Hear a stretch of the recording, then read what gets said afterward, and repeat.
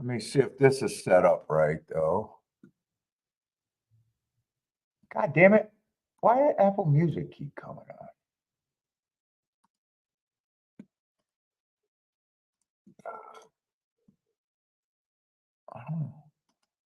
I don't know why that would come on. Let's see.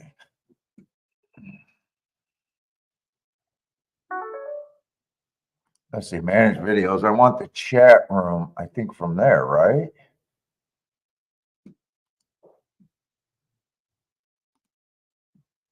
Okay, let me make sure this is set up right.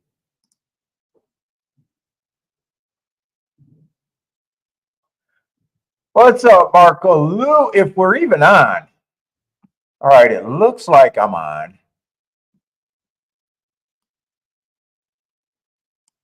All right.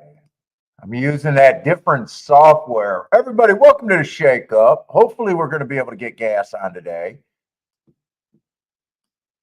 If we can't get gas on today, it'll probably be my fault.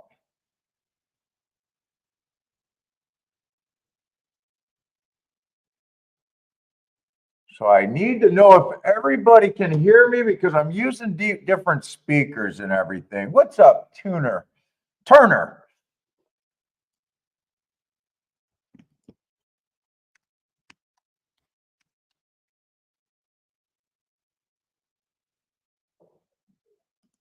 I got fucking headphones in too. Let me see if I can hear.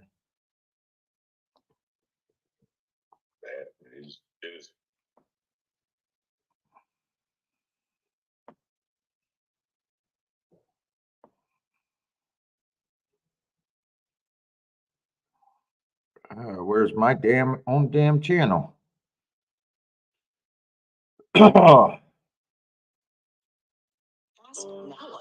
Here's what. You tap into the insurance and Trying to see if I can hear myself. All right, looks like it's working. And I just got to see when gas is ready.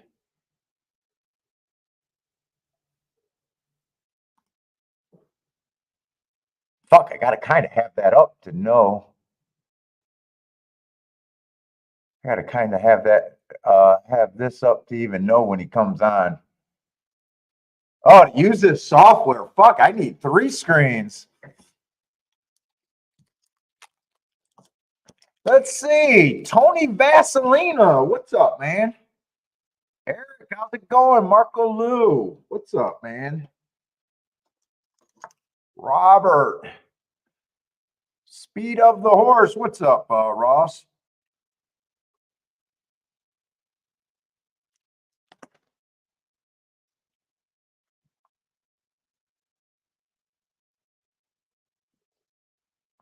Oh, do I need this on? I might need that on. Let me know if me hitting that speaker changed. It shouldn't change anything for you guys.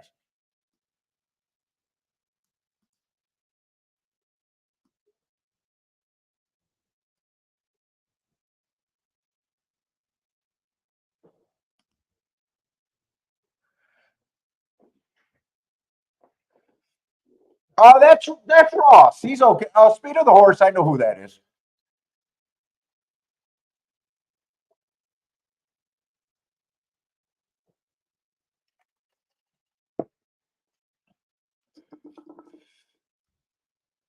Ah, here we go. All right. Hopefully this works out.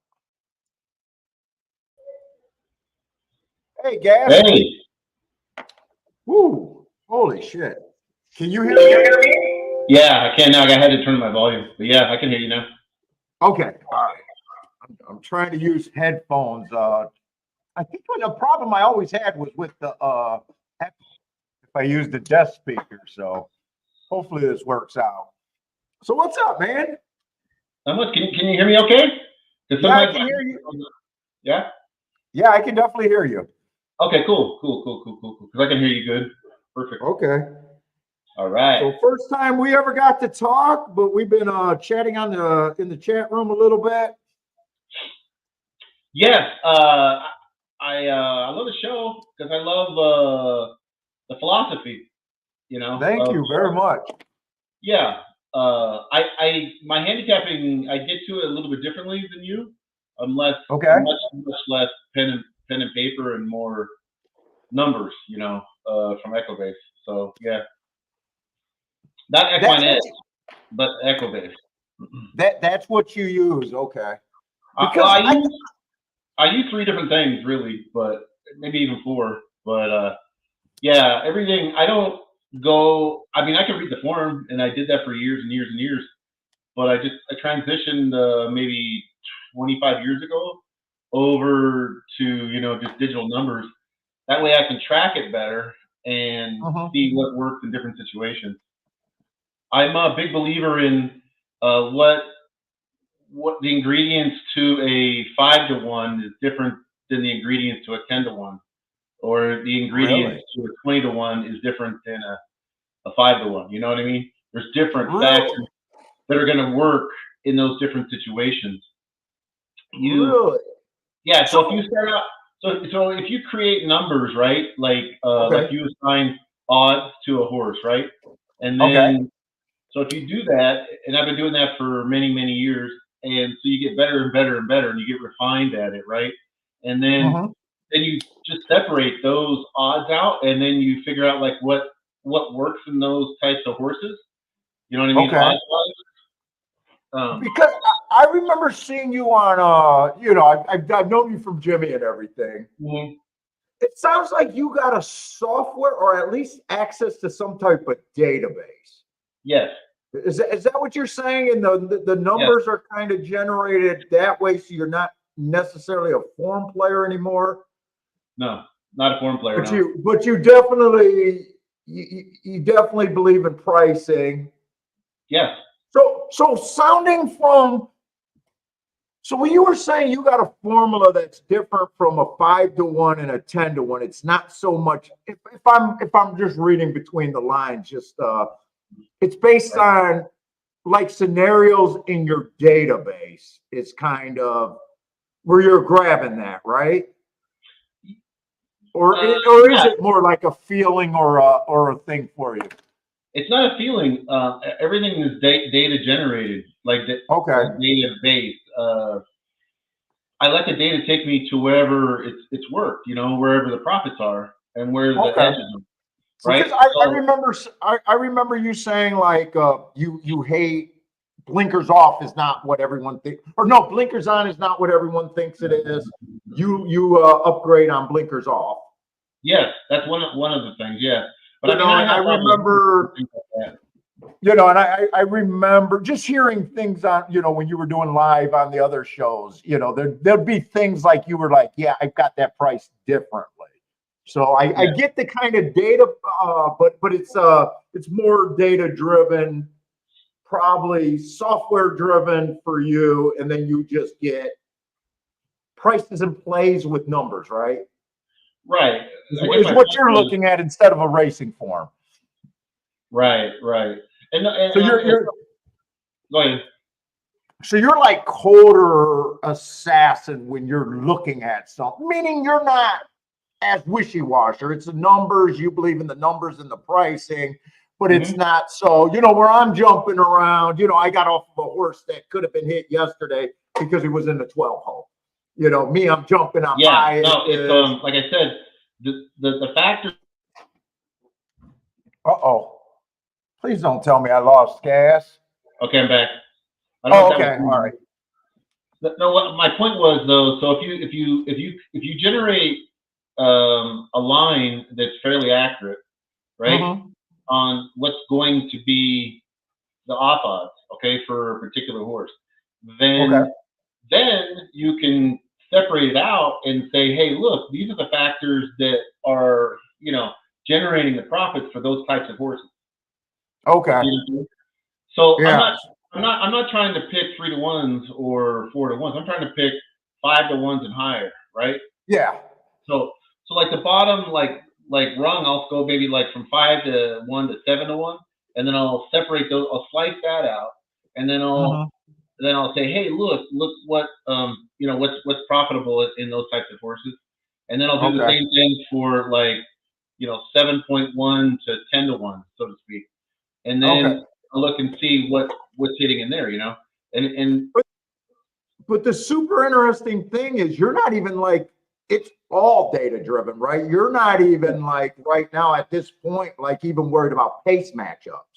It's all your betting line, and then you're making bets off of whatever that is. the pace matchup's already done. That's already done by the HDR. Okay, it's all included in that number or whatever you're looking at. So I feel like my jumping off point's way ahead of everybody else. So I'm already got all that basic stuff out of the way, like pace matchups, pedigree matchups, workouts, all that stuff's already been crunched, right? So by the time you get to it, it's fairly simple to you, and now you're just constructing tickets with whatever betting philosophy you have. Yeah, so what I'm looking for at that point is just looking for overlays. And I do know you laugh at me about the boxing. You're not a boxer, you said. So like I always say, do good players, we are supposed to disagree on prices. We're not even supposed to argue about handicapping philosophy. That's like the lowest. That's like just people just screaming how stupid they are in a betting game. But the real thing is putting together tickets that, based on your opinion, whatever your methodology is, and getting, making the best tickets you can in the situation that's given to you. Yeah. So the boxing, there's two truths to that, right? There's always one combination that's always higher EV than the others. Okay. The other truth is it's 100% possible that you could have more than one combination that's positive EV. Oh, absolutely. Dude, when you look at a races can vary greatly how many tickets are. It's almost like, I don't know if you listen. I think I asked you about, do you listen to many of the Twitter people or the names?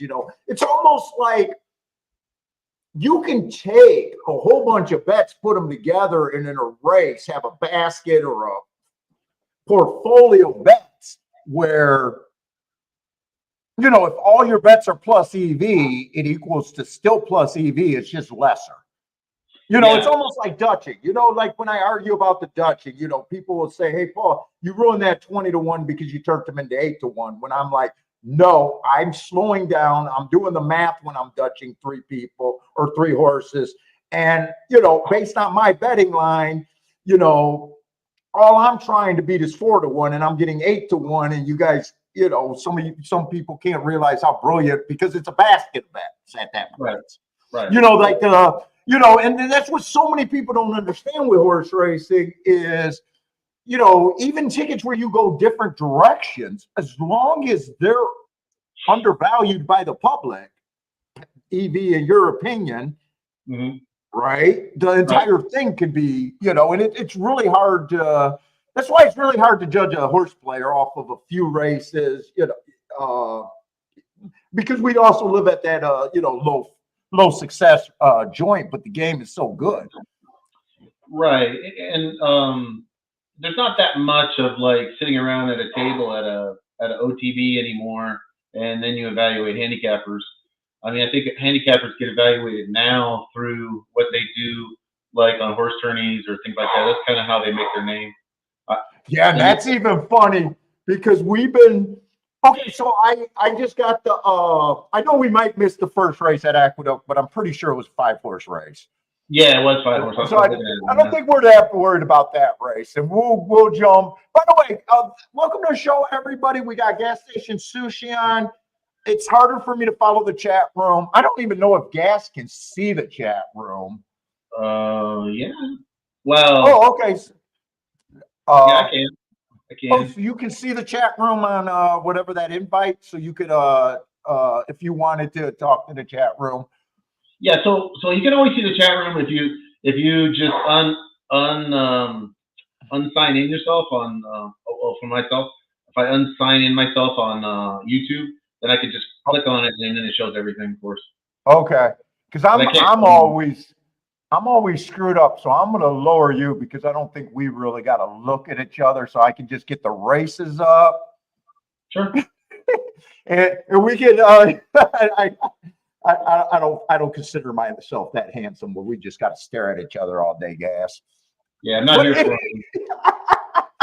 but anyway, so it's going to be harder to follow the chat room today, but I definitely like to talk to other handicappers. So this is I kind of got this all set to where we were going before I did this again. I think we were talking about the basket of bets or whatever you want to call it. That there's always different directions you can go in an opinion in a race. Yes, most definitely. So, and then I told you I see you on Jimmy the Bag and all that. I always thought that you were the most legit handicapper of the real horse players. I felt like that was a show where everyone was sports bettors and just jumping on the horse racing scene, because that was the only thing going. But I always thought you were the voice on that show if there was anyone to listen to a little bit more. So I was able to spot that. So you might think I'm wrong about that, but I definitely respected, the horses you were getting to a little bit more. Well, thanks. Yeah, I mean, I've been a horse player for.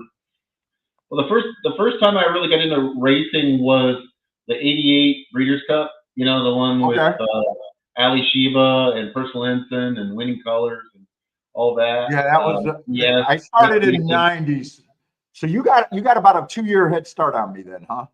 Yeah, I guess. Yeah. So yeah, that was the first really Breeders' Cup that I really loved. I've gone to the races a lot of times, with my brother and my dad and stuff, gone to Santa Anita and stuff like that. Did the infield thing and all that, but not really did my own sort of handicapping or attempt at handicapping. Okay. I know where we were going. You were talking about how to judge people is kind of you're using the tournaments for the most part. And I'm kind of with you on that. Yeah, I mean, in this day and age, because there's not that much people to people contact anymore. Like people don't really go. There's very few OTBs out there. Well, the other thing is guys just going to lie about money and how much they make anyways, right? So really the tournaments are like the only thing is cut and dry is if you finish someplace in a tournament, you did that, and that's the easiest thing to look up. Right. So I know you're on the same tournament scene that I used to be on, so we see all the same names. Were you able to look? They dropped the Breeders' Cup plays yesterday. Do you have any, from the Breeders' Cup betting challenge? Uh-huh. They dropped the PDF of everyone's bets from first to last. So it sounds like you didn't even know that they were doing that the last few years. No, not on that one, because the Breeders' Cup has never been my strong point. Yeah, it's never been. As a matter of fact, it's probably like a great time to maybe take a day off or a weekend off. Okay, because I was gonna say I was looking at all the peoples from the old Win Place tournaments that I used to do. Mm-hmm. A lot of them were putting in bets that they had no chance to do anything. Oh, yeah. So they were just trying to cycle out and cash out, huh? Because that's live money, right?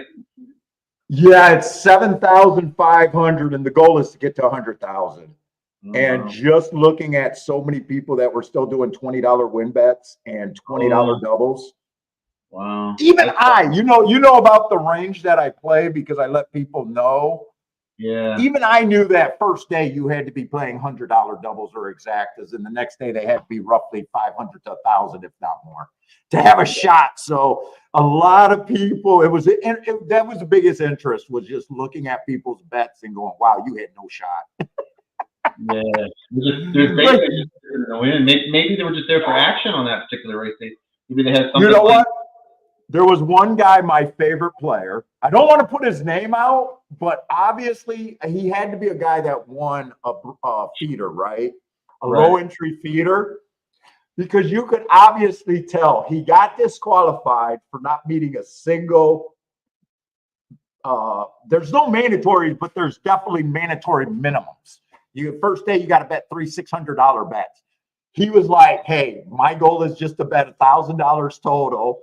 I'm going to take, once you get disqualified, you get to have whatever money is left over." And he was the funniest one because I knew it was obvious that was his plan. Like, hey man, Yeah. if I can keep 5,000 of this, I'm happy.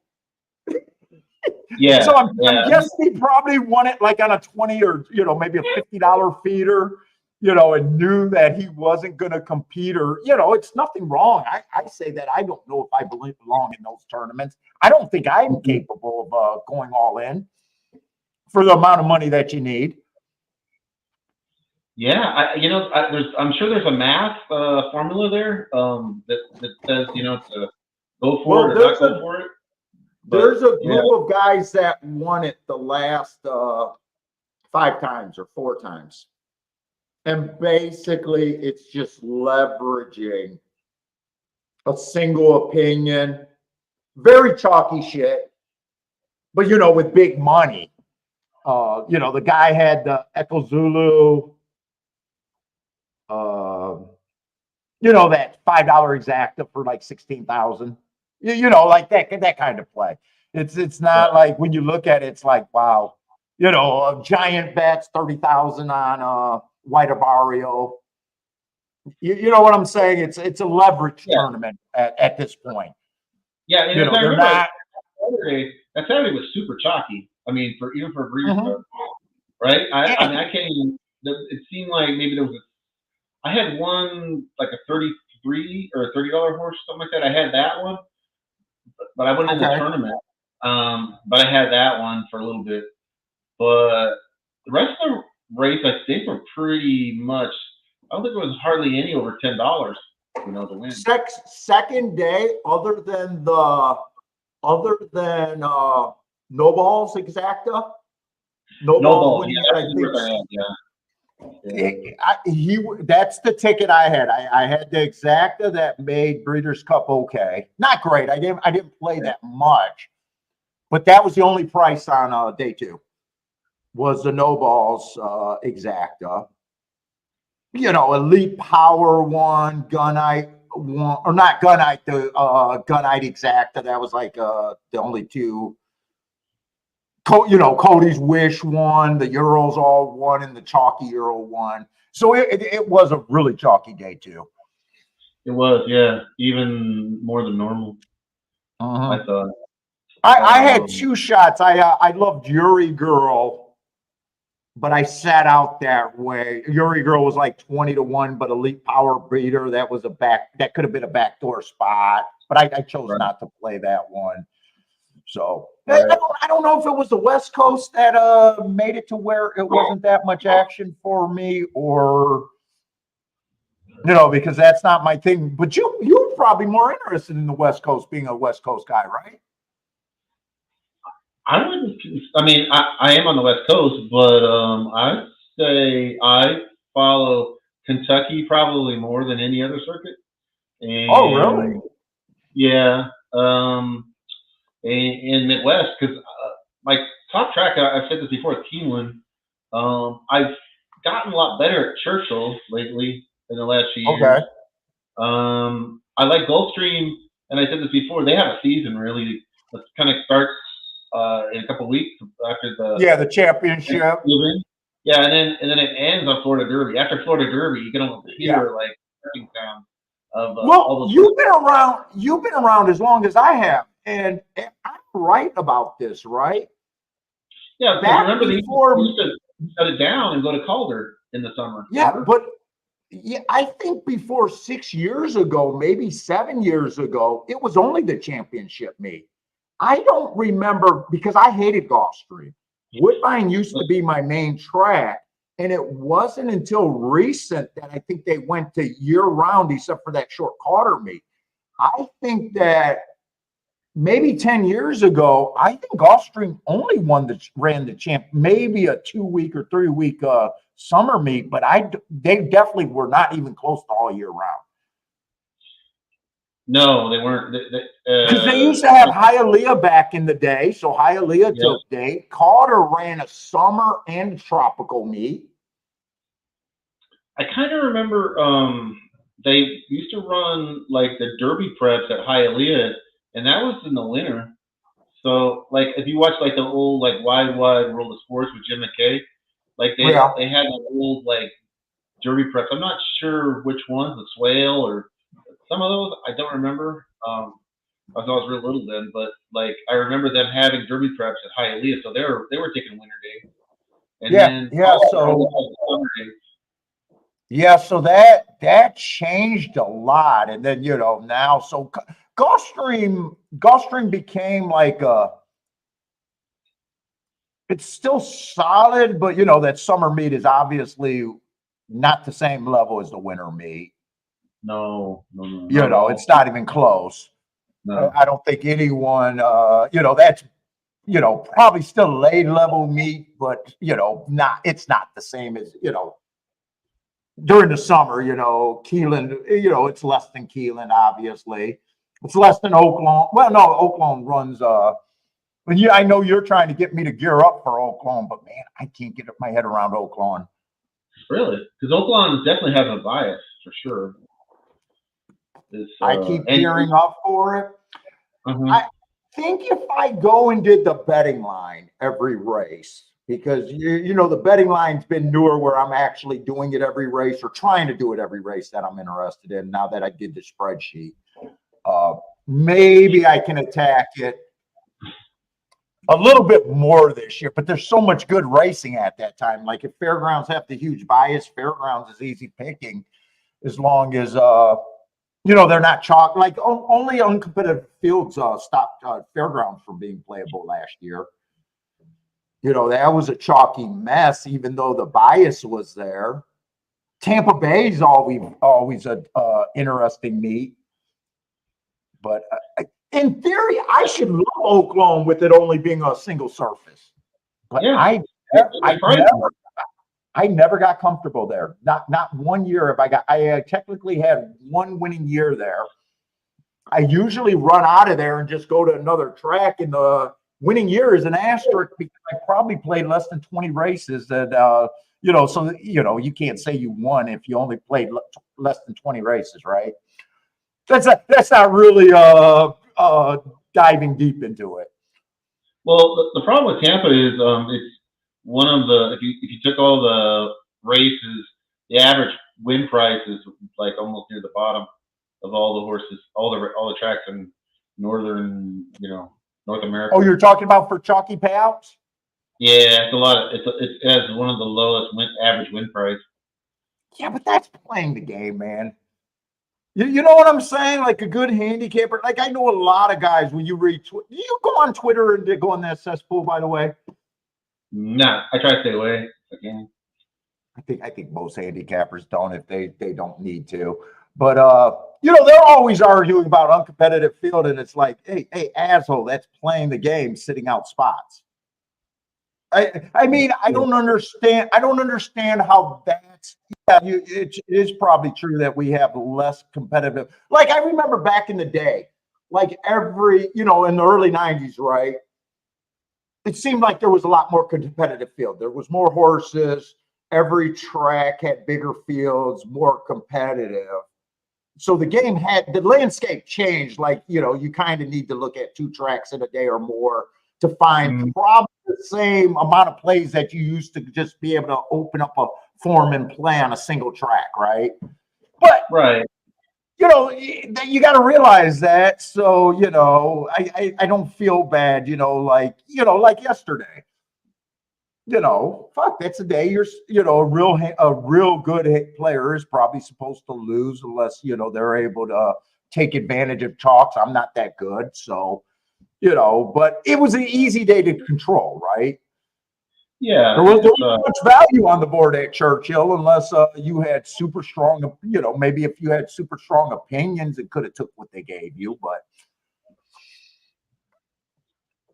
Yeah, I really don't blame racing for becoming uncompetitive on that aspect because sitting out is a big part of the game. That's one of the biggest things. So it'd be like a poker player saying, "Hey, I sit at a table and I can't play 50 hands an hour." Well, okay, well, you're probably not supposed to. Right. see, like the what you love about the winter meet in Gulfstream, right? Uh-huh. Is you have high quality, right? You got all the top trainers down there. You got the Chad Browns, the Fletchers, and yada yada, right? And the Coxes and all that. And then you got you have a lot of different ways to go in races logically. You, Whereas like when you get to yeah. NASCAR, like except for a handful of days, I mean, like the weekdays, it's like you got a lot of like odds Yeah. on, I that mean, that is true. That is true. You got to dodge a lot of chalk, but I always think chalks come in phases, though. but you're right. There's races that are definitely attackable. It's just Yeah. that if you have limited resources like time and money, right, to throw at a track, you'd rather maybe go with another track at that time. Well, yeah. But maybe I'll be able to figure out Oaklawn. So far, I just have not been. But you say you do very good there. So I think you say you do. You love Turfway. You love Keelan, if I Yeah, remember right. right. Keelan is one of my top ones. And you keep getting geared up for Oaklawn, right? So it sounds like you do pretty good at Oaklawn. Yeah, I love Oaklawn, and the reason why I love Oaklawn is because and people hate this, but I love it. Is you got horses coming from every which way, and that's Mm-hmm. kind of and I love that because that's kind of one of the strengths of my handicapping is to be able to Are evaluate horses. you are you that all involved in New York? Yeah, I do. My best track by far was Belmont. We haven't run much at Belmont lately, so Yeah, yeah, with the new thing. So you kind of lost. It was basically Aqueduct all year with Saratoga mixed in. I think they I did run love a short Belmont, though. those one-turn turf races at Belmont. Like they run like between like 7 furlongs and like a mile and a 16th. Now, do Where you they have a basically theory for the one-turn miles? Do you think the one-turn mile plays different from two? Because you got data-driven shit, and I don't yes, dig that deep. yes, definitely. Well, for one thing, on the two-turn mile, right, the outside post is really a disadvantage. I mean, right off the bat, right? Okay. I mean, the numbers bear that out.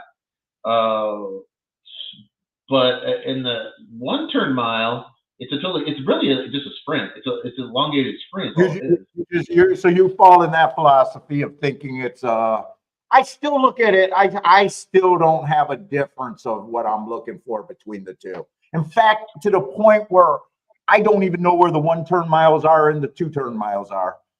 So yeah, Between the different circuits. Like so it's a so non-factor for me, but you do find that to be a different thing. yeah, we both subscribe. We both hate the turn back, right? Horses Oh, going I from absolutely. Sprint. You got numbers to bear that out, though, huh? So I'm not that yeah, I far do. off thinking that. Yeah, and Yeah, even worse numbers are turf to dirt are even worse.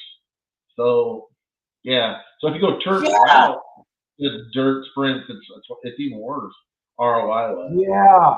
I don't. I definitely don't have any hesitation going dirt to turf. Mm-hmm. But I will say turf to dirt, although I don't, it's not a thing for me to, say that I don't like it, but it's always in the back of my mind. I do naturally don't like that angle as much. And you're saying that numbers bear that out too, huh? Yeah, it's even worse. Yeah. But going back to the one turn mile, I don't have a way to separate that out. But I wouldn't. So let's say like the race before a horse ran in a one turn mile, and now is running at like 6 furlongs on the dirt, right? I Okay. w- I really from a handicapping standpoint, I wouldn't really hold that against that horse. I wouldn't even call that a route. I would call that Oh, basic. okay. You see what I'm saying? So you Except I don't have a way to separate it. I don't. You know what I mean? In a mechanical way or a computer way. okay. You see what I'm saying? Really? Yeah, I Yes. wouldn't. Because I wouldn't even consider the one turn mile a route. It's just, to me, it's just a long. It's just a Okay. like it's basically just a 7 furlongs to me. That's the way I treat it. Okay. All right. So we got a little bit. So you're ready for so what do you got? You got Aqueduct Churchill. Do you got any other stuff today that you're interested on the show? Feel free to throw in Okay. picks wherever you're interested in. But we I gotta got. we gotta actually get to handicapping a little bit. Oh yeah, no, that's the yeah. But I would say the first few horse other than I saw that bomb came in at Laurel, and I saw the chat. Maybe somebody had that $43 Oh, horse. really? hmm Yeah, I didn't have it. I couldn't say I did. But yeah, I don't have a lot early on. So, but I did handicap all the races for all the tracks until like whatever 2 o'clock Pacific. So Let's see. JW is agreeing with you. He does not mind a one-turn mile going back down to a spread. yeah, And yeah, that's one thing that I did, like I always joke because there's so much, "Hey, I'm a better handicapper, this and this. And usually it's a bunch of fucking guys that, are just touts or fuck it. And it's, to me, it's funny because I get along with everyone handicapping, even though I got big beliefs, obviously, hmm but when I see guys arguing about factors that I take it with a grain of salt. This game is like such a tough game, and finding your edges and betting is so important that arguing about how you're pricing and how you get to me is the biggest waste of time out there.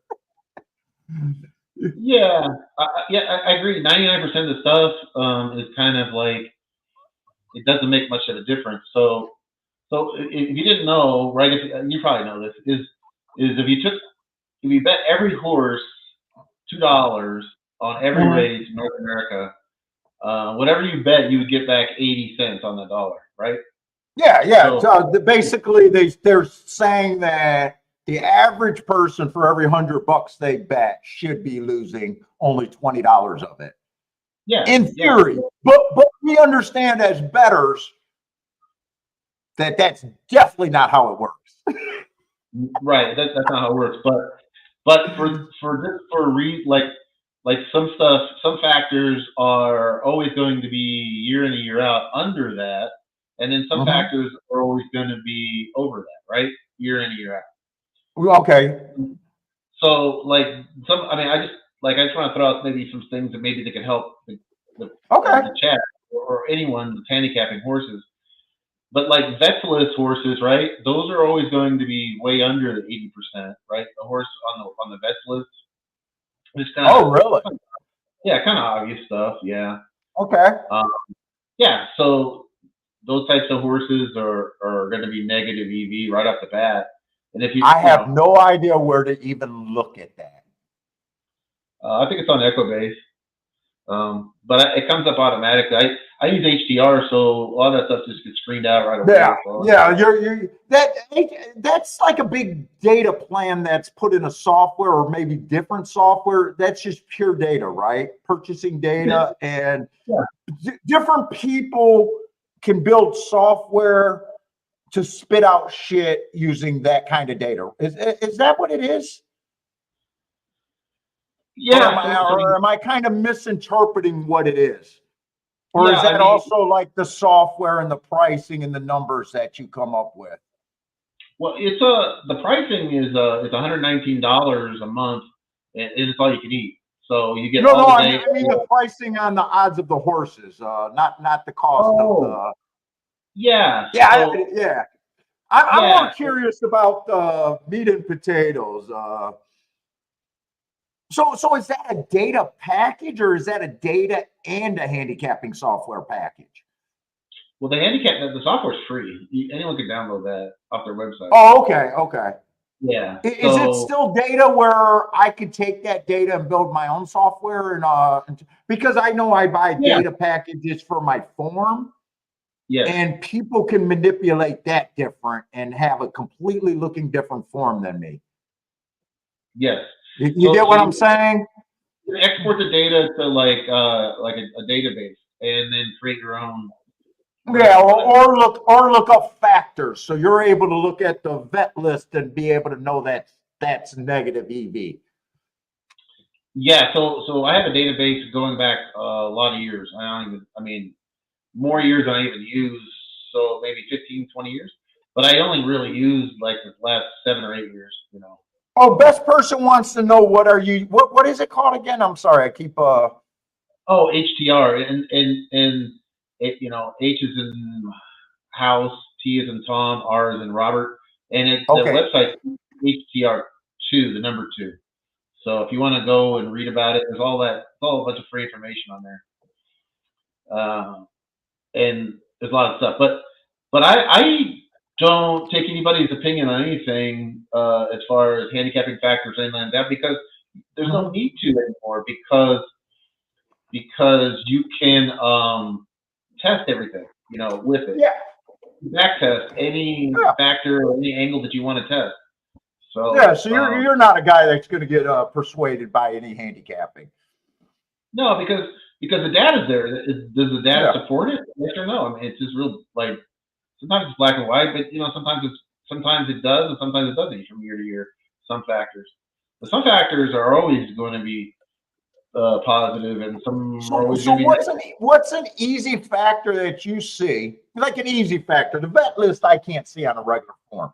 But what's a easy factor that's negative, and what's an easy factor that's positive?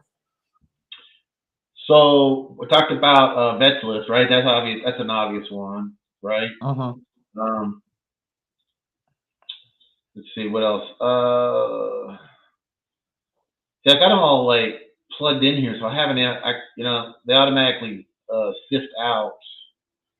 So I'd have to actually look it up here. Hold on 1 second. All right, let me see some. What's up, Bruce? Marco Lou, best person. In the money, Mike. Ketchum. What's up, guys? Boulder. Trisha. I always got a Christopher. What's up, guys? Oh, one of the ones is a layoff for more than 30 days with no workouts. That's a negative. That's an automatic toss. Really? Okay. So he was playing more than 30 days ago, and then he's working. That's kind of like an old school handicapping factor. Remember the old systems and all the old books were so based on weight, days, and layoffs and in the money finishes. Remember all the old system, probably 1980s, 1970s style of handicapping. Yeah, that's actually true though. That one's true. If the horse hasn't run, it hasn't raced in 30 days, for more than 30 days, and he doesn't show any workouts at all, that's negative for you. See, another one, and people might argue on this one, is earnings per start. The highest one in the field is a negative. You know what I mean? Like, yeah, that used to be. You know that all of that shit in my column, I could erase all of that shit. Earnings per start, that used to be a big time, that old school guys. You still hear guys doing that. That's my point on that one. People hammer that shit. And that's why if you look at the last 7 years and you bet the highest earnings per start in any race, that in all races, I should say, your ROI is going to be 0.62, which is less than picking random. You know? Yeah. So the other one is new gelding. So if a horse has been gelded in the last 30 days before the race, over 30 days is okay because they have time to recover. But a lot of the times they'll wheel back these horses after they geld them. And you have, I mean, I hate to assume it because you don't have data on this or information. They don't tell you in any publication that I know of the date they had the surgery. So no, they're even. Yeah, that's one of the big complaints about the information. And I always think that's a funny angle, getting your balls dropped. But most trainers and most vets will assume that they had the surgery within 3 days of their last race. Okay. And that's pretty standard. It's hardly scientific, but that's so if you're a gelding and last time gelding and he's raced within 30 days, that's a throw out 100%. Oh, because then it wouldn't be possible, right? because literally would not be Yeah. possible to run. That Are time you to- looking at this race 2 over here at the Duck? I will. Let's do it. Yeah, let's start looking at some handicapping. But I definitely want to get a talk and talk about Yeah, I some like to talk handicapping. about nuggets like that to help the people, just to kind of get them off of some of the horses that really are low ROI or EV. Does that do anything with biases or that sort of shit, or probably not? Huh? No. Yeah. Like you always say, it's hard. You can't prove a bias. So Yeah. The only, like I said, I can't say if it's hocus pocus. I laugh. It's not worth arguing. I just look at my ROI and I know where my big hits come from.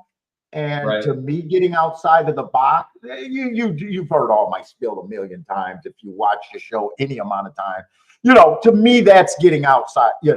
So it's not even. Yesterday it cost me that 12 horse at 18-1. I don't know if you watched the last race. I was convinced there was an inside bias. Yeah, I had 1 through 6. I got myself in a nice position in a series of races that I didn't like, and I was like, "Fuck," So I know I lose if that was an early race before I was convinced of the inside bias. I know I hit the 12 at 18-1, but I'm going to live and die with what I think is good because I'm the only one that's looking at my ROI at the end of the year. And to me, that's the important shit, right? That's what you got to do as a handicapper. I can take other people's thoughts and stuff with a grain of salt. There's guys I respect, but at the end of the day, there's only one guy that I know for sure is where he's at, and you're probably saying the same kind of things. You got to if you're a good everyday handicapper. Yeah, I mean, to me, as long as you're doing the right things on a daily basis, you're gonna be fine. I think the game is fairly simple. Handicapping's pricing, and pricing, there's definitely some rules you can do. You might argue about, do you think you should box, or you're going wider than you should, or I'd rather go narrow, and you might. You're still paying for combinations when your win streaks are probably farther, but I wouldn't argue with those guys all that much because I don't think it's bad to be narrow. I admit that I could be too wide, but at the end of the day, I'm looking at my numbers and reviewing my bets, and if I'm in a happy spot, I'm in a happy spot kind of deal. Yeah, I agree. You gotta have, I mean, I think time and experience, builds confidence because you know year in and year out where you're going to be numbers wise. Yeah, I still think it's the greatest fucking betting tool out there. I don't understand, but the game definitely rewards boldness. So, who do you like here? Do you got anyone in this race, or? So I got it down to just looking at this race, maybe 3 horses here, 3, 5, and 8. Just looking at it on glance. The 3. So I'm trying to narrow it down to just one maybe. Maybe the 5. The 5 I would say probably would be the value here, the 5-1. It's not a So where's your because I know that when you usually give us a pick in the chat room, you're giving me a price. Yeah, not a price as in a price, you're giving me the minimum. You're always giving me. Oh, yeah, so this one would be probably 7-2 or 3.5 on the 5. Okay. Yeah. I may or may not, because whenever we have a guest, so I definitely want to take the time out to talk to the guest. So I'll be ignoring the chat room, but we'll be looking at the chat room, but it won't be the same show. And I may not be able to do betting lines, and because I definitely, if you're on, I definitely want to hear where you're at.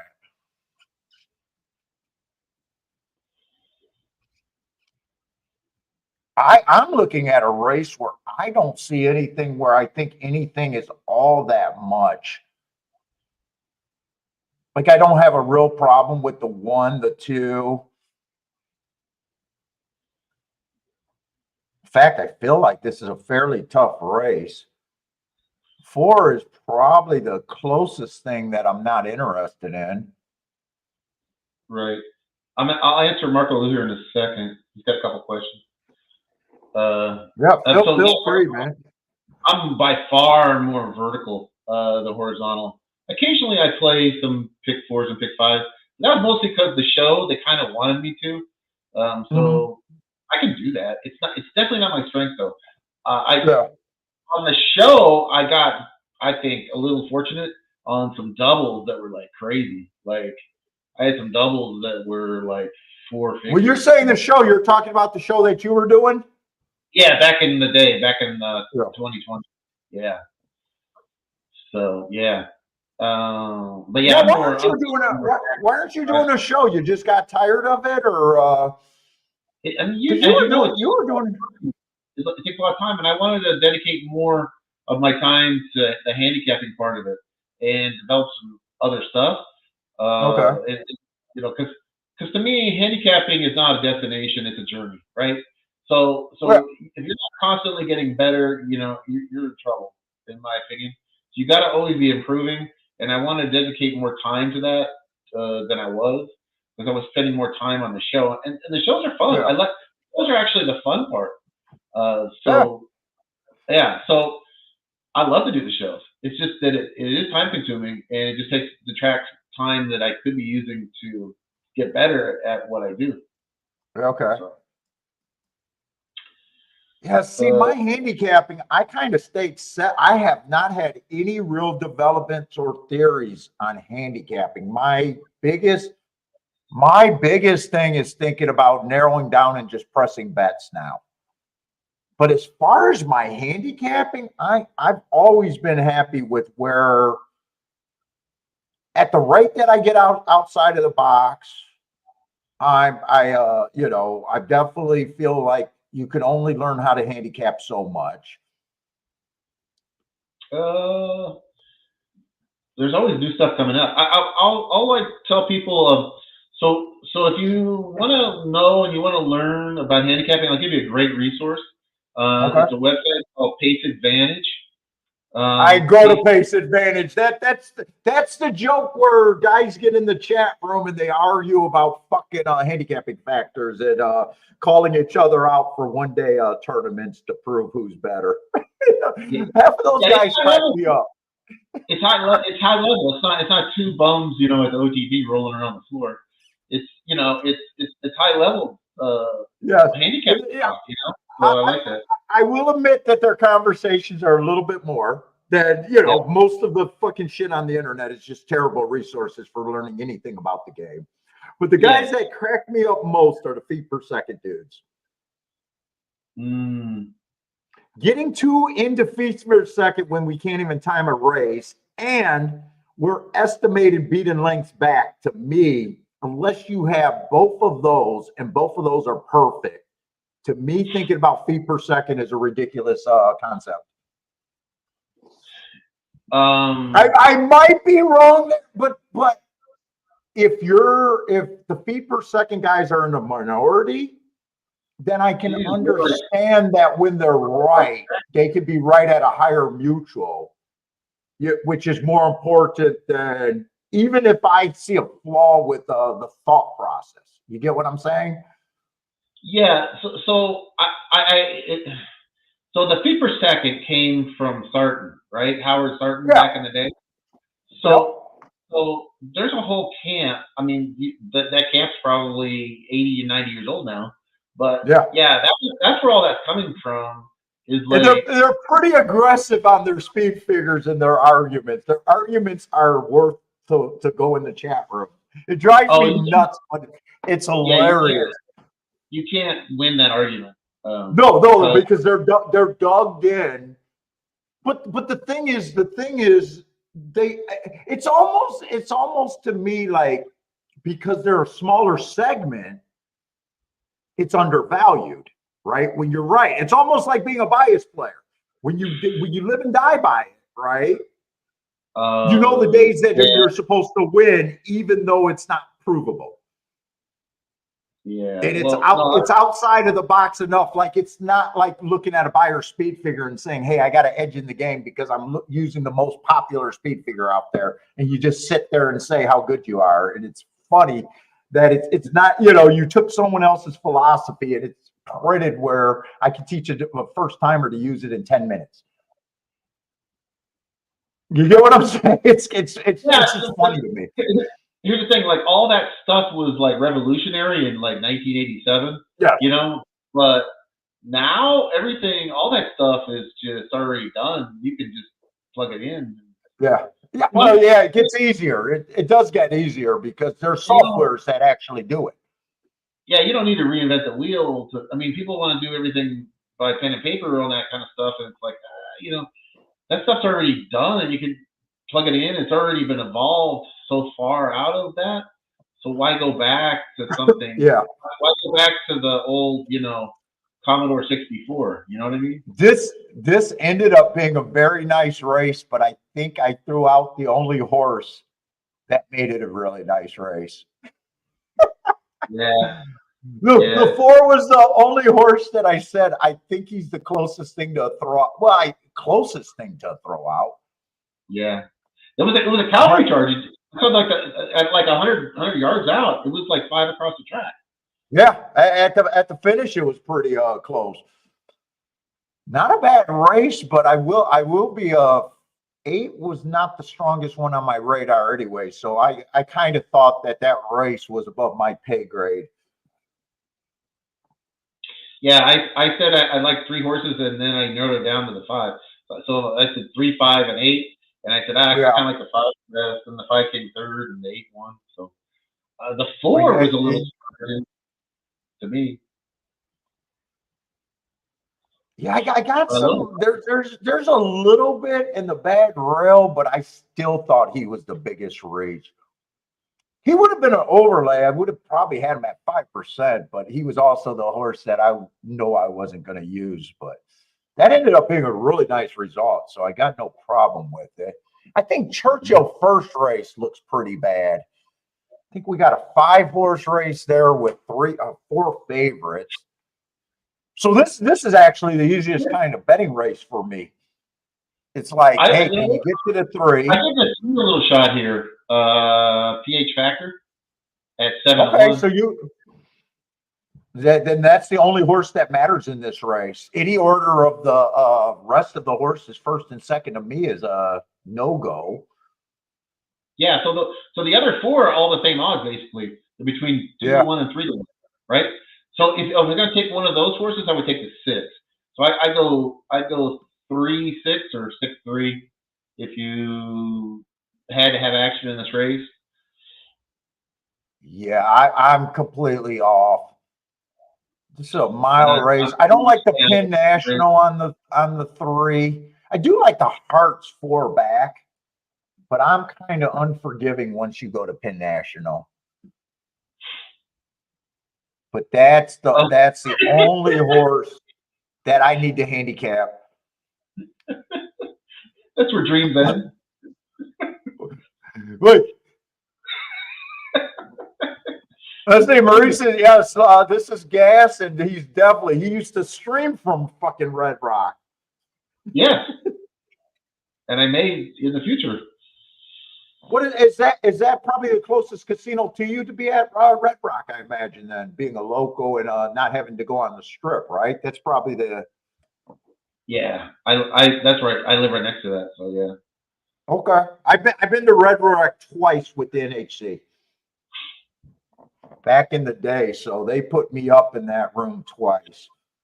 Beautiful, beautiful casino. Yeah.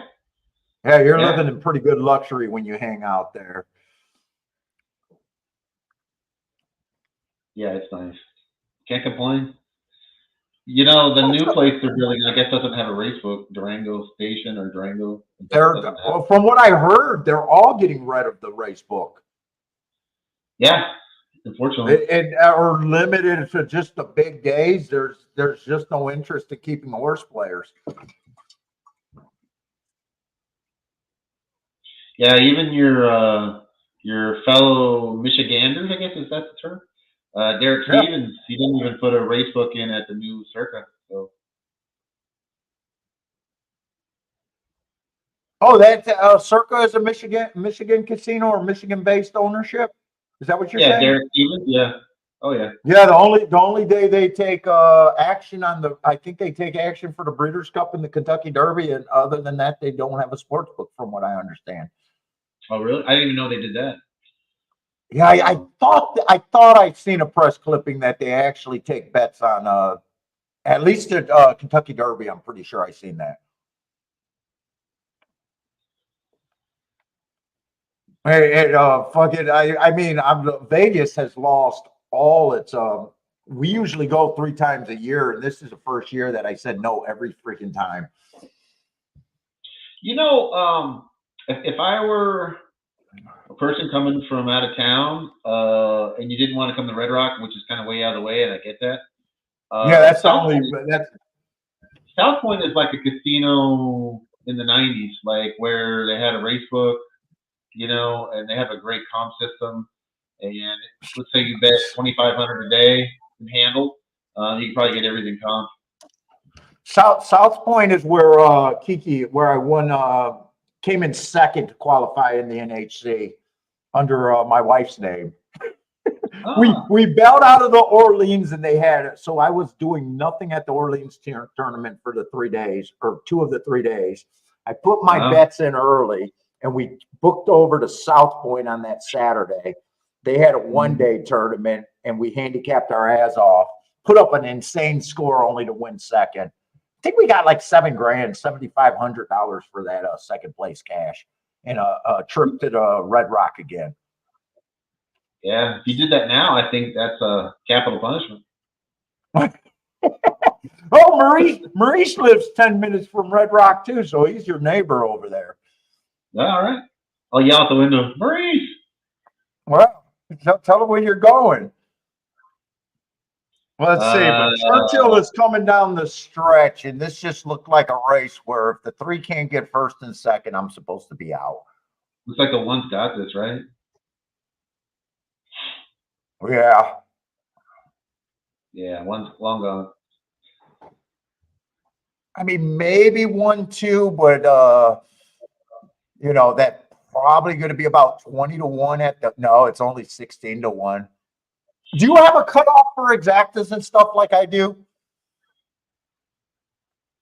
Yeah, What's but I too never. low I never run into that because if I'm going to play an exact, I'm going to play something double digits that I'm going to keep. Okay. Right? Or all right. have on top. So you're not even you're not even looking at the prices for exact. You already know that there's something that your exactas are going to pay.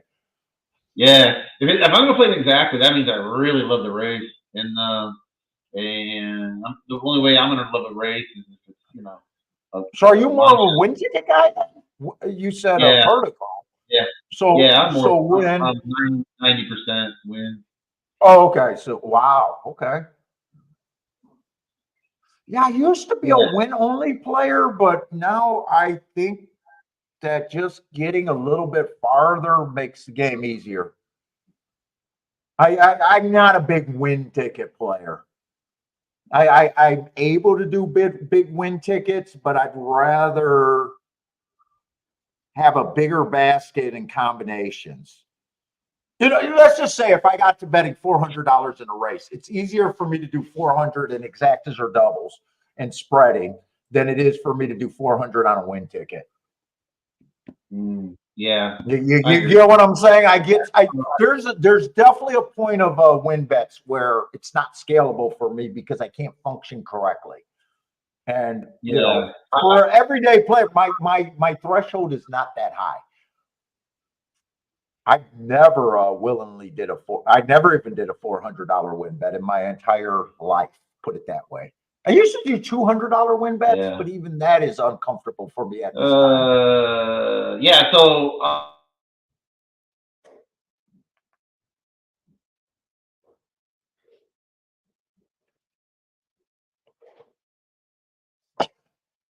Let's say we got another 5-horse race at Churchill. So I know we're talking over a lot of these races. I'm getting to know gas. I like the conversation. It might be a radio for two or whatever you call it, but we will get to handicapping some races. Right now, I don't think I'm missing anything. There's still some great race books. I'll give you the top 5. You probably should stick to. Westgate's still got a nice race book. Green Valley Ranch has a very nice race book. Obviously, the Red Rock, South Point, I like. And if you're kind of a high roller and you want to be there, is the Wind. The Wind actually has a nice race book. At least last time I was there. That's on the strip, but the Wind race book is extremely small in that bar. I don't like the bar top tables. Is what I didn't like about the Wind. Oh, they're saying I'm frozen. Am I frozen? No. No, they say you're coming back and off. It might just be. Maybe I am. Yeah. I don't think I'm. Hopefully I come back here. They're saying I'm frozen. I kind of see what they're saying, though. I think they can hear you, and I think I'd rather do a show without cameras, to be honest. Yeah. I first wanted to do it in my, I only agreed to do the show live because I was uncomfortable with my buddy. I wanted a co-host, and he insisted on the camera. I just wanted to be our voices with the racing forum back in the day was my original thought. And I can't believe people like to watch the camera. Right.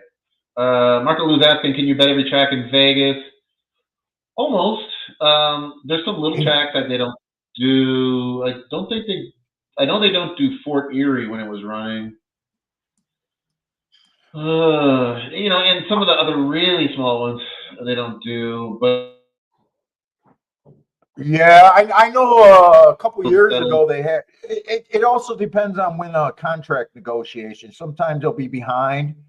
Like I think 1 year we went and there wasn't much on wins because we always avoid the weekends now without the tournament.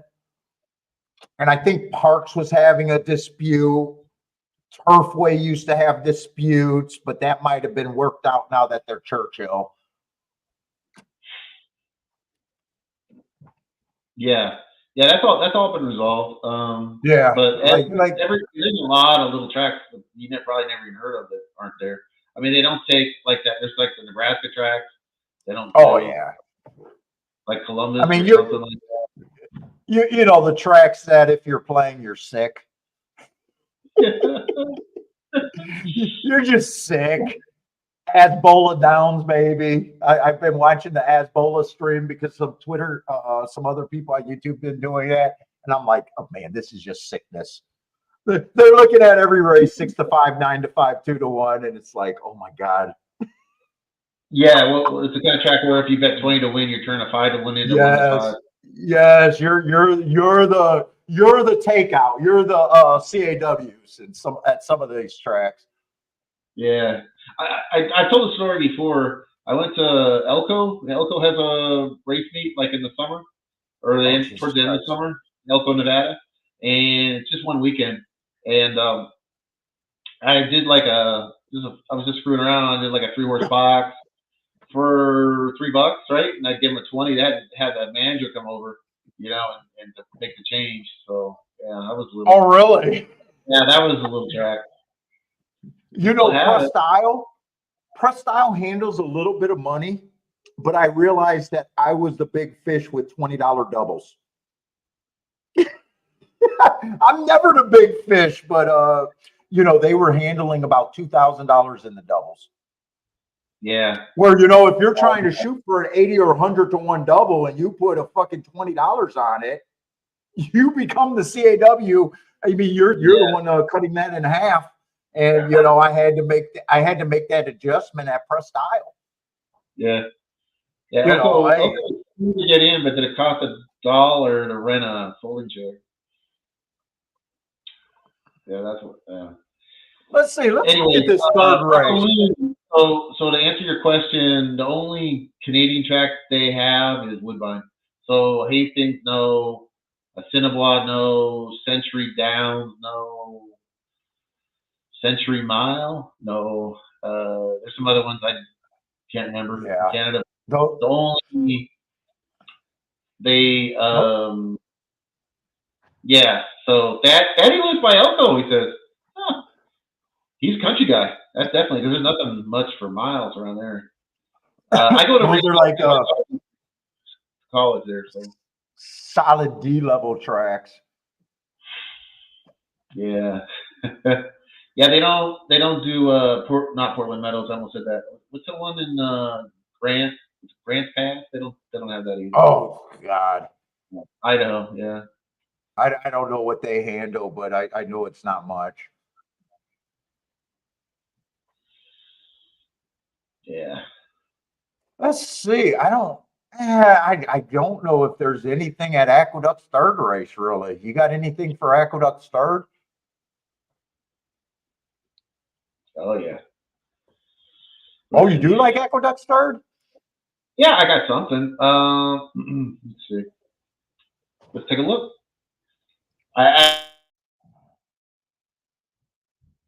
Uh-oh, did I lose you again?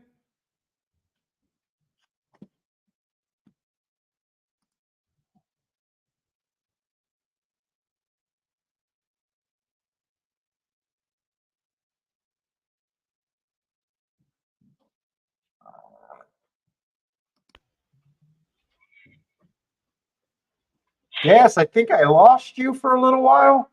You did, yeah. You lost me for about 15 seconds. I should be okay Is now. that okay? Yeah. Okay. So I reset my router and everything before I came on, so should be okay for the most part. You know what I like here? I like the 6. And I thought the 6 had a little bit of upside, the 8 and the 1. yeah, so I like the 6. I like the work pattern on it. Not that the works are outstanding, but like kind of dance every dance for the workouts coming up here. Okay. So I like that. My lineup was 8-1, so Oh, so you're going to get that price. Yeah. I thought he had a little bit of upside, just that I thought that he ran against the inside bias last race. I think the 5 looks fairly legit here. 3, I'm not that interested in. 3 feels overbet to me. The So 5 looks actually better than 9-5, which is not a good thing if we're trying to take a long shot. The 5. Yeah, I like the 5. 5's coming out of 5's coming out of the same race as the 6 with the same excuse. I kind of got a group of horses that I'm interested. I like the 5, 1, 6, 8, but I don't know how many bets I actually got there. There's probably very little I can do with the 5, 1, 1, 5. I'm not interested at all. I'm not even sure if I'm interested in 5, 8 at 18-1. So really, the only thing I could do with the 5 is probably with the 6. 8. I think I might poke it. I think I would, if I had to pick 3, I would go the 6. I mean, the 5 got some value. Excuse me, and maybe the 8 a little bit. In a pick 3? Like an exacta. So if I was going to keep the 6, right? I think I would always keep the one with the most value, right? And then you got to hit the 5 and the 8, I suppose. But if I had to make one bet, exacta bet, I would go 6, 5. Yeah, I think I'm going to press the 5, 6. I think I'm going to key the 6 with the 5, 1, and 8 again, first and second. And I might even do one more press with just the 6, 1, 8, trying to beat the 5. I don't think I'm all that interested in win tickets here. So we're looking at like a pace scenario here. I mean, you got the 2, 6, and 1 in that mix for sure.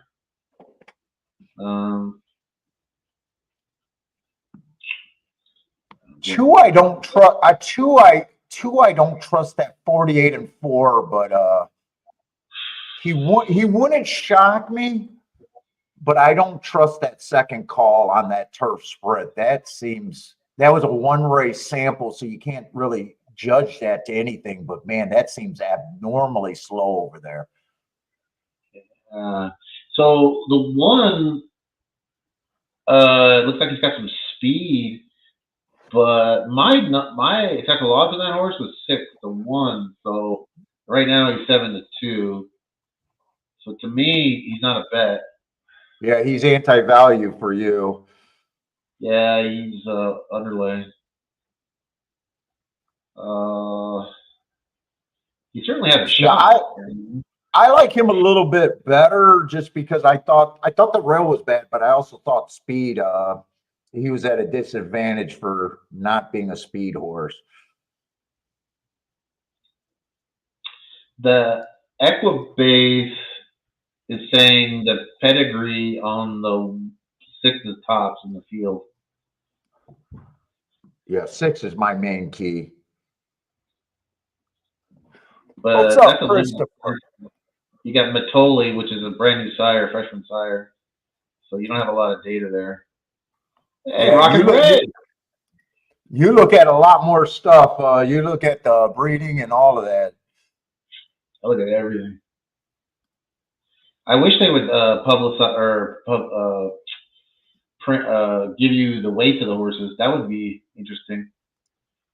Do you ever play Hong Kong? No. I think that's a Hong Kong thing. Yeah. Fuck, now I'm not. A lot. This 8 horse going up, I'm even wondering if I should be doing a little bit more here. Hold up, I'm trying to get my regular bets in. Do you got a bet here, or are you just talking where you could go? I got a bet. I got a bet on the 6. Oh, okay, okay. I got a win bet on the 6, and then I did a straight exact at 6-5. Okay. You know, a lot of and I'm not advocating not to go the other way, but go to 5-6. But when people box, they always never occurs to them that they can box for less amount. I know it's kind of obvious, but a lot of people always box for the same amounts, and if they want to, they could. Yeah. You know what I'm saying? They want to go $10 one way or $5 the other way. Yeah, I think that's actually sharp. I'm just lazy. Yeah, it's easier to click it in, right? I think that most people do that. Yeah, I think most people just click it in for equal amounts. I actually played. I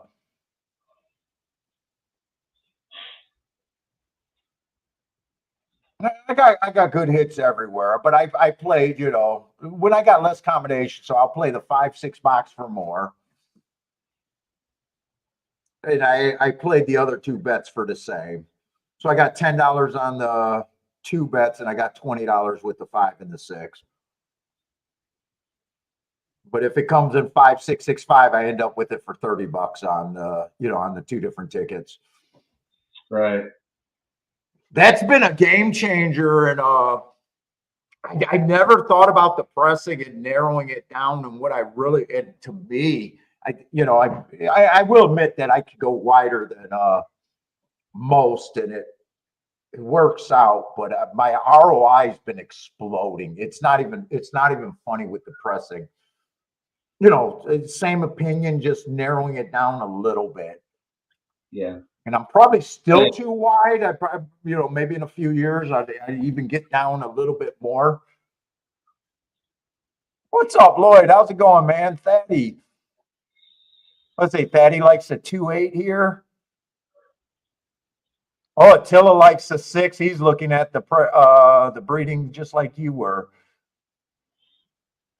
Joshua, yeah, Joshua. Yes, I'm still having my talks with Joshua. Actually, you talked to Joshua again this morning, but we didn't do any handicapping. We were just talking about the Breeders' Cup and the theories, looking at the bets.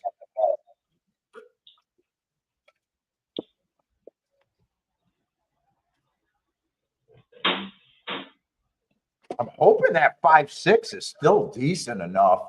5 went down to even money and 6 went down a little bit. I obviously rather it be a 6-8 or a 6-1 on my. Yeah, I think you got a great shot with the 6-8. I'm probably the one will come in, or probably come in 8-6 to screw me because I don't have that. I didn't have the 8 in my exactly. I do like that 8. That was my third pick. The 5, they got totally carried away with the betting at even money because I had him about like 8-5, something like that. Yeah, I think he should be the favorite. Is my opinion on him. It's just there's just very little I could do with him, and I'm not even sure if the 5-6 did go down, but I'll have it for $30. It went down to $17. Mm-hmm. I mean, might not be the, maybe if I watch that, maybe I don't pay for the 5 on top of the 6 and just keep the 6-5 and just play that for more. But I'm not changing a ticket halfway in the gate.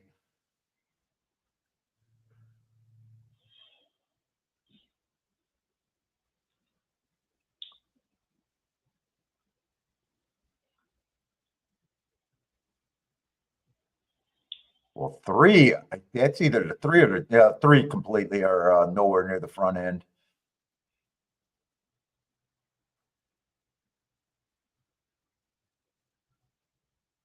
I was hoping 5 could not get the lead here.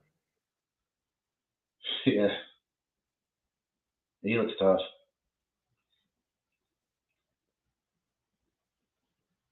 Unfortunately, they bet him down to 4-5. Wow. 6 is trying.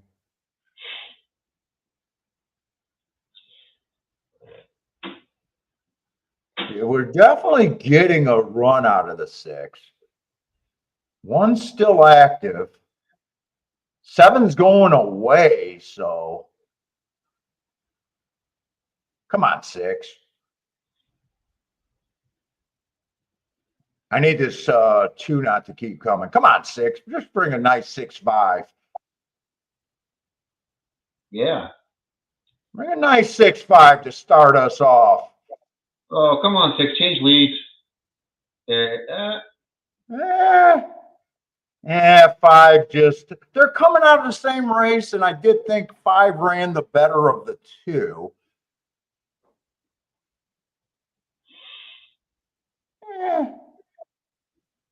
I wish it stayed at $20 because it would have been, so it's going to be just under a $600 hit, but I really wish we got the 20-1. Is that what that is for $1? It's 21.56. No, it went down to 17. Oh, Jesus Christ. No, it went to disaster. It went from 17-1 to during the race to 9-1. Oh. Yeah, I got it 30 times, but now I gotta even see if I break even. Hey. Let's see, I got 120 and 40, so I got 160 in the race. I got the exacta for $30, but that is exacta that I will admit I should not have played that way. I would have rather had the 6-5 for more and be a loser. 30 times 9, what is that? I'm going to lose $10 for being right. Or no, I'm going to win $20 for being right. That's not doing anything for a better. Boy, I was complaining about 17-1. I thought we were getting 17-1. I was complaining about getting 500 back. It went down to 180 last flip of the board. Yeah, I got ass blasted on that price. Yeah, now that I'm able to forgive myself because when they were halfway in the gate, it was $17. It wasn't until they crossed the line that it went down. It did the last flip during the race to get to 9-1. Yeah, Yeah. they clicked from. I think it ended up going off at 4 to 5, and I think when they went off, it was even money. So yeah, some Well, late and night money. I got the exact pools up, so I was watching it when I said, "Hey, I'm not going to switch it while they're going in the gate." Yeah. Oh shit. Well, it could have been worse. I could have lost everything, but that's not a good bet.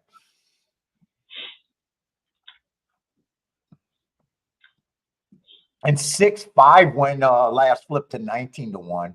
I think 6-5 was playing like 30-1 before the race went off. Oh, we got 4 minutes to Churchill. Okay. Well, I think I'll make a little bit, but Jesus Christ, I'd rather have lost everything really than to admit that I hit a $9 exact down here.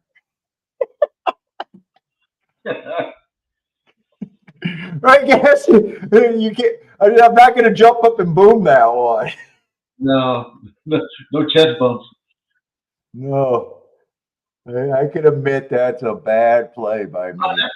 Yeah, booming. I think booming is great, but I always want like people to explain like their boom, like I hit that that blinkers off move, or I hit that works move. That you know what I mean? I always want like the kind of the backstory. I think that's more productive, and then people learn. I'm all about like trying to like get people better, right? As handicappers, so yeah, just boom. Plus, I always think that I like when you boom somebody else, like, oh, great hit, Lloyd, or great hit, you know what I'm saying, or something like that, or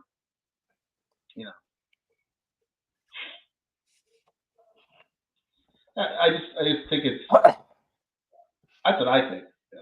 Yeah, we got another $5. Well, that's why I like these races, and I wish some of these guys, loudmouths on Twitter, would just say, "Hey, this is a cesspool."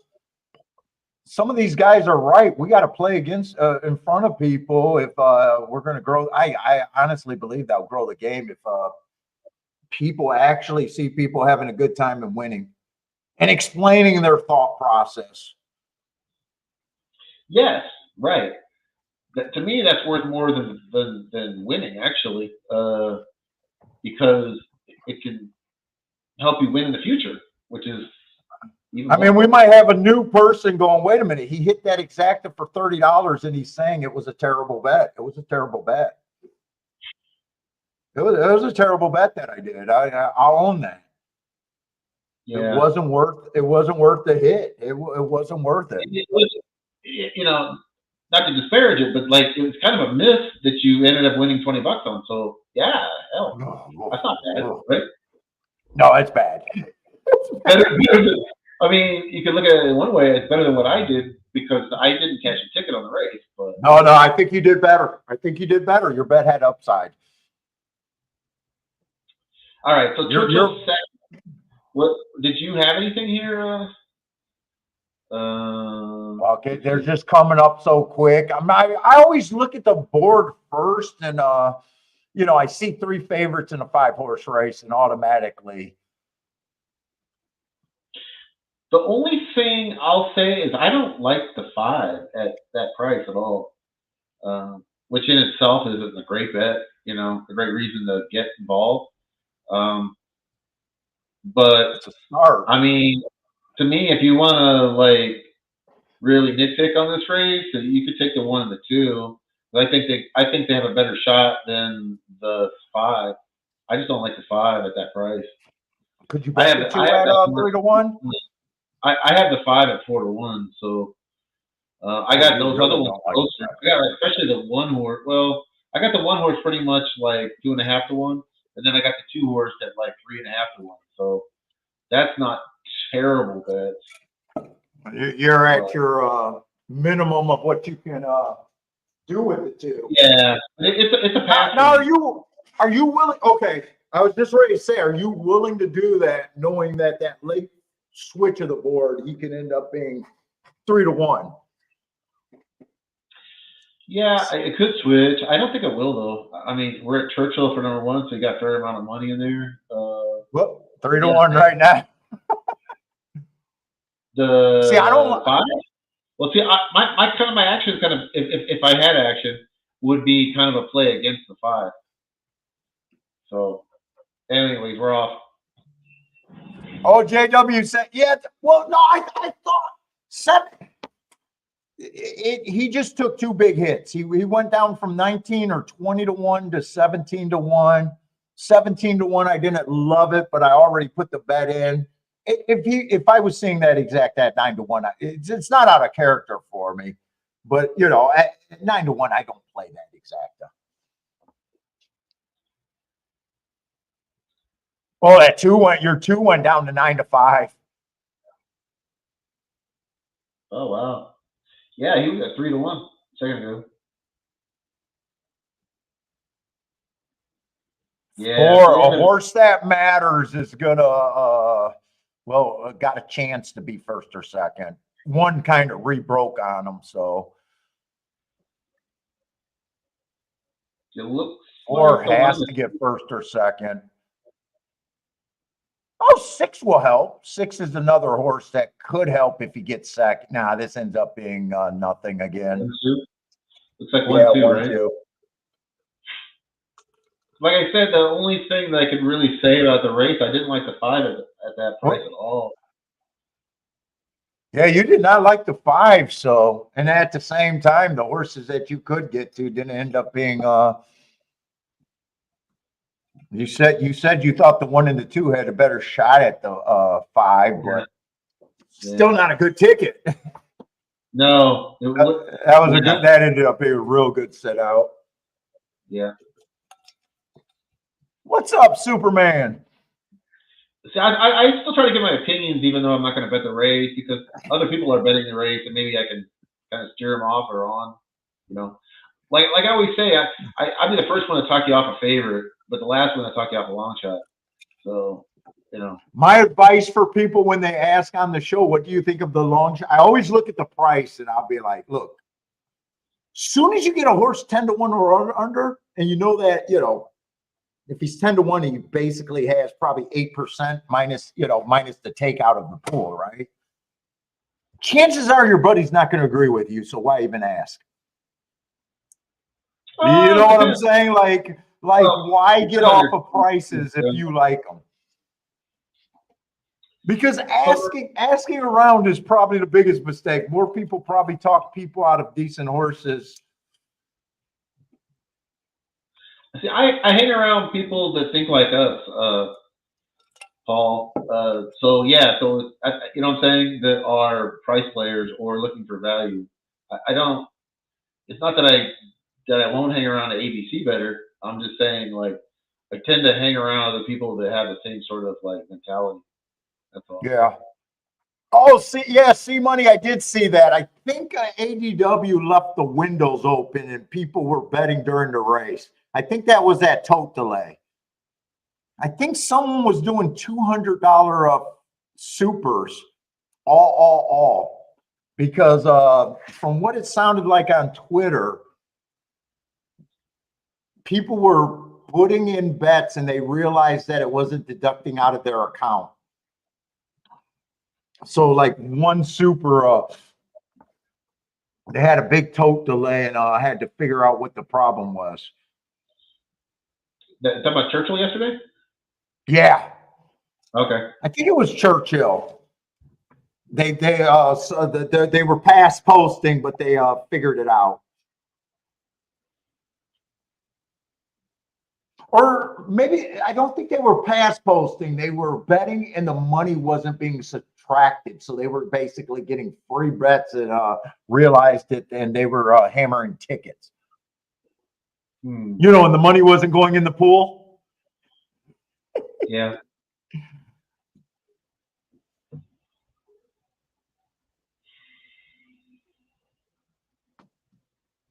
Oh boy.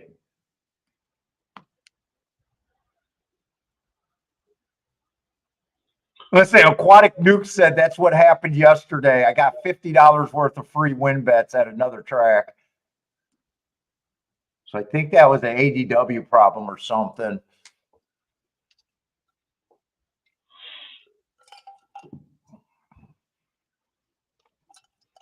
People have been complaining about the totes forever. Yeah, the totes are antiquated. Yeah, and they just adding software, you know, trying to fit I don't pay that much attention to that stuff, but we do know that Yeah, it's nothing I can control. So yeah. questionable shit been going on.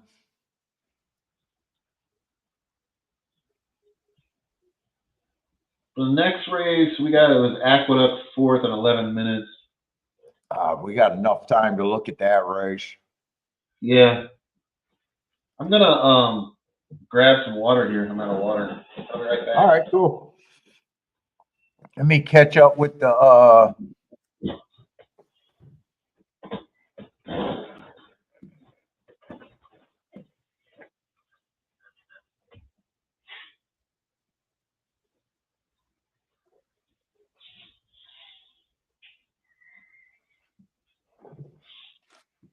let me see where we're at. Let's see. We got a couple scratches. I'm not sure if I'm going to be able to do betting lines.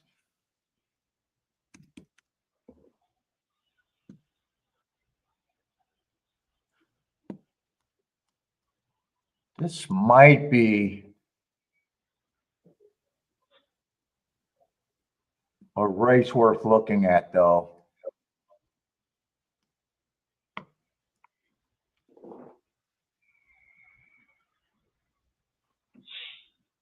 Let's see.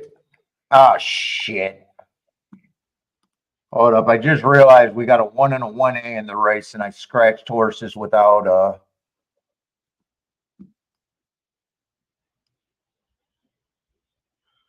yeah, I probably scratched the wrong horses, too.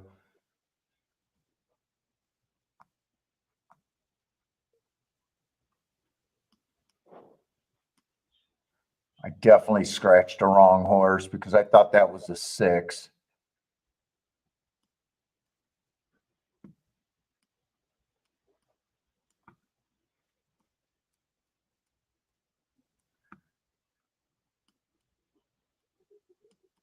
Although I got one of the scratches right.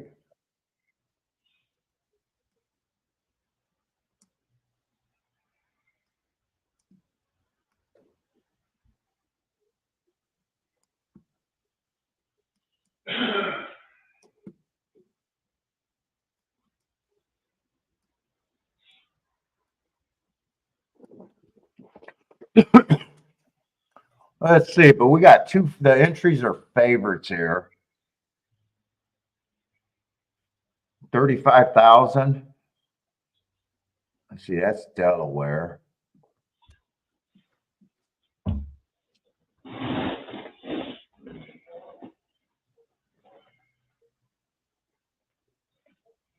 The ones, I think the biggest problem is just the price. I don't have a problem with them other than the price.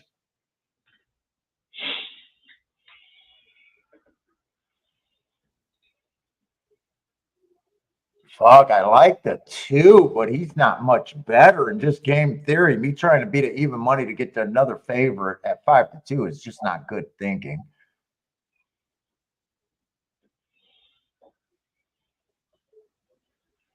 Three, I don't mind, but I think he's priced right.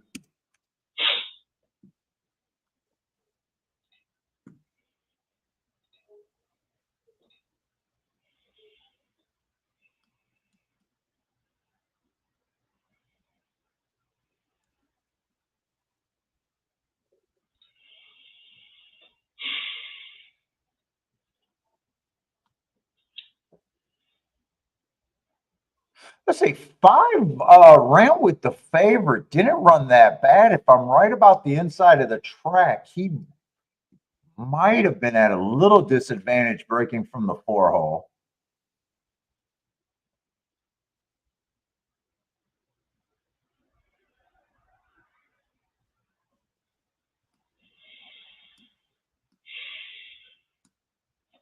Let me see, 1026.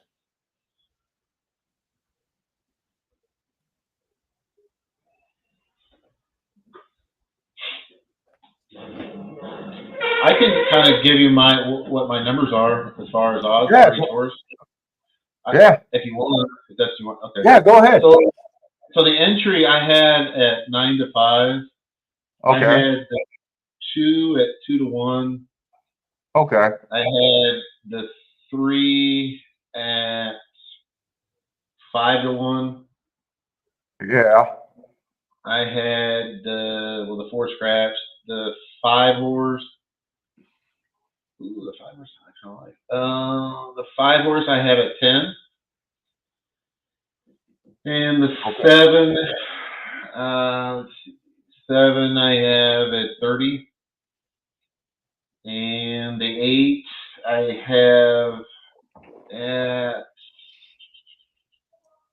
Hold on, 8. I got it 12. So you're pretty much agreeing with the public, at least who the favorite should be. I kind of am too, and I think 3's priced at that 5-1 price too. So I'm 1, 2, and 3. I'm definitely agreeing with the public here. 5 is the horse that giving me a little bit of problems. Not at 4-1. He's definitely not 4-1 to me. I thought he was at 11-1 for a little while. He just Was, yeah. Yeah, he just got cut in half. Yeah, as soon as I said that, they all hammered him. Oh yeah, you are the you're the voice of the sea. You make the chalks. It's like the odds went like in half. Yeah, they went pretty drastically. So I thought 5, if 5 got first and second, he was a spot here. Now that opinion changed. Yeah. The 2's down to 2 now. Now Maybe the other 8. horse, the 8 horse, I got a little bit of a better opinion. He ran with the 2 horse. Did a nice close with the 2 horse. Yeah. And if I'm just trusting my marks on that day, I thought that it was a bad rail where 6 was off the inside and 8 was in the 3 hole. I think I can upgrade the 8, but I still don't know if I'm willing to play it. 8, I probably got at a 5-1. So I show there's quite a bit of speed in here. Like an abundance of speed. That would help the 8 too. That would help the 8 also. The 1A and the 2 and the 1 have all got quite a bit of speed. With 3 maybe. This is my.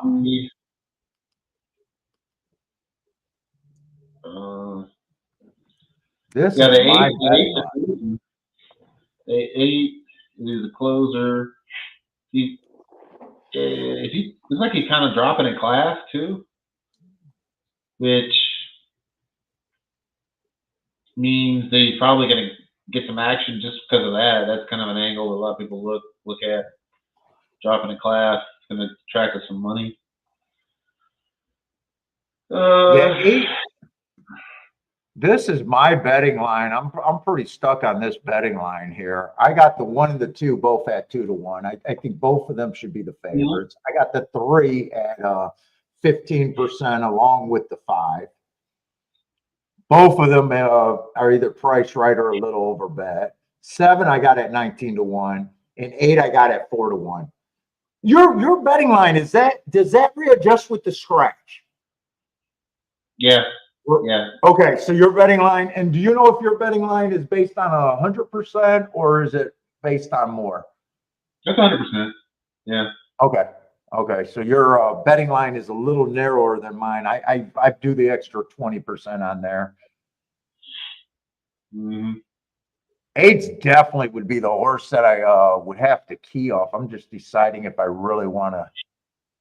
Well, if I think he's at 4-1, I'm probably priced in getting double. You think about the 7? 7, I just got at 5%. The only way I think the 7, and it is possible here, is if the pace is so fast. And like you said, there, I think I see the ones and the threes, except both of the ones would be stupid to go. I think the 1A probably rates. Well, maybe both of the ones right here. I think the 3 and the 1 probably, or the 3 and the 2 are probably getting the lead.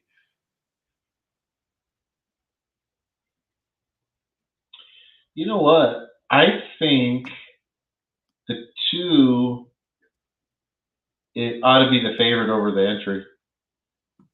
That's not Yeah, right. I got them both as the same.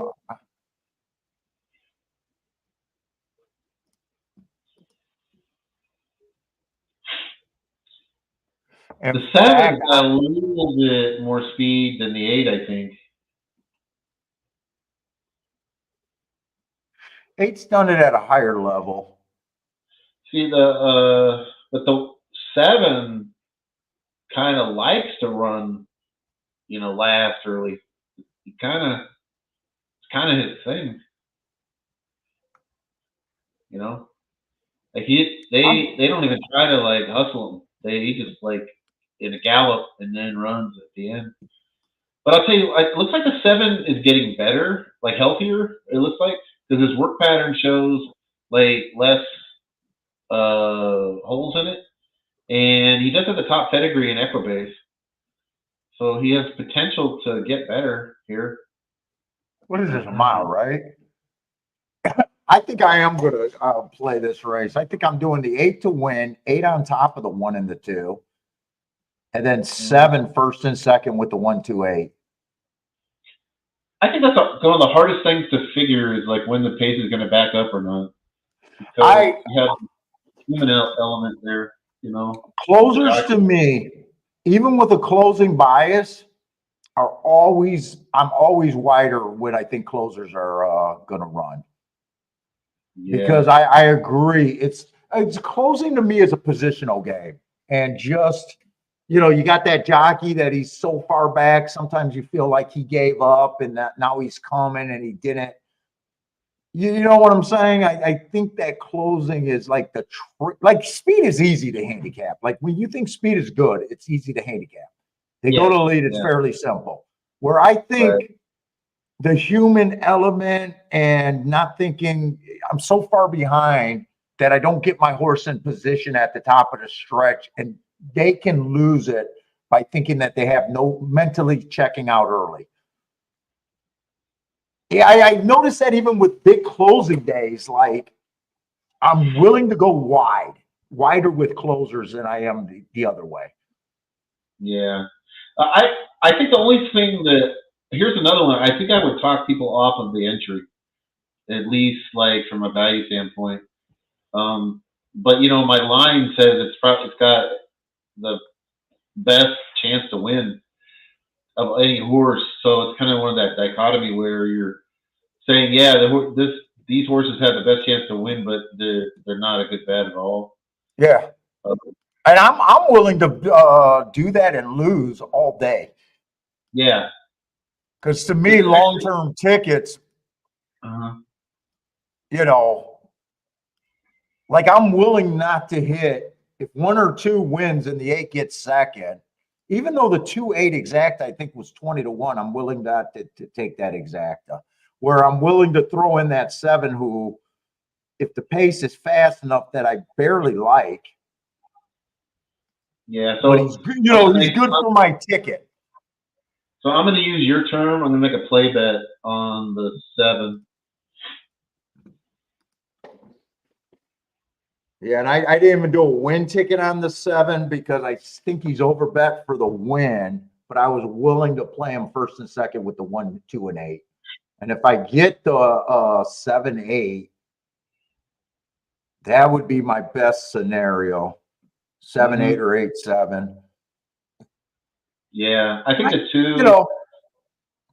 But looking at my betting board, like I think I lose this race 66% of the time. I think the 1 or 2 goes on to win 66% of the time. So, am I mad to lose this ticket? No, not really. But I know, like I got enough to think that it's a good ticket long term. Yeah. We're off. 3 broke. Oh, you're right. 7 was going to get closer to the pace than the 8. Oh, I do not like my thought on the 8 right now. No, the 8's like he's gonna die on that hill, of that being last. That's like his God. go-to. Well, I got to be a big fan of the 7, and fuck, I didn't think the 3 could outbreak everybody. I don't think the entry just didn't break well. I don't think this is like their strategy is to come like this. The one horse is kind of trapped on the rail. The 1A is in Come on with decent this position. 7. Yeah, let's go 7. Oh, let me know if the volume's crazy because well, I think I'm talking to you. I think I'm only listening to you in my headphones, so maybe I'm not as loud as I think I am. I don't know how the. Come on, 7. Yeah, you're fine. Okay, 1A. Oh, hey, look at 8. Or is that the 8? No, that's the entry. That is not the 8.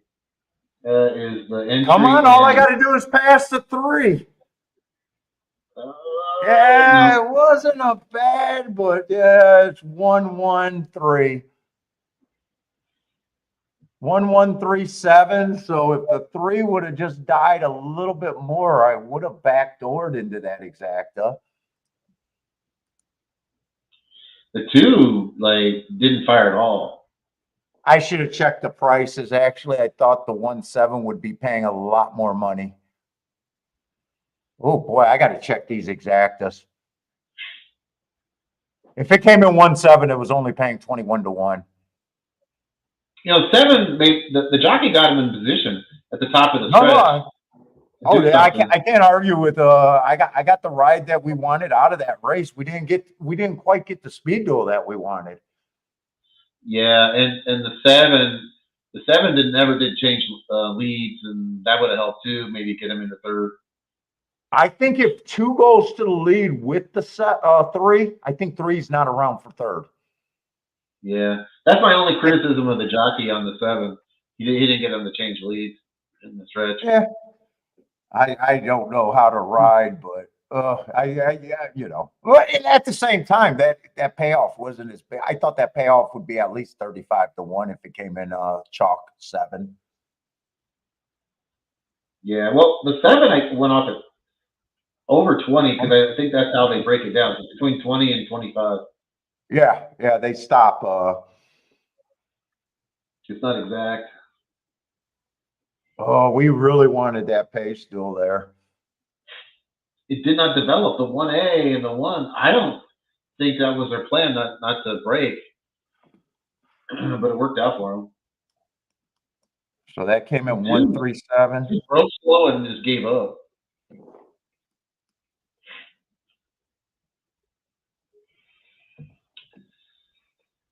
Yep. Yeah, it wasn't that surprising that it came. That was kind of a chalky race. We were sort of like really trying to make a reason to bet the 7, which there was some reason. No, with those horses, all you want them to do is outrun their odds. Yeah. I mean, he hits a try. They don't pay off 1-1 here.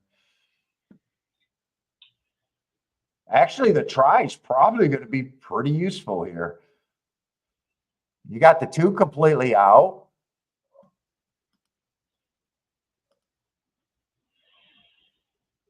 You got the 5 completely out. That takes a lot of tries that were going to be a lot lower than this one. I don't know. I don't know how that tries to be any good or not. It's hard to say. Well, my threshold is $30 for 50 cents is what I call anything above that is useful. So yeah, I get that. If it pays $30 for 50 cents or more, I'd say that was at least useful and possibly hittable. Right, but I was trying to think of what it would pay, and I have no idea. I got a feeling it might be $50 for 50 cents. Yeah. Okay. Yeah, I got a feeling it could be on the higher side of what, because they got rid of the 2 and they got rid of the 5.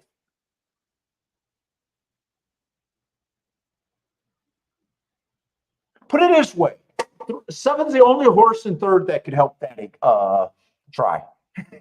What is Exacta Yeah. paying? Yeah, the Exact is paying $12, so maybe it is going to be closer to $30. Got Laurel going to the gate. You got to play here. Actually, it's a turf race. They're running late in the season here. Yeah, I do.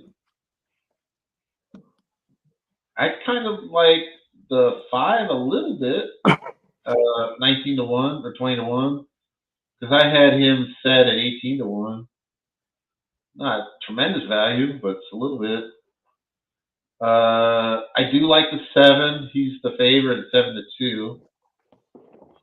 I had him capped at 5-2. The 8 I did not like. Let's see.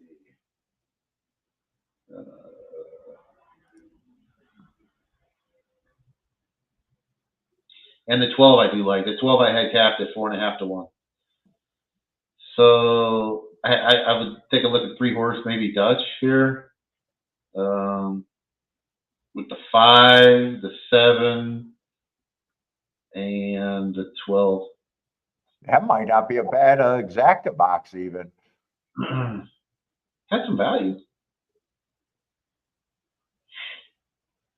Let's You see. do I'm have going to look at the- Churchill, see if I got anything at Churchill. We got a 7-horse race.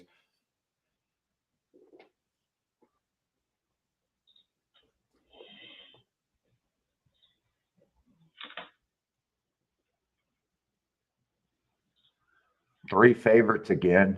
Oh my God, it feels like that's been the theme for a while. Sure. It has been. I'll be honest, these races we've been looking at do look like on the surface chalky.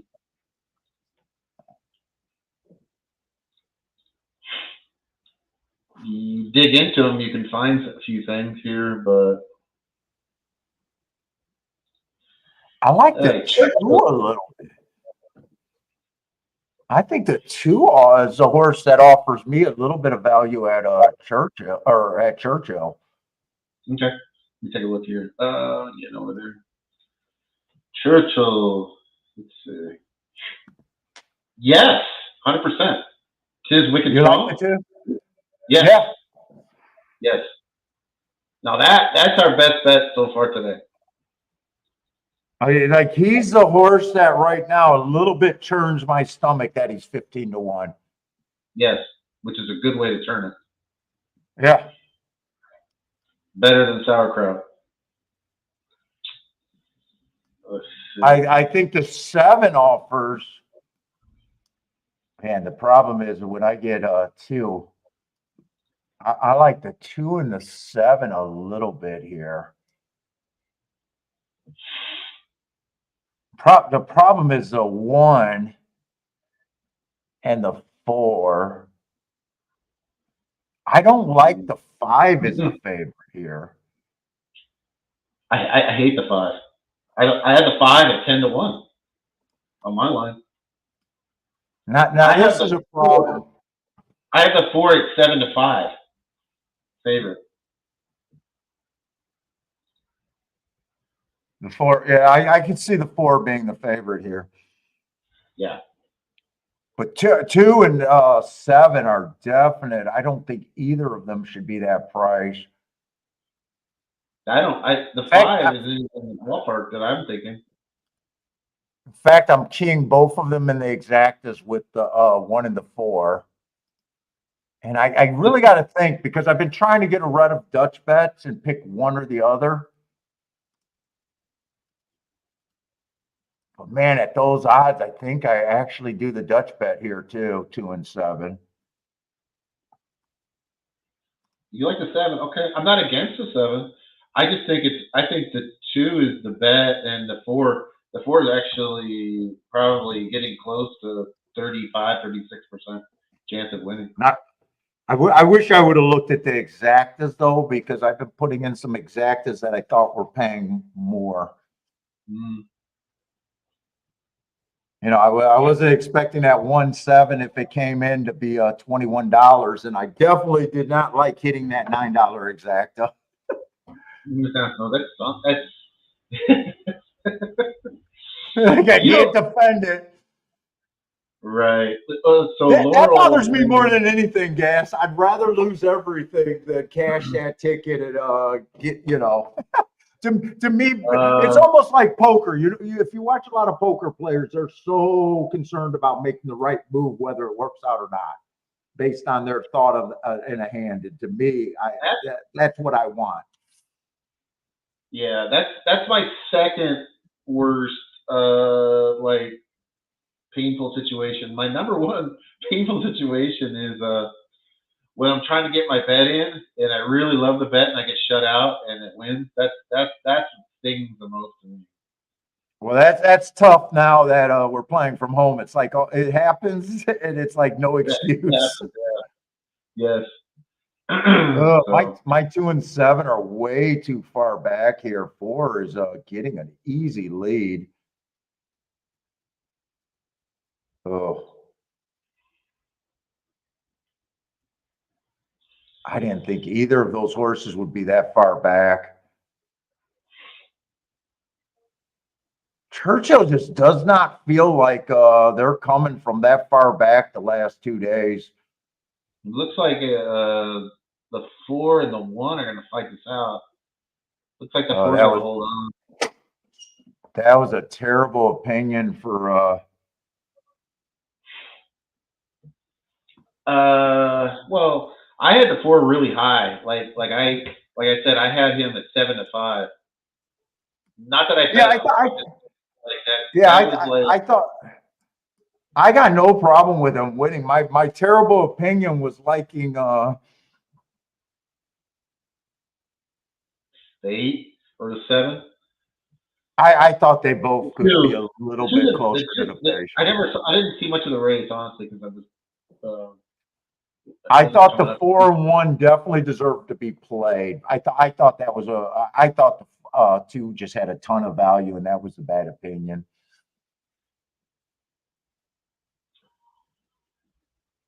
Did the 2 But show no, 2 doesn't have any speed. And I kind of forgot just getting, I forgot how speed oriented the track was yesterday. Right. Laurel came in. Laurel race 4 came in 3, 7, 11, 8, 12. So I did not have the 3. I did not. Yeah. I'm looking at 3 horses. Let's see. Hot Rod is alive to a double with an easy win. Yeah, 4 and 1. I definitely thought that was a strong outcome. I just thought I'd get a better run out of the 2 and the 7 there. But that's definitely a race that I'm saying if I bet and with that result, I am supposed to lose. But man, you want your horses to be in position at some time there, and neither of them were in position at any time during that race.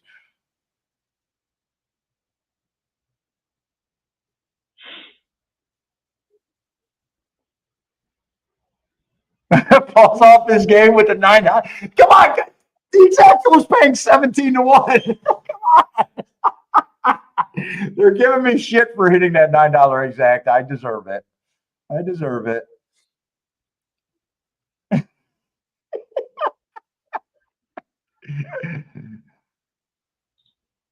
Hey, Gas, the chat room definitely is not sleeping today. Good. I love it. Let's see. Really, that's funny because on another show, you'll see other hosts being, hey, I gave you that $9 exacta. Fuck, I hit a ticket and saying, hey, that ticket was crap, guys.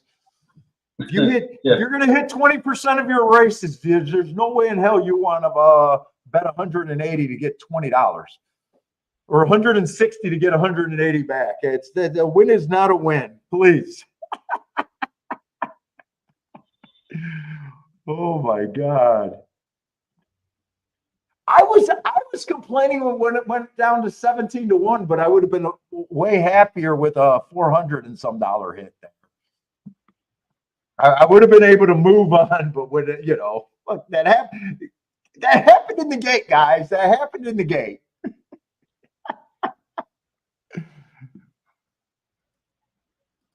Yeah, there was just a ton of money that came in on that favorite. I'd watch Aqueduct and Scotty will be like, yeah, that's great. I hit a $9 exacta. That's great. And everyone will be like, hey, you gave it to me. And not the people in this chat room. They'll be like, hey, you're off your game cashing that shit. Yeah. Hey, what are you doing? What are you doing, Paul? Yeah, what are you doing? You're on the slippery slope, Paul. Exactly. Trust me, I did not change my betting philosophy. I got caught a little bit.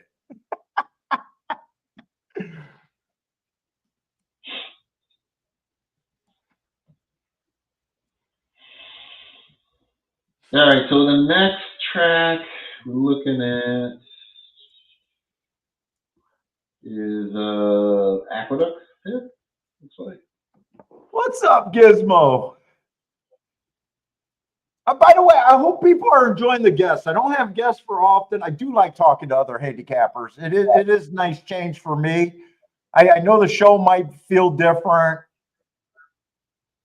but I do like having a guest on every now and then.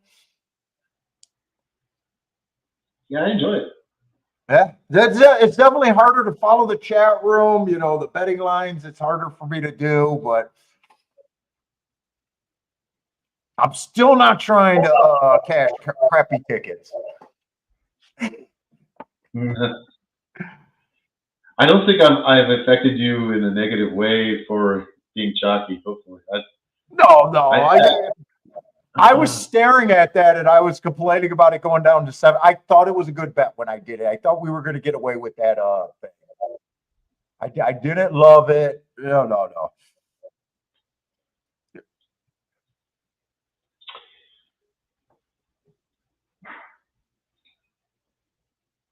This Aqueduct 5th race. Kind of looking at the pace here. It's a 6.5 furlong dirt race. God, I'm trying to figure out where's the 1A at. There he is. I'm still trying to number. I get my forms too early because I got to get marking. Who do you like here? Well, I was trying to break it down. This is actually a race. It looks like we got a full field here. A 12. There's a couple scratches. Couple scratches, but still this year. Yeah, still probably the biggest field we've seen all day today at the tracks we're looking at. Yeah, we got 12. And so the two has got a lot of speed, quite a bit of speed, and maybe I was trying to see which a 2, or I said the 2, the 11's got some speed. 211. C-Money wants to have Jared on again.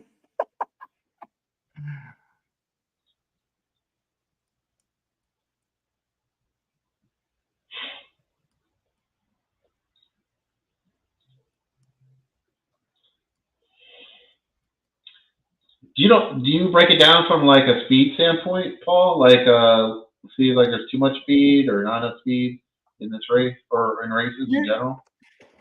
I do. I look at pace. Yeah. I look at pace.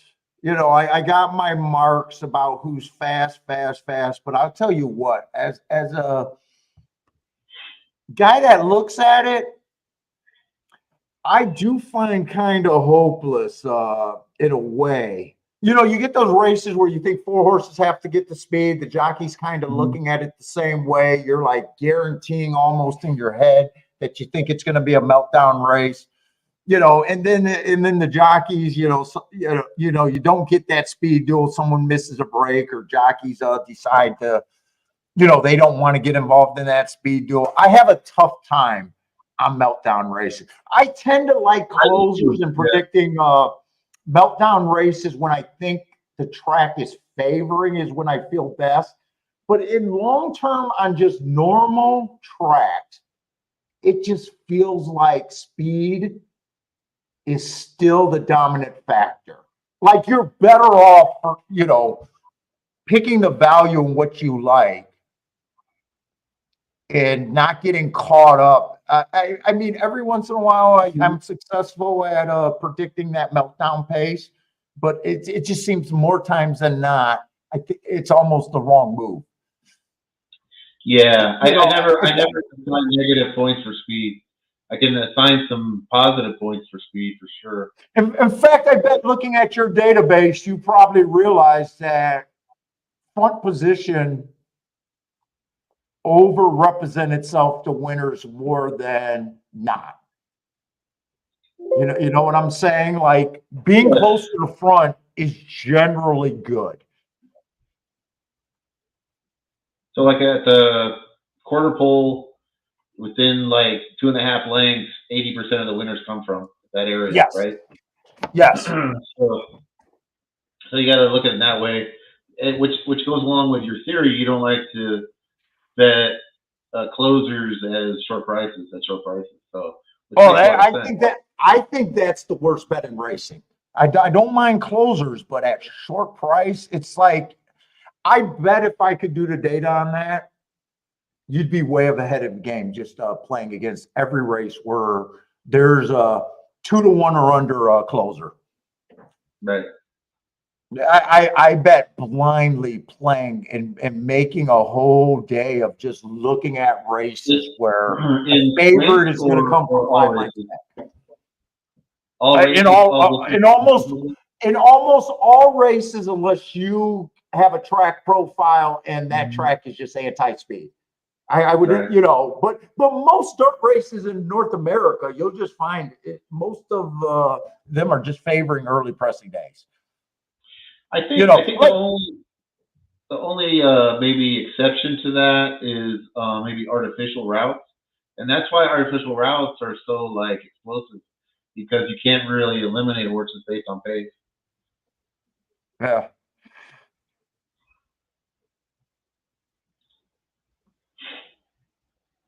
Let's say Florida's offending Scotty.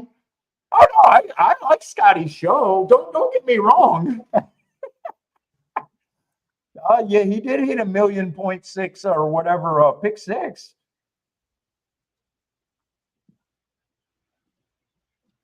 Boy, you say a little bit of stuff on the internet and people think that you're dissing. It's not necessarily a diss.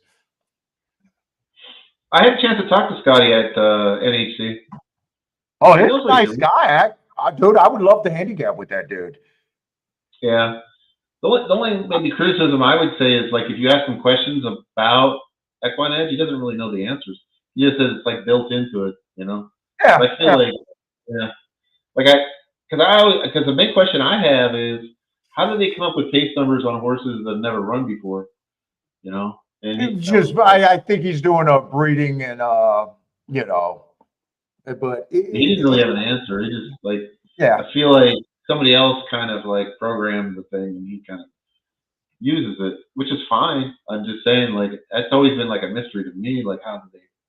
Well, you've heard me say, how do they do a speed figure on a one race sample? If I was a speed player, I would at least want to know every race that was earned. If I was a buyer player, I would want to know what was a one race sample. Yeah.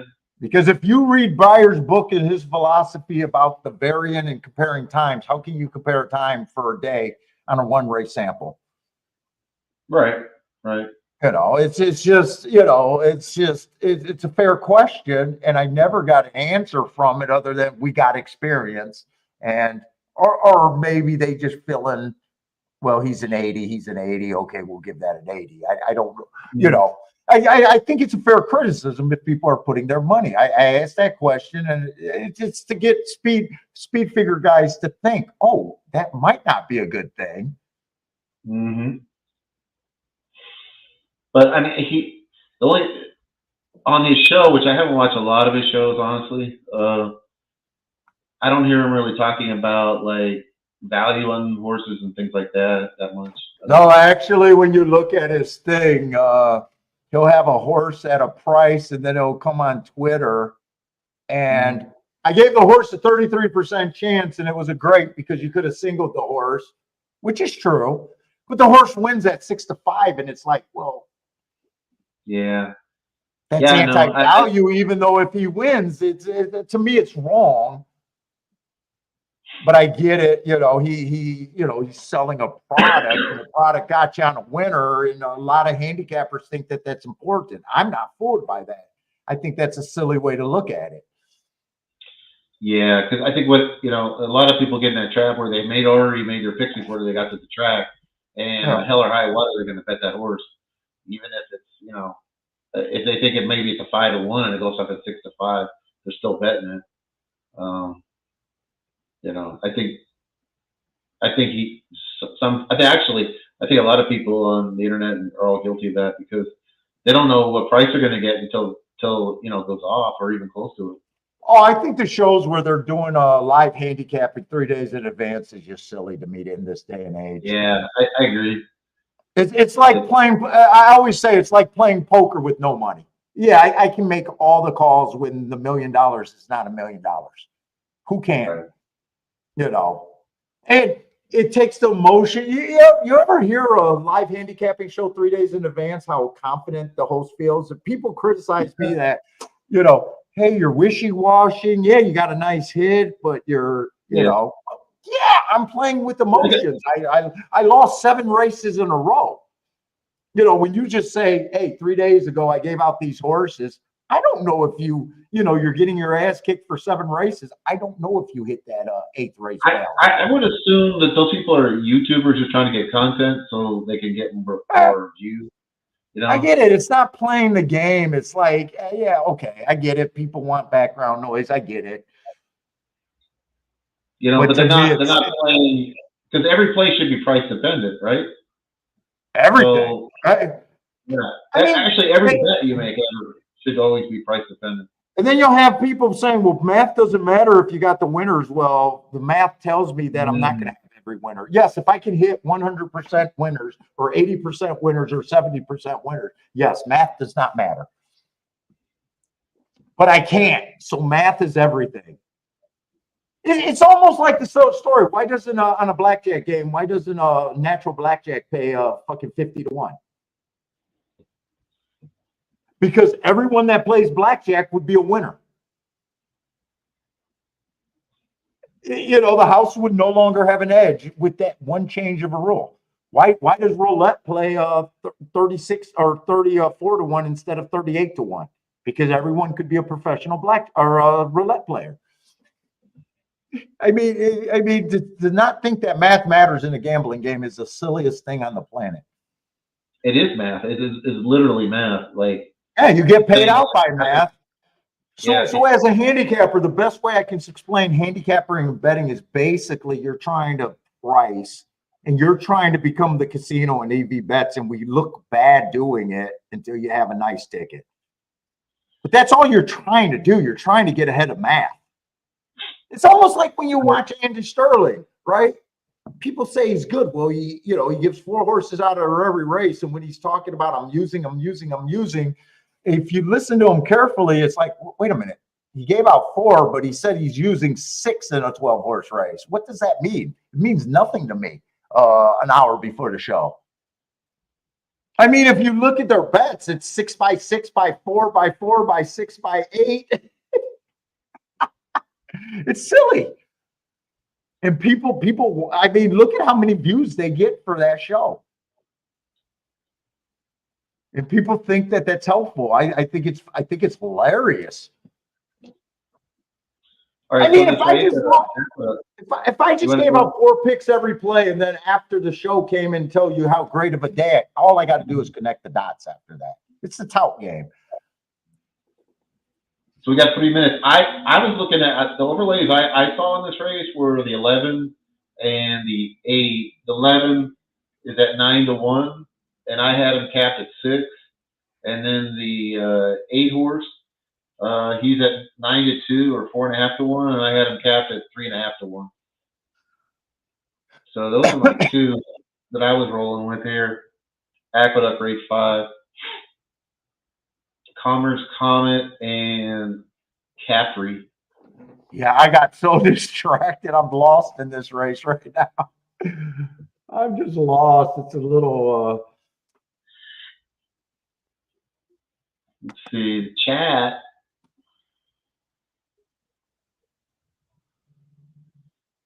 Okay, I don't even have the scratches. I'm probably going to have to walk away from this race. I'm trying to. Marco Lou says the 5 is overpriced.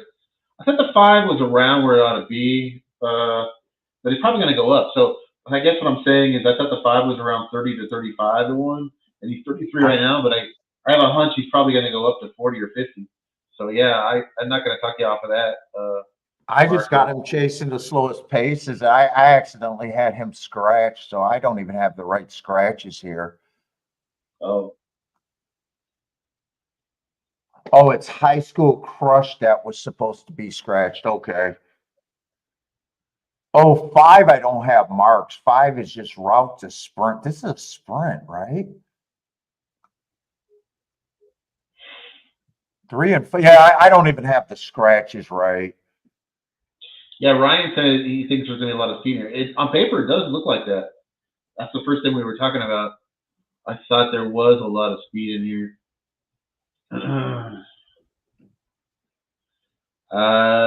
Like the 11, 2, 6, and 8, I thought were all candidates to be on the lead.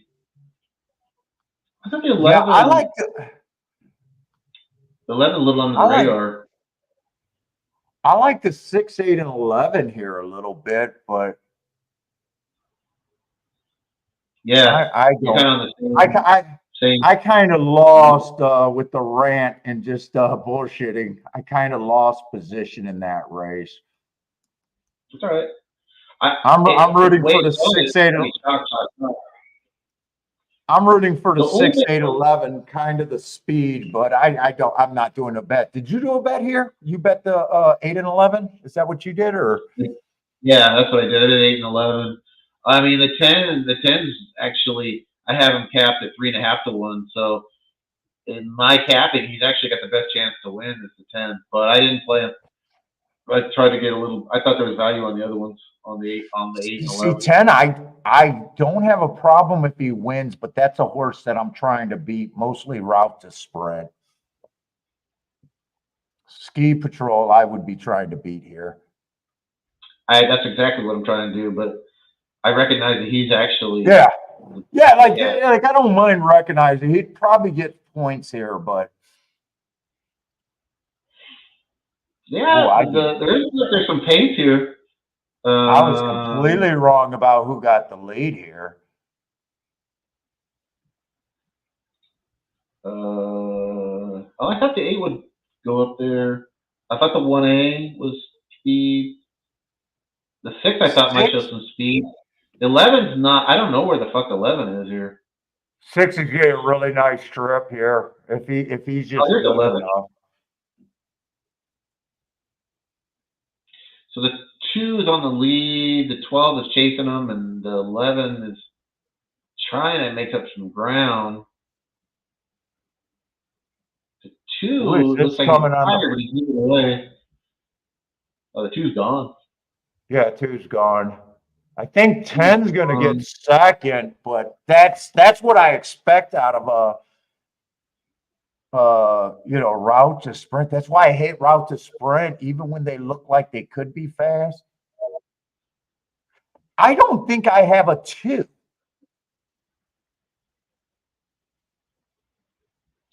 Tommy Gunn. Okay. I had it as the speed of the speed. I had it. Okay, 2 I had is a 3-horse. So I got the 2 scratched, and 2's the best marked horse in the race coming off of hearts. So I'm glad. I was confused that race, but this is Tommy Gunn, and I accidentally had him scratched, and I got really good marks where he would have definitely been on my attention. I had the 2 like at 9-1, so he was an underlay from my book. I would have liked it too. He survived that pace duel. If it was a duel, I have to look at the fractions. It sure looked like it was contested pace, and he was right there the whole time.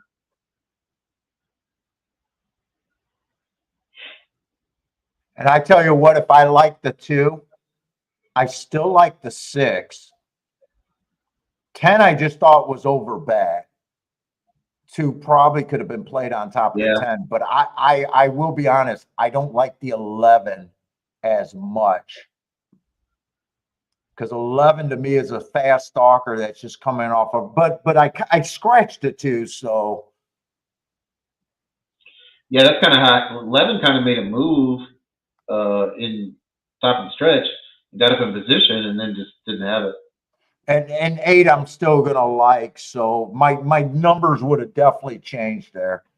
And if you watch the show, I don't think people are thinking I'm being dishonest.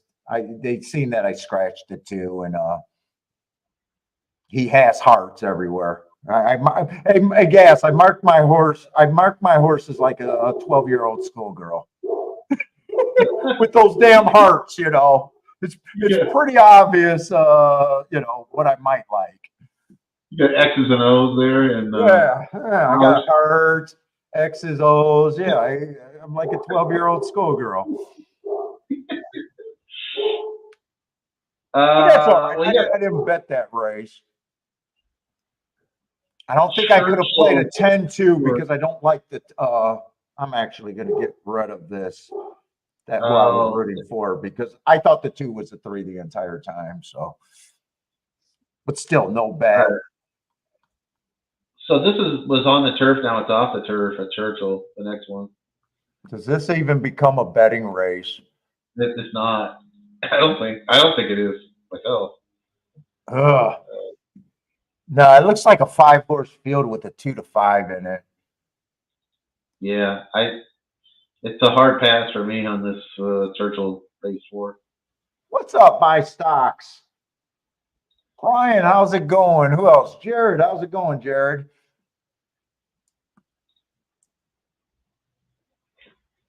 Oh, God, please don't suck me in this race. There might be a horse that can suck me in this race. The 3? 8. Oh. The problem is, okay, so 8 has the marks, but I am anti-speed overall at but I'm looking at a proposition that's 14-1. But I'm anti-speed. I got him on a bad rail, stalking closing day, trying to go wire to wire on a bad rail, going too fast to win.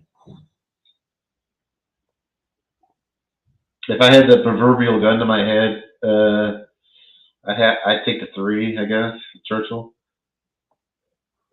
9-2. I had the 8 handicapped at 50-1, so. I would have. Yeah. It's just that I think I can. So first race out, I can forgive. Second race was an improvement, and I still think that was a speed favoring track. He's definitely a horse that I think should be long, but I don't think he should be 18-1. Like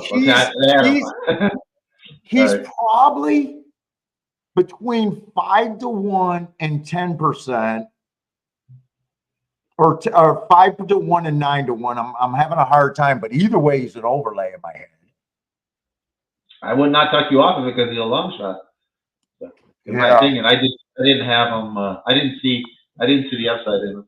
But I'll tell you what, the only thing that's slowing me down, and I might just still do just a smaller bet, playback category, is I'm grabbing my bias report right now, and I'm just pretty sure that I'm anti-speed there.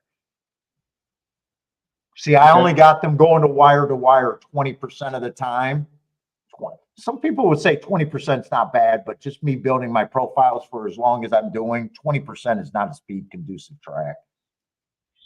So, well, I was gonna say you might like the 3 a little bit, but the 3's odds. Three, I just can't get to the 3 by myself. He has to improve. He's probably going to come off the pace. Yep. But I also got a race where everyone is a sprint to route. Yeah. Other than the horse, I got to bet the 8 at least a little bit here. I don't think I can do combinations, but I think I'm ahead of the math, even if speed is not good.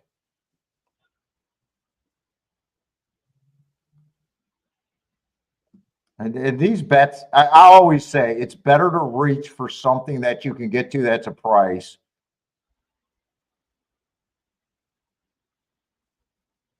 Oh, shit. Wait a minute.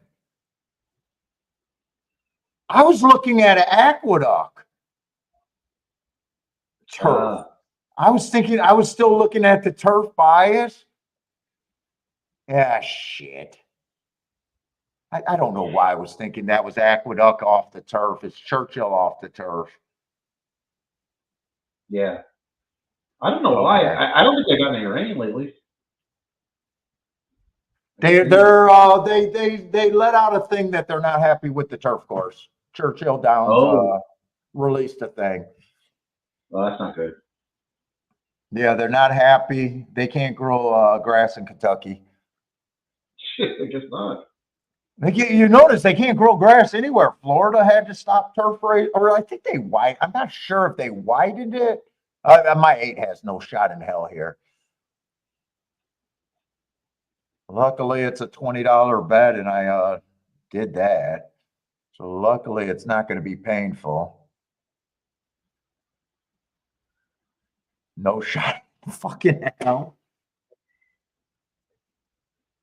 And they're still not. No one's making up any ground over there. So we ended up agreeing actually that the 8 was the 8. Yeah, the 8 was like a 50-1 shot. Right? Yeah, he definitely gets worse. Your 3 got a chance to win here. I was like, okay, Paul, I don't see it.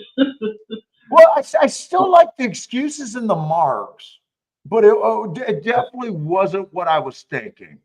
I for some reason I was thinking it was Aqueduct, and for some reason, even though you yelled that it was off the turf, I was still saying that I'm bringing up the turf bias.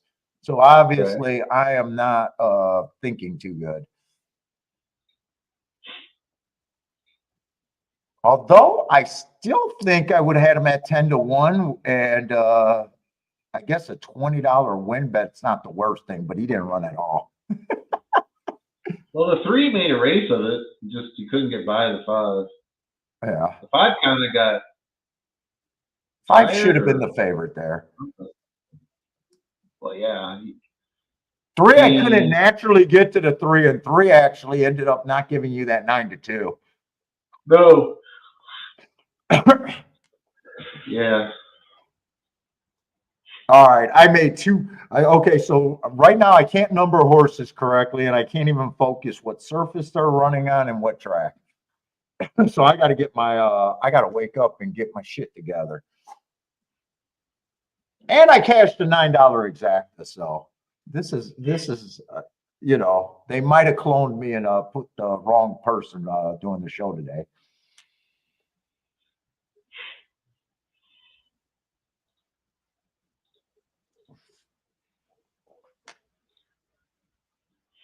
And Churchill.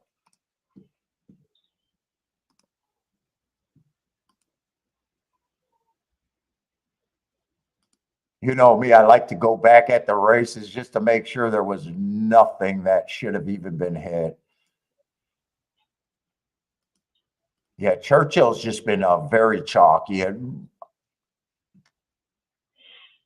Yeah, that race, if you spent 5 minutes, that was 5 minutes too long. Yeah. You got me on that one. Right. Okay. All right. We got Aqueduct race 6. We got a maiden special.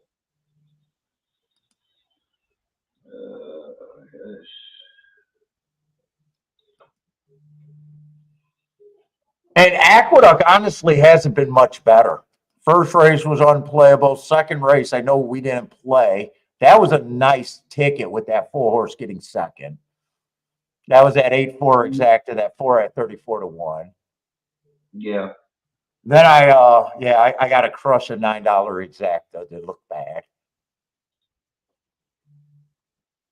You know, that 1-3 that beat that 7-horse, I don't think that was a terrible bet, but I should have checked the payoff anyways.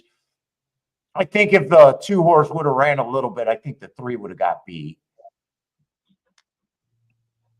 And then last race was probably the nicest exacta, $31 exacta, but I scratched the winner and would have liked the winner.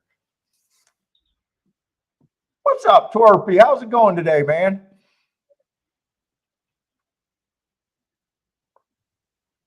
Rodney with the easy double. All right, but we know the show don't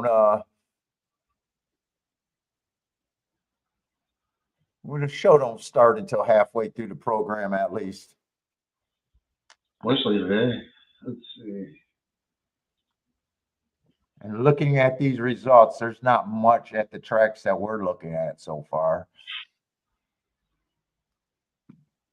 All right. But I can try to make less mistakes. How about that?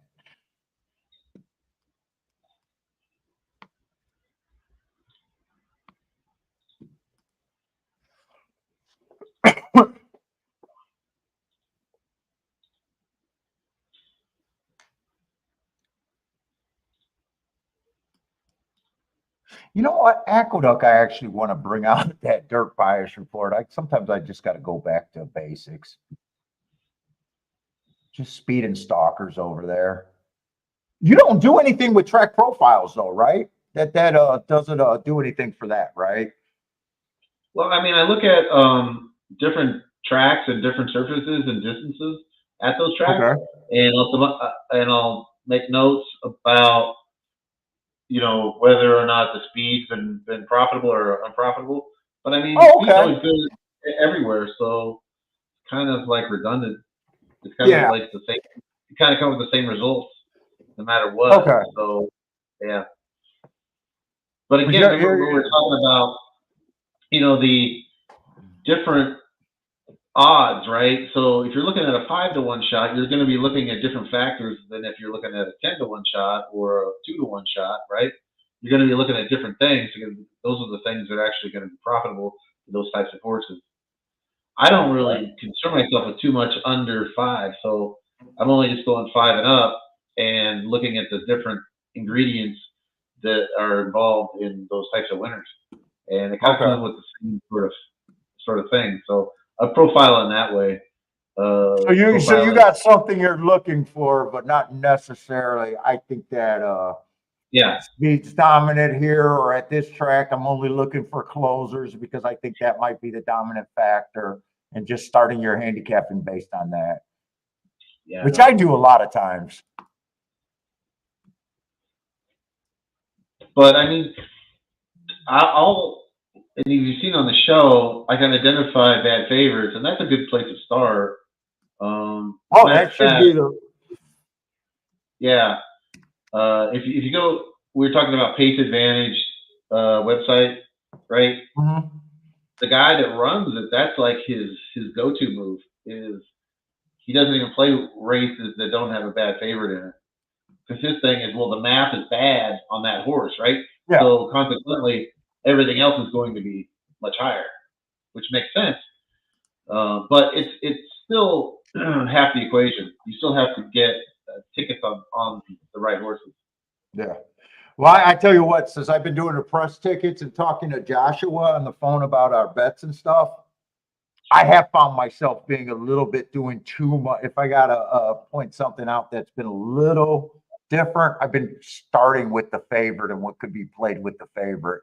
Instead, before, when I wasn't pressing bets, because you start talking to yourself, well, $20 exacta that I could press crazy still ends up being a big hit. You know what I'm saying? Like I almost, I've been catching myself, and sometimes on the show, people been saying, yeah, Paul, you're doing more with favorites than you ever have in a way. And I do think that's fair because, you know, if you can eliminate the favorite, that's half the work. If you're really good at, like you said, finding that shitty favorite, and everything else should be EV after that. Well, it all comes down to pricing the horses correctly. You know, that's it. If you're not on it, if you're not being accurate with it, with pricing the horses accurately, you're not gonna identify those spots. Well, this favorite here, I think, is pretty good. I got him running on a bad rail stalking closing day. He tried to go wire to wire, going too fast to win at Aqueduct, the 6 horse. The 6. It looks like he's going to end up being the favorite. Yeah. I got him capped at 7-5. So.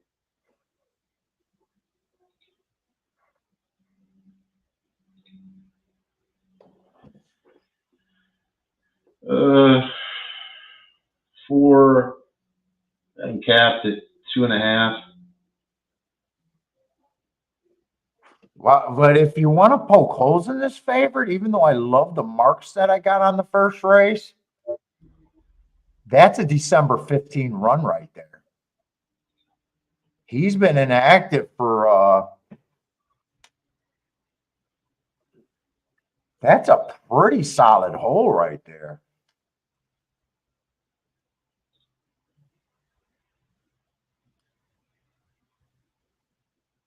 Yeah. Well, he's been off for almost a year. Yeah. Right? His works are pretty good. I mean, as far as like hitting all the works, he's got 2 razor sharp works too, and he's got some speed, right? Yeah. He definitely got speed. Got the speed. Although I thought he looked good in here, but I mean, not clearly not unbeatable. But so here's the thing. To me, right? He's 8-5 now. We've seen like these horses like end up being 4-5. So I think the 6 is going to drop. Oh yeah, he's anti-value to me. And then with the layoff, it's like I don't even know if I can. I got no problem if he wins, but he's a horse that you're in a no-win situation. Even if you think he's a little overlay right now, he also falls in that class. By the time you bet, he won't be once the gate opens up. He's like that horse. Remember, he had that exacta. He's going to end up being really short, in my opinion. That's it kind of looks like he's trending that way to be around even money. But you know, consequently, right? The rest of the horses probably are gonna come up, or not probably. They definitely are gonna come up. Yeah, I'm trying to talk myself into 2 right now. I got the 2 running on 2 bad rails in a row. Right. Right. And last race, he was a little bit on the lead or close to the lead. He has to take a step forward.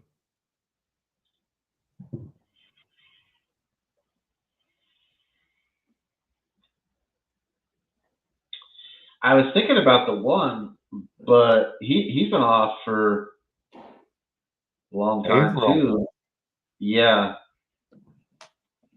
And Jared says the 6 should win. I mean, well, I don't think he's got like a better than 50-50 chance, but I think he's got maybe like a 30-38% chance, something like that. But I think he can be bet. We'll and then see, I tell you what, The other thing about this race is if the 6 doesn't fire, there's still a good chance that the 4-horse looks like the legit second choice to me.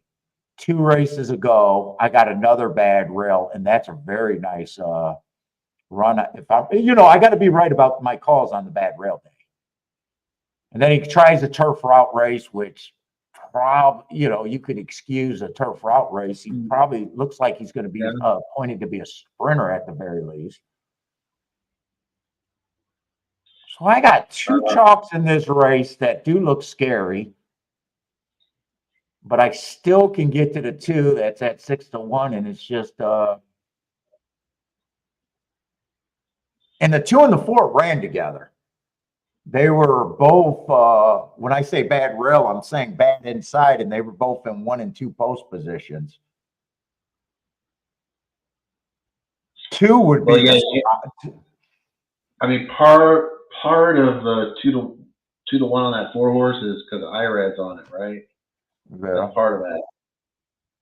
You got the IRAD tax. So he's not, the 4 to me is not as good as the 6, at least on the paper. I don't think anyone. I got the 4 at 5-2, or maybe a little even somewhere between 5-2 and 3-1. Maybe the 6 is not going to get bet down to even money, like I think, because I think they're betting IRAD in here. I'm trying to talk myself into this too. I really am. The who? I mean, he's my only spot that I could get to. I think he ran with the 4.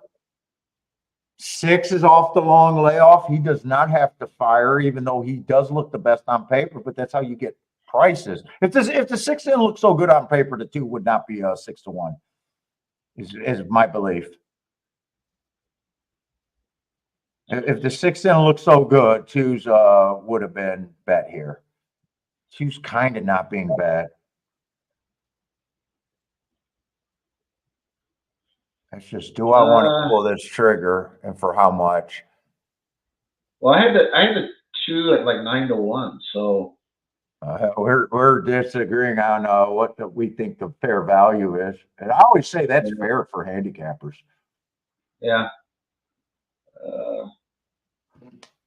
I think I'm just going to touch a win bet, and that's it. Well, the best part of the 2, his pedigree's number 1 in here, echo base wise, so that gives him potential to go up. He's also probably a little faster than what he's shown. I'm hoping that's the case with the bad rails. I wouldn't be surprised if he was on or near the lead here. And he's drifting up in odds. So he's actually up kind of, look, he's at 7 or 8-1 now. Yeah. Paul? I'm going to be happy with this play, win or lose, though. I think I'm happy with this play. Now, if 6 did not have that close to year off layoff, I stay off this race. Because I think the 6 should be the favorite, and I think 4 should be the favorite. So I'm trying to poke a hole on the horse that has the best 2 running lines. So, if someone's watching and the 6 wins, it's, the handicapper couldn't see him. No, I can see him winning. I just don't think he's a good math play. I'm going to take a little of the 2 because I think the 2 is going to end up being 9-1.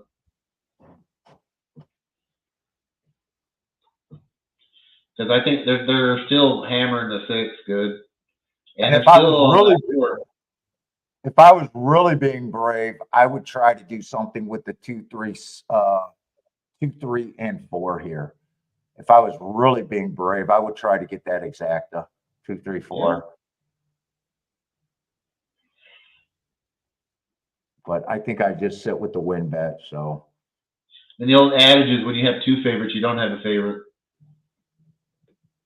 2 did not break well. 6 gets the lead. 1, I don't know where 1's. There's just no way I could put him on the front end, but He has every right to improve. Oh boy, 2 is really far back there. He is, yeah. Oh, he's coming up on the rail. A little bit. He's brake shitty. I didn't see the beginning of the race. I don't know. I kind of didn't see it either. Because they're hustling. The jockey on the 2 is hustling him up now.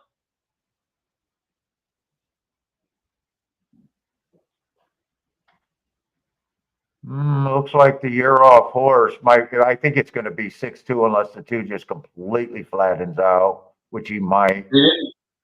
They didn't hammer the 6 like I thought they might. I think the year off might have slowed them down. The 1 got him? Is the one is right with them, head and head there, nose and nose. 4 is going to get everybody, I think. Irad? No, he's too far back. 6-4-2. 6-4-2. John? Yeah. I gotta say, it's just a math play on that one for me. You know who got third? You see who got third there? Kind of just galloped in there. That 2 got. Yeah, 2 got third. Yeah, he was shadowing the 4.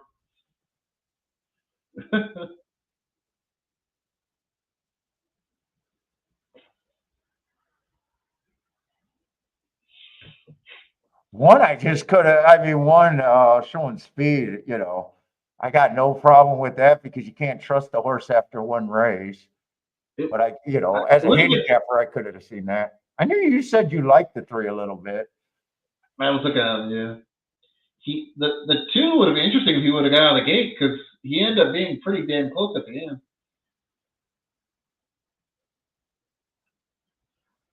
Attila 6 wins, he'll take it. Yeah. Rodney 700 to the bank. Nice, Rodney. Jared $100 exact to 6-4. On break with the 4-6. 6-4 Vox.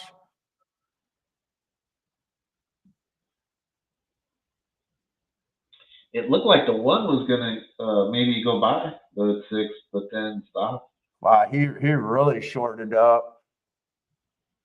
Yeah. In fact, I'm a little surprised that the 2 and the 4 made it that close as they did. 6 was pretty tired. That was 7 furlongs. They both would have got them.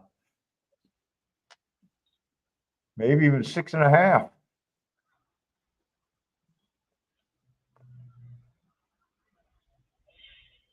I got to get tic-tac-toe on at these tracks.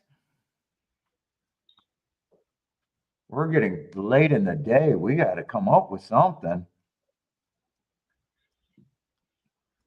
Although these results, for me, none of them been worth having.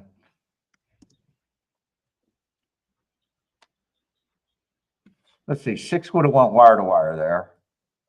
Or would he have? Maybe the 1 got the lead. I don't know.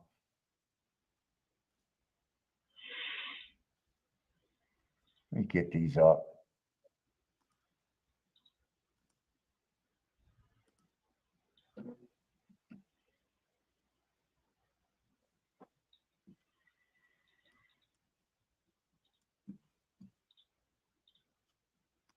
Big favorite.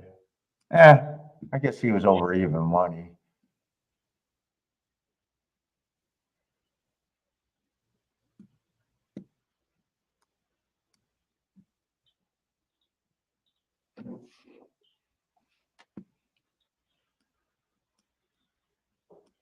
Did I see that right?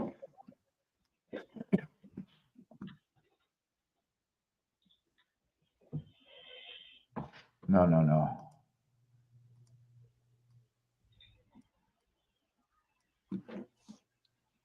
Yeah, speed's been good so far.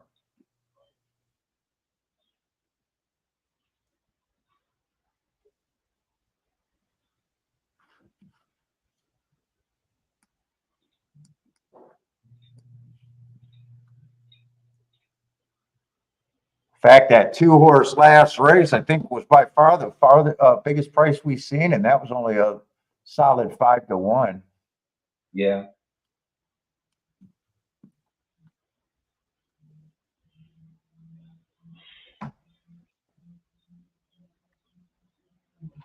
John saying, yeah, tough card today, short field, short prices.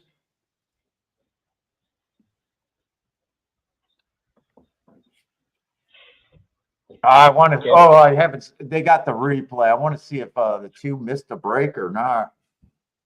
I'm guessing he did it with the 2 and the 4 both being that far back. He just broke slow. Oh, you see Then he him got break rushed up. Yeah, then he rushed up, and then he kind of changed leads, and then he got a little renewed energy and came on. He wasn't that far from the 4 when he was coming. He was kind of like half a length behind him. I guess 6 technically stalked. He was like a length behind the 5 and the 1. The 6 was running out of gas, but he got there. Yeah, I think another half a furlong, it would have been 4-2. Probably another 100 yards. He's probably. Look at him. He does get loopy here.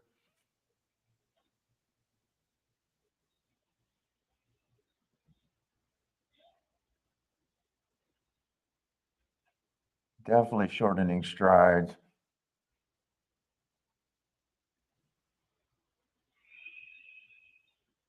The price got me. I did say that I thought those 2 were legit favorites other than the layoff on the thing.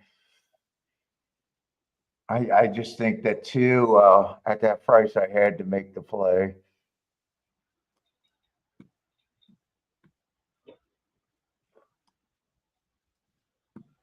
Let's see, I don't have time to do Churchills, although I think I should because they're off the turf today at Churchill, right? Yeah, but there's only one more turf race left. That was the 8th. So. Okay. Yes, I don't have to worry about.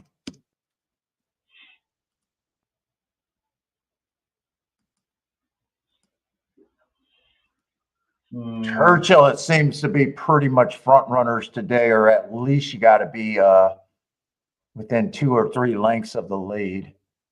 I don't think I've seen anyone come from that far back. For first, I don't really see a bet at Churchill.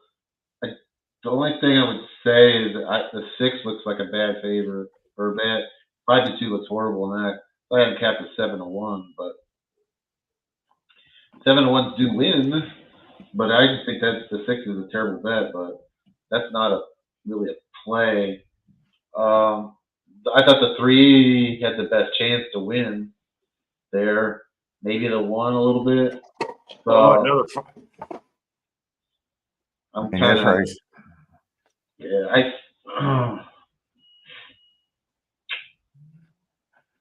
this is a race. I go right. I go right to the 5. Is there any reason for me to bet the 5? If not, I don't want anything else out there. Yeah, I had the 5 mark in the morning, but the problem is I had him at 20-1, and you're getting 8. So, but I thought I might get high odds on the 5.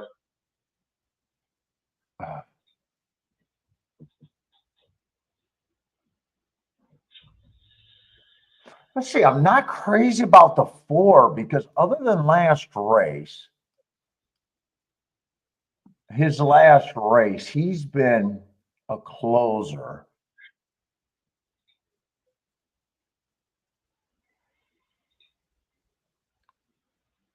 Let's see. 2 is out.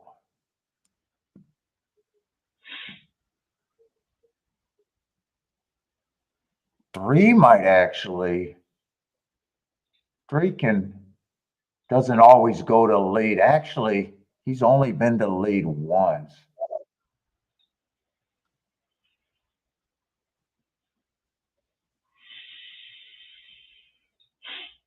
Six, I don't like. That Luna Vieja looks like the face. Churchill. I don't trust him with only getting the lead once, though. Most of the time, he's a Presser. deep closer, 5-6 lengths off most times at the first call. What? I think 5 can actually get a good trip. I think I got 5 at about 5-1 here.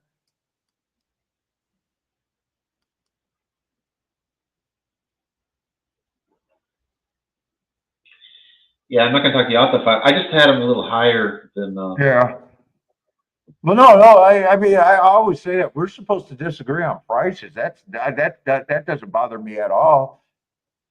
But now that I say that, the 5's coming up in odds, so maybe he ends up at 12, 15-1, and I'd take that. That's a bet. I'm gonna try to do something with the 5. I'm not crazy with the so I'm doing a win bet on the 5 first. I think 5's a stalker here.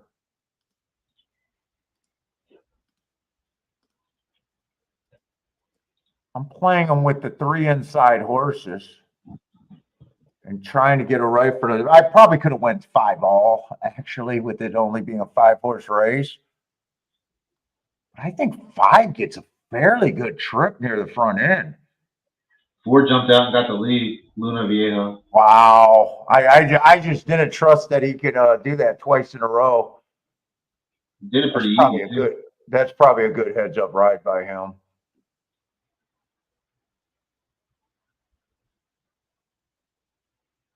Come on, just give me a nice. Come on, 5. I just need the 5 not to get shuffled too far back and just keep running. Keep your position over the 6 and the 3, and I think I got a shot. Yeah, he's letting the 6 get first run towards the inside. 6 feels like he got more horse, or at least more willing at this time.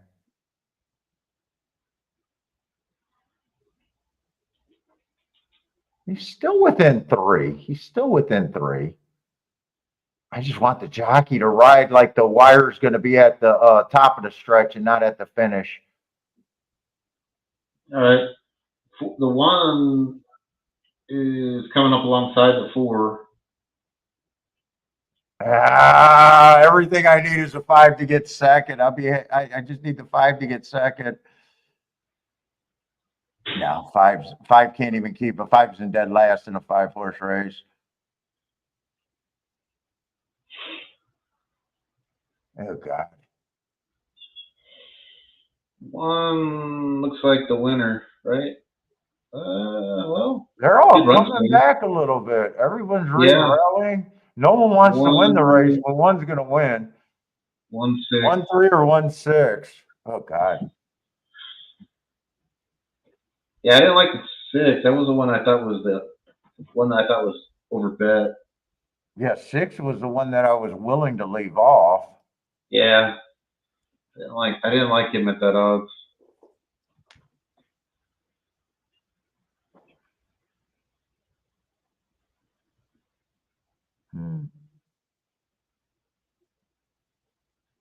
He did what he's been doing every race, the 5. Getting in stalking position and giving up, falling out of it at the top of the stretch. Mm-hmm. I thought he was worth a play at 9-1. Got 14-1, but still a loser. I thought the 6 could get beat there. Did 6 get second? 6 still managed to get second.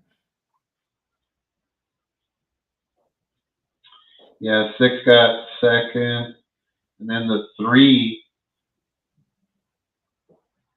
which ended up being the 6-5 favorite, got third.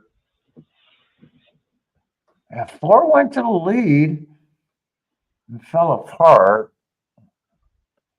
Doesn't look like the fastest pace we've seen today.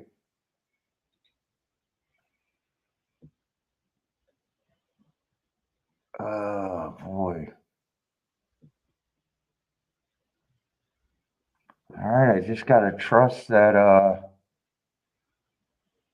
I'm doing the right thing today on a really chalky day. I just got to believe that I keep doing the right thing, trying to get to what I'm liking. It's all I can control.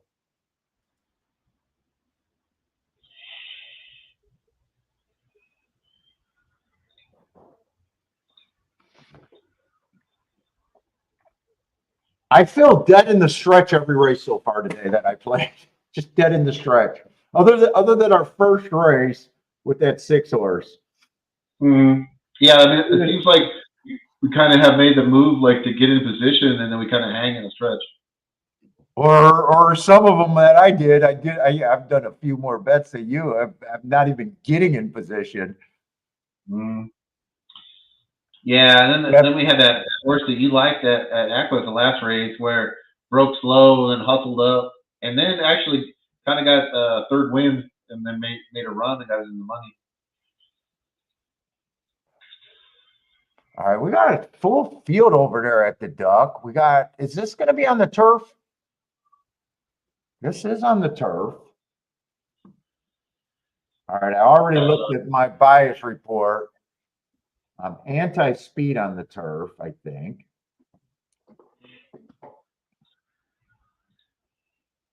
There's a single favorite. Pay raises every. All right, Gas. This is a race worth looking at right here. At the very least, this is a race worth looking This at. is it. All right, here we go. We got something with a little meat on the bone. Like, yeah, we don't have a 5 or 6 horse field with 3 favorites. We might have a 12 horse field with 3 lukewarm favorites, but that's a step up for today. Yes. I like a bomber here. I like the 5. 5's going to be a sweet horse. You're going to fly on the front end, huh? Mm-hmm. Oh, I don't mind his marks. Hope for the bombing run. One's going to have speed also. Let me look at my buyer's report again. I think I'm slanting where I'm looking for off the pace here. It's a 2 outcome race. Either the horse pulls the jockey out of the bridle, or he wins. the 5 just got a ton of speed. You know he's going to try to like put his feet on the dashboard, right, to slow him down. Yeah.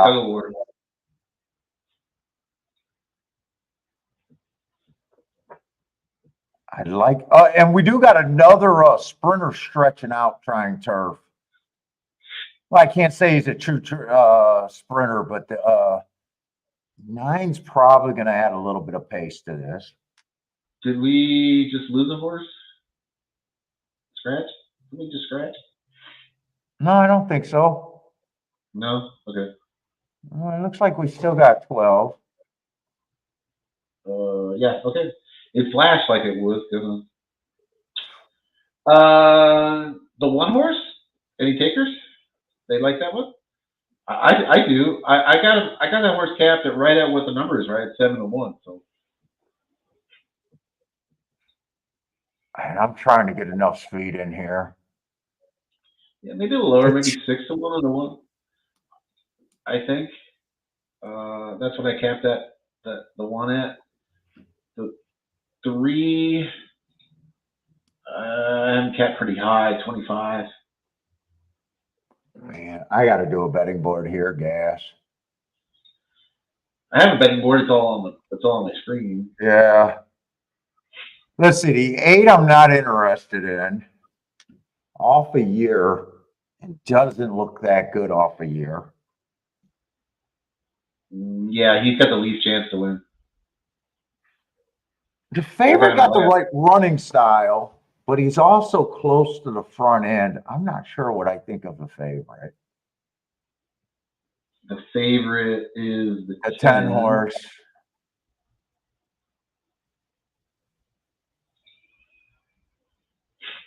I got him at 5. Yeah, so you don't like him. Not those odds, no. He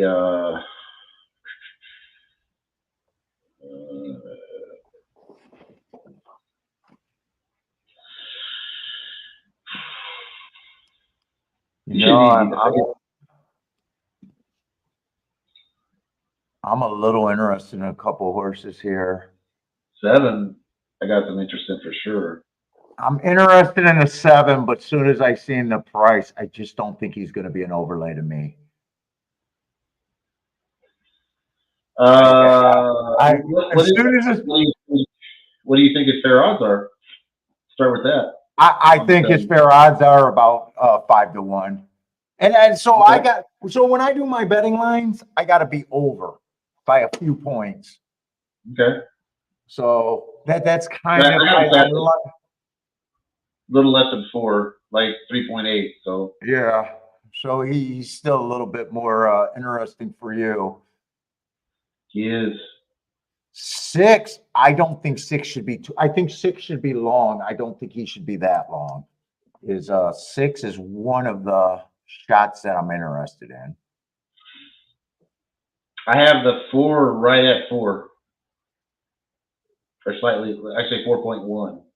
So 4 I can get to. I got a feeling this race is a bunch of 5 to 1s in my head.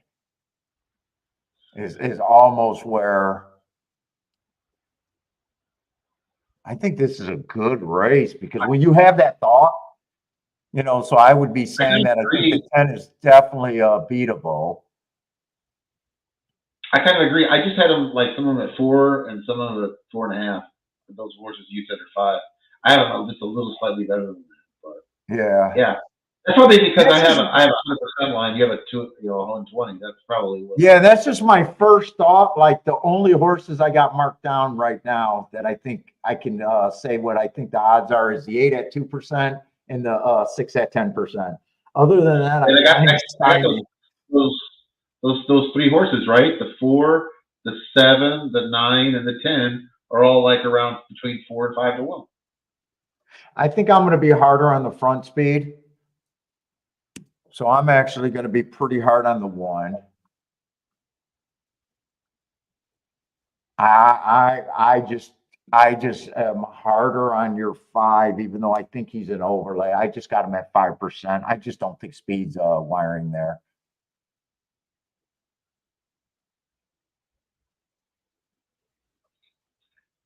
9, I think I want to be hard on the 9 also at 10%. So sometimes in my head, that's why when I start doing it on the spreadsheet. But listen, if you have the 5 at 5%, then that's what, 19 to 1, right? Yeah. Oh no, I think he's an overlay. I just think he's there's 5% that are my ticket. Like, he's a 5% that because I'm anti-speed is the problem with him, right? Like, he's a horse that I got no problem using because he's good for my ticket. But he's not like that 5% that I'm saying I really think he should be 10%, but I'm trying to save that I know I'm using.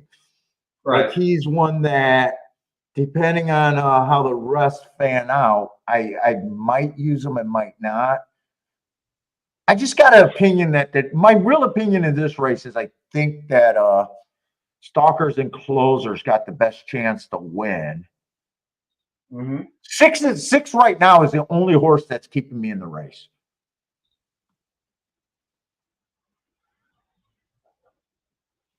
I think he's the only crazy price that I think. So my numbers are going to be 5, 9, 1. Those are going to be my top bets in that order. 5, 9, I think we're going they're getting in the gate. I wanted to be more creative here, but I guess I'm going to keep it cheap and just bet the 6 and the 11 to win. I really wanted to do some exactas. I cover the 5 because if the 5 does happen to win, it's going to piss you off the rest of the day. You don't have it. I want a 6, but a little bit of 6, 11 with the 7 and 10, and I think the 4. I had to do some exactas. I think any combination you're fine with, really, other than that 10. Well, yeah, the 10. Although they bet the 7 down a lot, didn't they? Look at the 7 dropped to 5-2. I just noticed that. Yeah, I like the 7. Yeah, he's no Probably secret a though. little.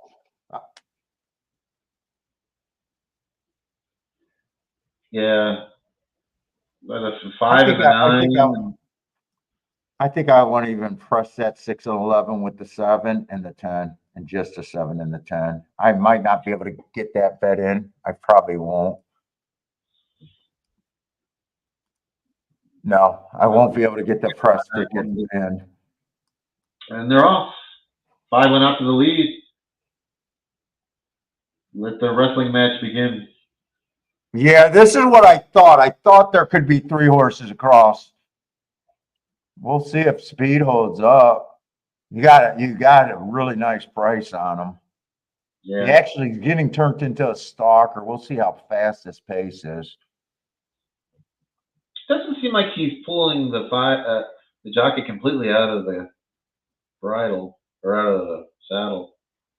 Oh, 24. I'm not sure if that's fast today. Oh, that's fast. That is fast there? That's fast, yeah. It's not cray, but it's fast. I can't tell where my 6, let's see where the 11's at. All my horses are right on the front. Jesus. The one's done. I gotta start rooting for this 11 big time. 11 got horse and he's still waiting for room. Come on, 11. He's finding more horses in front of him. Come on, 11, dive. Give me room. Give me room with this 11. Look, this guy got no fucking run. Come on, 11. The guy is getting steadied 90% of the stretch run. Yeah, I think I would have hit the 7-11 in the box, and that I wanted to press that. I think I would have hit that on a. That was probably my best ticket all day today. The 11's 30-some to 1.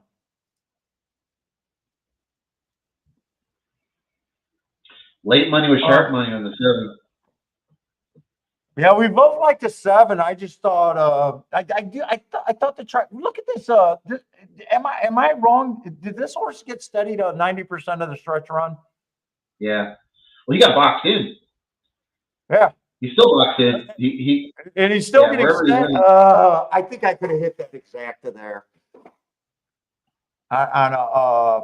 And he still gets third. Yeah. I got to go to the restroom real quick, Ash.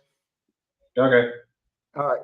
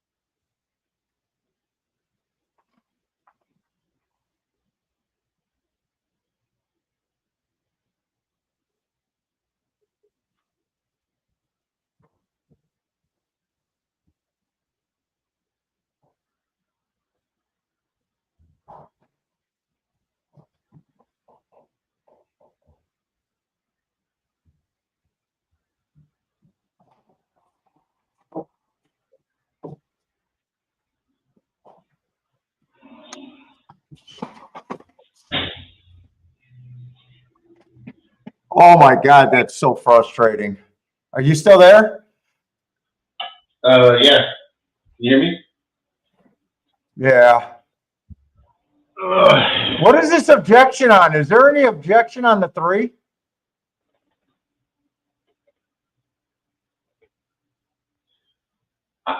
Yeah, maybe because it looked like he impeded the 9, but I don't know if it's enough. I don't think it is. Oh, come on. Can I get this taken down just for luck? Shits and giggles and a backdoor exacta that would be a pretty big boom. Come on, 184 to 1 gas. I need all the help I can get to get this home. Yeah. That is on 3. He rocked the 9 and the 9 put, come on, they're taking this down. Did the 7 cause the 3? No, Because the 7 came across. no, the 3. I think the 3 comes and whacks the hell out of the 9 and the 9 impedes the 11. He definitely does. See right here? 7, but the 7, does he cause the 3 to come over? That's my question. Maybe. I can't tell Maybe he how far he's in front did. of him. I can't tell. Yeah, if the 7 calls a chain reaction, they take the 7 down. I'm gonna grab some water.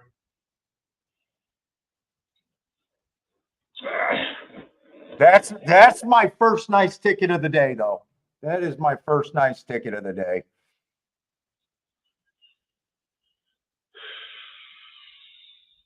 Oh, 11 might have been able to. Oh my God. He just had no room. Good luck. Hey, I think it's a long shot, but this is a nice ticket if they take it down. Jared doesn't want the objection. I want this objection. I want this objection pretty bad, but it might even still be 3-7. Or I'm sorry, it might turn it into 3-11. Which I don't have a 3-11.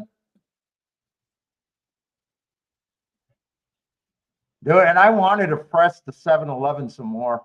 And well, the 6-2. We'll forget about the 6. 6 didn't run.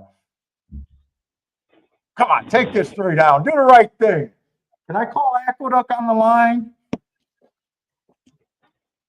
This is a shake-up, and I need to look good on the show.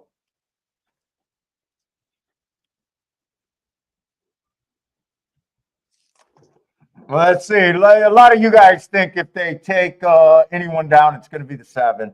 Who's the objection on? Who do they got lit up? I'm hoping they're trying to take the 3 down and not the 7.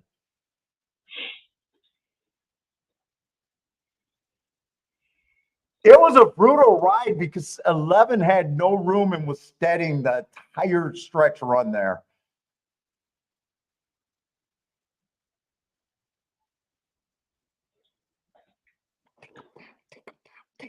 Take them down. Come on, I want Gas to come on the show and tell me to sit down. I want Gas to say, sit down. We don't want to hear you running around the house yelling, fucking got this and all this shit. You know, it took me, I couldn't figure out what the fuck was going on for about 6-7 months. I'm like, where the fuck did Paul go? Well, they're fucking yelling and fucking hoping.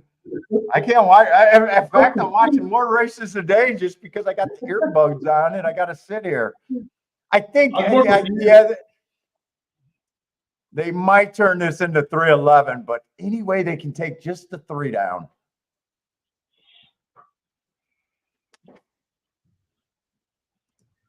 Are they flashing the 7? I don't even know because they're not showing that. Not showing the lights? 7 looks like he's running perfectly straight to. No, he's not. No. I just can't tell if he's clear. I think my memory, it seemed like the 7 was kind of clear. If he's clear, I got a chance to get this. If he's clear, I got a chance to get this. I need 2 stewards to think that the 7's clear and the 3 caused all the damage. We got 7 Oh my flags. God, if 9 is objecting on the 3 and the 7, is there any chance that I can just get a win ticket? Right now, 9, 3, and 7, or does 3 stay up just because they say that the 7 caused it? 3 probably stays up, right? I feel like maybe somebody behind the 9 is objecting to the 9. I don't know why the 11. I don't know why the 11's not objecting. I think the 11 should throw his hat in the mix. 11 had horse without a doubt. Maybe he's just happy with third. Only I think he got a shot at 37-1. The jockey and the owner doesn't even believe it.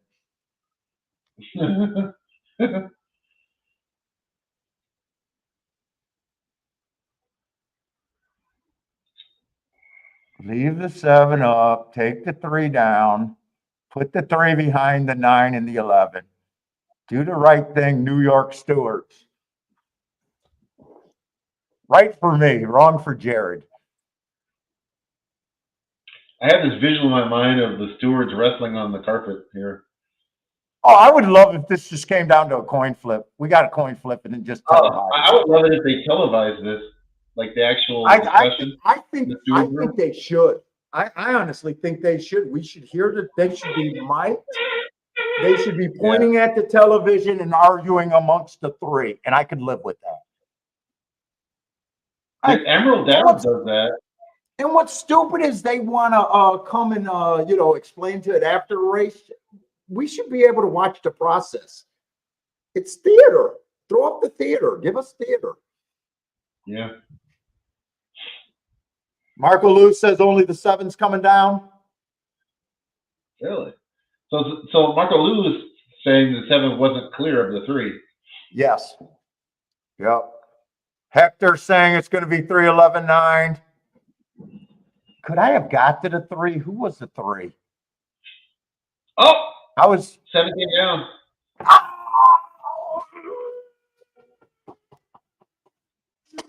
needed 3 to come down. Still a great ticket. Still a great ticket.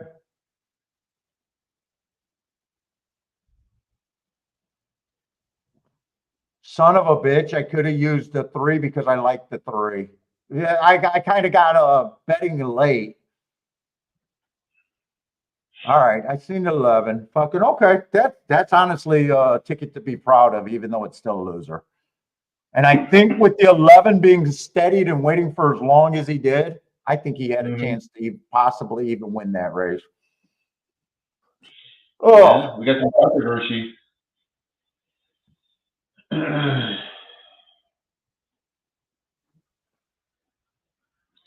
Good old controversy. You said Irad was the tax horse. Who was Irad on? Oh, Irad ended up being the winner. Oh no, that was at this race. That was the other race where you said Irad was a tax. I remember you saying that not too long ago. That's the way he came in second from. He came from way back. Remember? Yeah. And he's always a little shorter than he ought to be. This horse actually fit the 3. God, I had a good opinion just thinking the track was backing up, and I got to the right keys. Oh, man. Okay.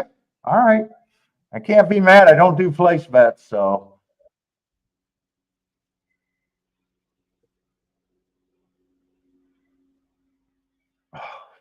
All right. I'm surprised they took the 7 down, in my opinion. Not that he didn't do something. It's just that they usually don't penalize people for that. It was probably because he hit the 9 so violently and could have caused an accident. Might have been because there's no rhyme or reason.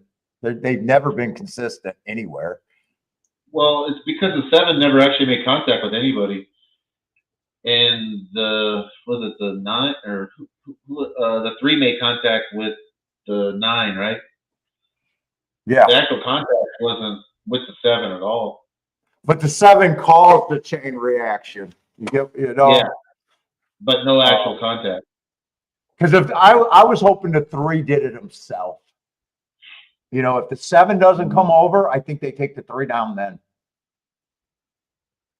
That's what I was hoping for. I was hoping that the 7 was cleared and they just take down the 3, but no, they interpreted that the 7 caused everything. So I get that. No, I get it. I get it. Yeah. That's the way I would do it actually, but usually the stewards don't take horses down that don't make contact. Oh, Unless I'm wrong, unless somebody thinks that the 7 actually made contact with somebody. there's no consistency. I need an objection. You never, you know.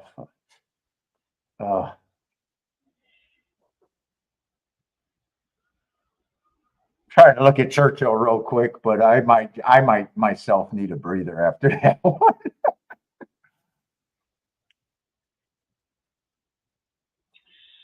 I looked at this race. I didn't see anything other than the obvious. I think 4 got a little bit of upside here. I'm not sure what I think of the 1 because I don't think 1's the quickest horse early and been off a layoff.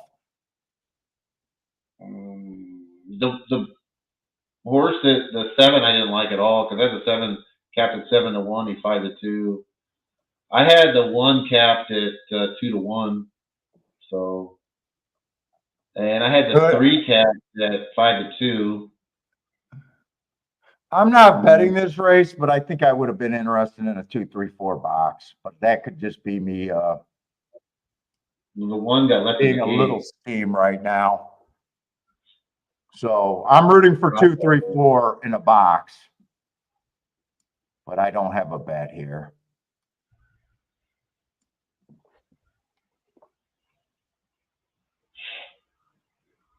I thought the 1 could get beat with the long layoff. If it's 3, 4, that's probably not good enough. I was really hoping that the 2 would run better. Now 2's already done. So even if it ends up being 3, 4. And 4 looks like he's already all in. So.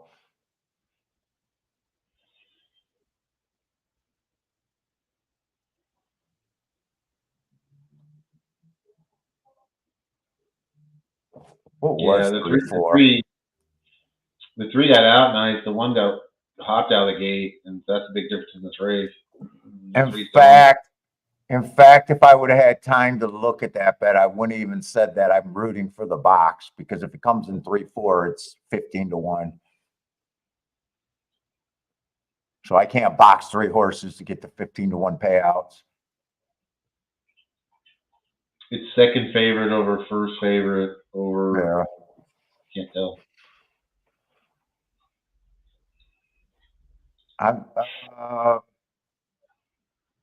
Well, the try might be good if it's the 5 or the 6, but if it's the 4 or the 3, the try is going to be garbage. It's definitely not the 2 because we've seen the 2 fall out of it. Yeah. So it is the 7, so it's basically first, second, and third favorite. Yeah. Yeah, that's going to be low.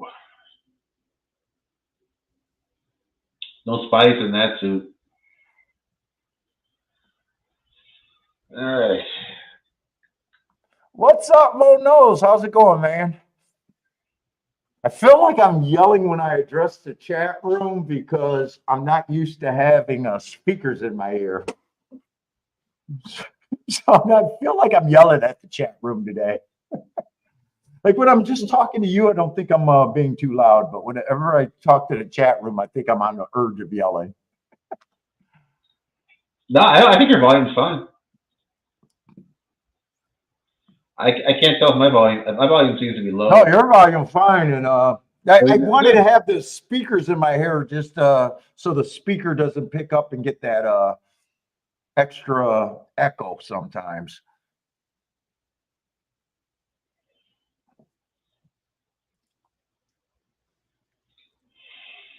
Let's see. Hector said 7 hit the 3. That was obvious. Yeah. Talking about that objection. I think he caused the problems, but I didn't think actually it made a contact. But.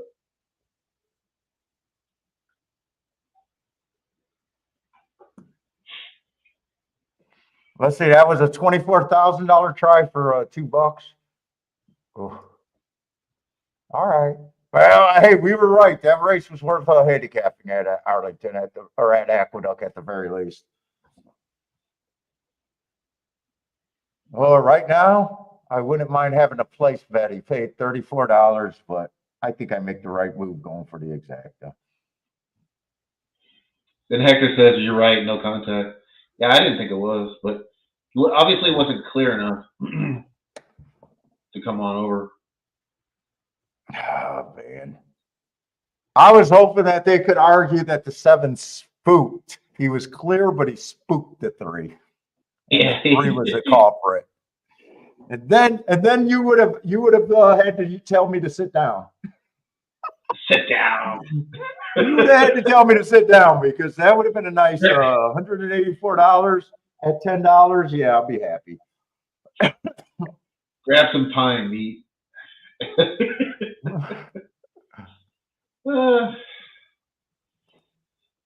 is it cold there in Michigan or what? No, it's like 50, 60 degrees lately. It'll be cold pretty soon, but not too bad. We're still, well, I'll do my winter walks all winter. Me and Bentley does 5 miles a day, 2.5 mile days. So we tough it up all winter, but yeah, I'm not looking forward to it. Yeah, the cold doesn't bother me. What bothers me is just getting dark so early. Yeah. I don't know about you, man, but after a losing day at the racetrack, it's like when it gets dark at 5 o'clock and look like midnight, all I want to do is bury my head in the pillow. I don't want to come up for air. I just want to, it's just like, you know, you just got that overall depressing feel. So many gray days.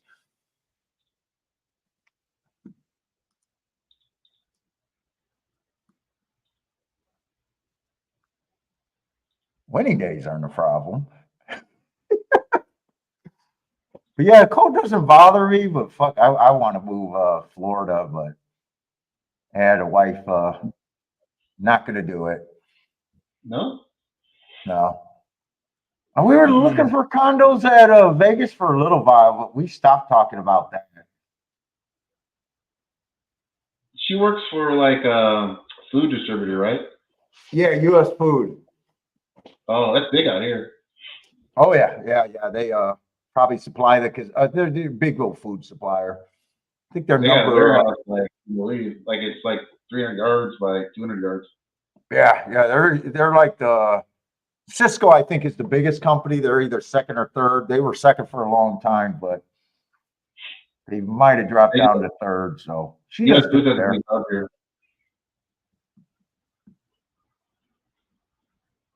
Yeah, then you want to know the thing that turned me off the most about Vegas? That's the big switch. So you know how in Vegas, you know, obviously food's overpriced everywhere, and the myth of cheap food went away, right? Yeah. But what really turned me off, so in all these casinos, they used to have the sandwich, the pizza, and a burger place that was relatively cheap. Not terribly. But the last time we went, they got rid of all of just the regular pizza places and the regular burger places and gave them a celebrity chef. So what used to be a $15 meal became $30 burgers. Now they're all Bobby Flays and all that bullshit. They're just, I don't understand. The takeout just in Vegas became too much to be a gambler. Because, you know, every time I go to Vegas, I mean, you're local, you're fine. But, you know, for me to travel there, you know, I'll have a $2,000 week, which is a good week. And then you just realize that you're paying for the food, the drink, and the pool. It doesn't even cover, it used to cover the entire trip. You know, $2,000-3,000 winning used to cover the entire trip. Now it barely covers anything. My wife is spoiled, you know. She got to get cabanas and everything at the pool. It was just, you know, so I can sit at Michigan and, you know, that money is now, you know, that $2,000 or $3,000 that I would have hit on that weekend. You know, it's bankrolling, it's living. But, you know, they killed it with the takeout. You know, not the track takeouts, the fucking, you know, the food and the drink takeout. it depends on what you want to do when you're here, right? So some people want to go to shows. Some people like to go like gambling, like they might shoot dice or something like that, like cheap tables and things like that. So you got to kind of Yeah. figure out where you want to be. Do you I mean, do any of obviously, do you do any other gambling? huh? Do you do any other gambling or just horse racing? Just horse racing. I mean, I do some sports, but not a lot of sports. But yeah, Okay, so a little bit, but you table game, slot machine, poker, no interest? no, not really. Okay. I mean, maybe 10 minutes a year. I might Oh, play. okay, yeah, zero. Oh, that's zero interest. You could go there every day, so that's zero interest, 10 minutes a year. So when I go to a casino, right, for the entire trip, the most that I'm willing to do is $100 at the crap table for the entire week. That's about what I do. I like dice, but I don't play a lot. That's basically zero. And I don't even know if they have 3 and 5, so, half the casinos on the strip, they start at 25. I'm priced out with $100. So it's no interest. So I'd rather watch Kiki play, her slot machines, even though, I can't stand it, but it's just fun to watch her gamble a couple times a year. So, so I lose that. I don't mind going. We usually go to 2 shows while we're out there. That's fine. But usually that's not even included in I can't even cover that. Literally, but I am paying for cabanas, $500 just to sit at a pool. That's pretty big takeout. I don't know. South Point, I don't even know if they have a pool. I'm not, or a good pool. I don't know. I've never stayed there. They probably do. They probably have a pool. I couldn't tell you if it's good or bad. But I guess when you're talking about coming over here, it must be a summer trip because the pools are mostly closed in the winter. Yeah. They definitely. There's some pools that let you still go out in the winter. I think Orleans, you could go out all winter if it's hot enough, but they put away the towel boy. Like the towels aren't available like they are in the summer. But I think I've seen people in there, and I don't think they'll kick you out. But it's cold there; it's not heated, or at least Orleans isn't heated. It's heated by the sun. I went to the Circa pool, where they have the TVs and whatnot. That looks crazy, but I imagine that's every bit of $500 a spot too. Wasn't that bad. Because we had drink tickets and stuff before, which was by the bar. We just brought up a couple bottles of beer, and I didn't stay there that long. I stayed there probably an hour or 2. Okay. Do you even price out how much it is to get a lounge chair? Because that's usually what I see. I see the cabana. I know the cabanas are expensive, but I'm thinking the lawn chairs are probably even a couple $100 a day.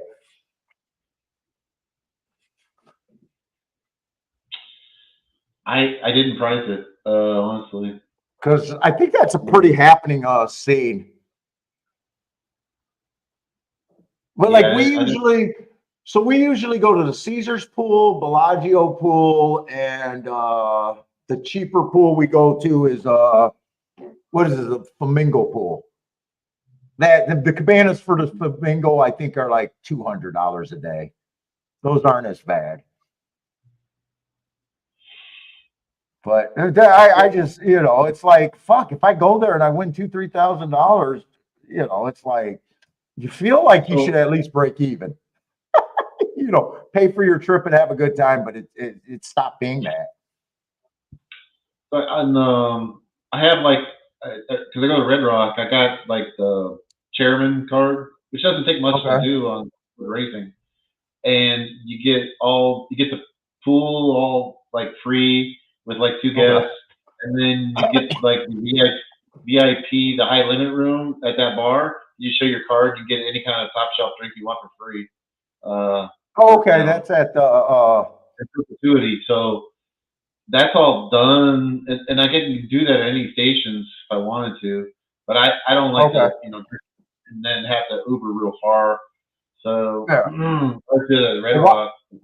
Why would you if Red Rock is the quickest for you? Yeah, but I get all that, and like I said, if you're playing on like racing, like well, I wouldn't say one day, but maybe a weekend, you get enough points there where you're getting enough to get that, and all that kind of stuff. And Well, then I tell you get, what, like, usually I bet on my same old app. The only people I gave action to over there mhm. was cash, but my cash was just to get enough jump. So most of my action is going through my thing. But the only app I fed while I was there was Boyd's app, because Boyd's used to be super good to horse players. They do, but I've heard Westgate is the best now for like that kind of stuff. Like I heard you're getting like 6 times as much. Really? Yeah, and they have a decent pool, and like I said, Southgate was probably the best for like an out of town person to if you're going to play horses and get everything taken care of. But Yeah. now I'm thinking But about that, it. I think Westgate now. I know that they were having a special for a while where they were multiplying points on Saturdays or something like that, and you could totally get everything done for get like a week stay for one day's really racing. I mean, like yeah, maybe 2,500 or $3,000 total bets on a yeah. Saturday. See, most of that is just like most of my. I have it. I see. I don't toy the system either, Yeah, which and I probably should. you know, a bunch of $20 bets, and you're all of a sudden you're there, you know. But Yeah. it's Well, really no, fun it's to do. not. It's not hard to get your handle up. People are always like underestimating how much they handle. Yeah, because when I went to the Del Mar tournament, there was a lot of guys from Vegas there, and I heard them talking about all that kind of stuff. They're all into the getting points, and they were like, doing cruises and all that kind of stuff. Oh, really? Yeah, Yeah, maybe I'm wrong just playing through my ADW, because the phone is just so you know. Well, not that I got to do it through the tablet. I just turn off the tracking and bet the same as I bet at home. yeah. So what do we got here at That's a whole, that's like a whole discussion. You could have like a whole weekly discussion about rebates and all bonuses and all those types of things and point yeah. systems. That's a whole thing. I'm not probably the person to talk about that because I kind of just stay with my own little thing. I have a rebate shop that I use. It's available to anybody. Any Even kind of like, Michigan? yeah, I think so. Because I know some states you can't do rebates without Michigan, workarounds. I got an email from them. They were adding on Churchill stuff. Like you can play there, but you don't, there's some states where you can't get rebates, even though you can play through them. That is true. You know what I'm saying? So Yeah, that's like the I other said, thing. So gamblers are always, that's what I don't want to get on I just can't talk about some things just because, it's being broadcast. Yeah, I hear you. You know, it's almost like some of these rebate guys, even they get 10%, and you're like wondering, hey, is it better to get 10% rebate, or is it better not to be noticed by the IRS? Yeah, there's a lot of intricacies to all that. Or being a gambler, some people are living, not me, but some people are living in a different kind of thing where I'd rather be profitable and not have rebates and not report. Not me, but you know what I'm saying. I got you. You get in murky territory with gamblers. All right, so Aqueduct. Exactly. Yeah. Right. This is actually not a terrible betting race. This Aqueduct race, Aqueduct 8. I'm not sure what I'm staring at the 7, and I'm not sure what I think of him. Oh, yeah, I didn't like him at all. I had that horse capped at 8-1, and he's the favorite. So that like killed the whole thing for me. Yeah, that was like the one I didn't like. I like the 6, and I like the 8, and I like the 4. and a little bit to 2. So I don't know. 7, I got to decide if I like him or don't like him. He won first race out, but that's not necessarily his running style. Second race out, I don't trust that speed figure because I thought it was a speed favoring track and he ran and hit. Last race, he tried a route, but I thought the rail was bad. I'm not sure what I think of him. And he's a big thing to understanding if you're going to bet this race, kind of. He got me a little stymied here. I 8, thought I don't think I, is. 7, so I thought I opened it up for a lot of other stuff.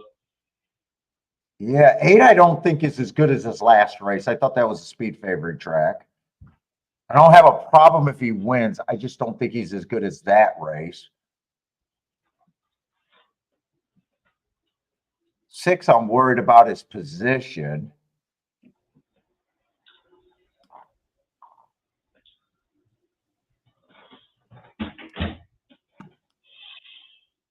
Four is interesting to me as a long shot. Yeah, very interesting. I couldn't agree more. And I'm still, and 2's another long shot that I think is interesting. But I'm kind of stuck on the 7 here. And if I even want to mess with this race. 3 also has speed, so there could be a lot of speed here too. 4, I'm probably priced in that if I could get to him, he's more right than wrong. 5, I don't like.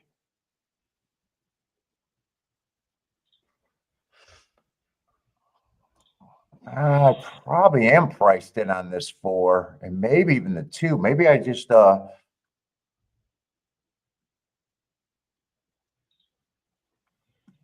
lot of ways to go here. But the only thing I would say, I just didn't like the 7. But he's the chop. I'm not saying he doesn't have a chance. I'm just saying he's an underlay. yeah, I think I'm forced to bet this race. I Dutched the 2 and the 4.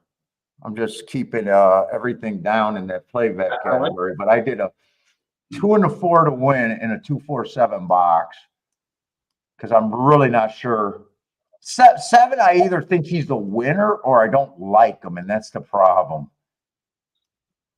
Like I can see him definitely being the best here, and at the same time, I don't know if I trust him completely.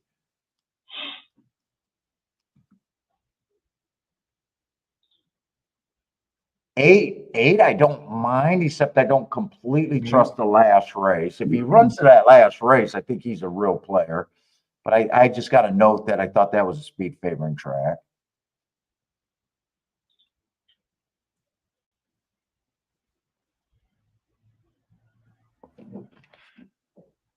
Four didn't break as close as I wanted, and I thought 2 or 4 could get the I thought 2 or 4 could get the lead. 2 tried. 3 ends up with the lead. I didn't like the tracks he was coming from, even though he ran a nice race last race at the Duck. I didn't completely trust him.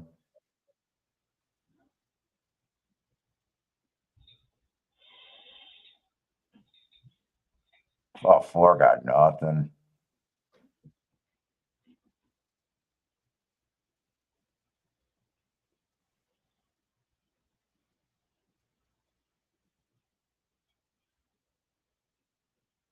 Who is that coming late?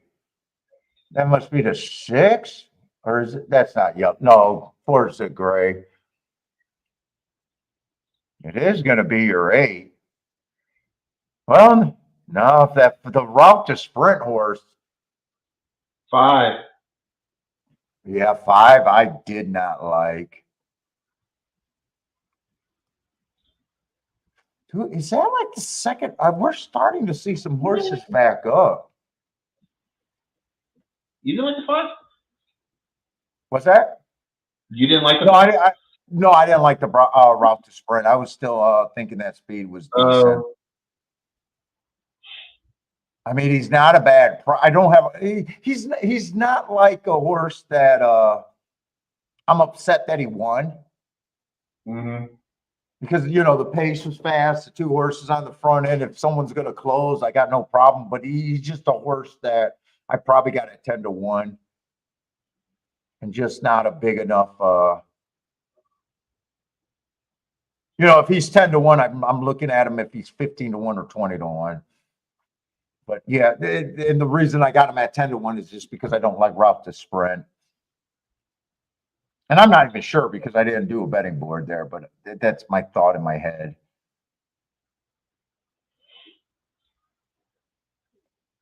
Like I said, I didn't completely trust the 8, didn't know what to do. And I thought 7 either wins or he doesn't do anything.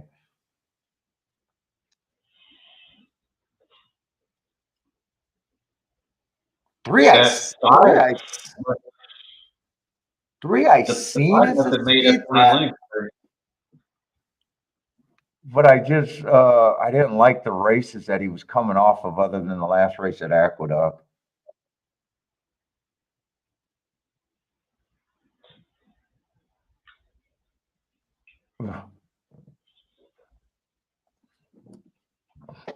Although Aqueduct is starting to heat up with payout at the very least. Yeah, either by disqualification or whatever, right? Yeah. I don't care how the payouts get there.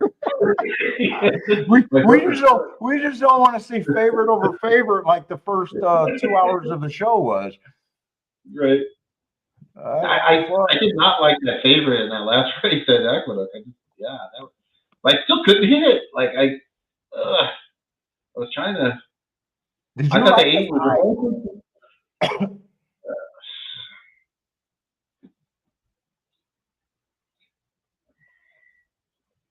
And I sort of got Churchill. I'm either I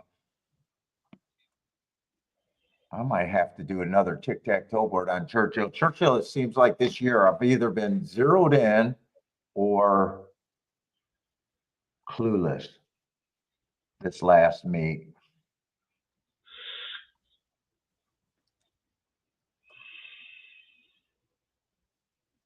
Here's another favorite, the 10 horse that I have no problem with him being favorite. It's just the price is. There's a horse I really love. At Churchill? Yeah, the 5, Dear Lady.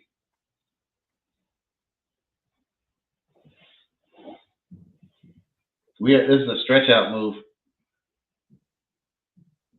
Yeah, it makes him. I was looking at him and was like, well, he's a closer, but he's stretching out where he might be closer.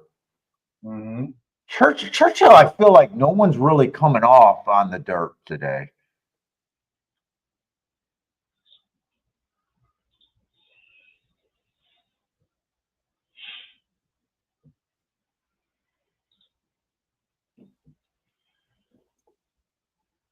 I don't mind the 9 either.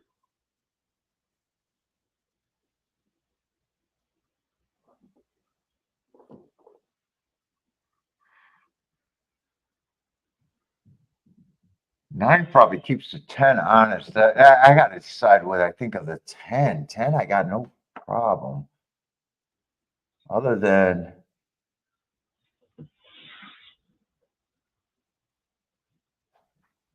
I can beat the 10. 6 is interesting, but I'm just now seeing at 7-2, not so much. You're 5. I could go either way on him. With him stretching out.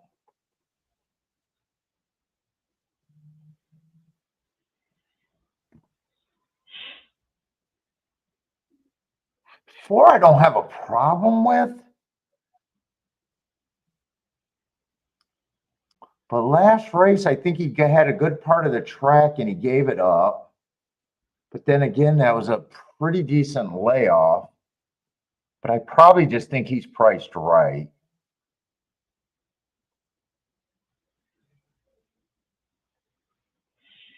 Three, I don't think three. See, three is just, I just don't see anyone coming from as far back as he has to. It's probably going to be. I don't think I could pull the trigger on the three, but I think the three is a little interesting. I just don't think anyone's coming that far back. I like that he ran on a bad rail last race. If I bet this race, three has to be first or second.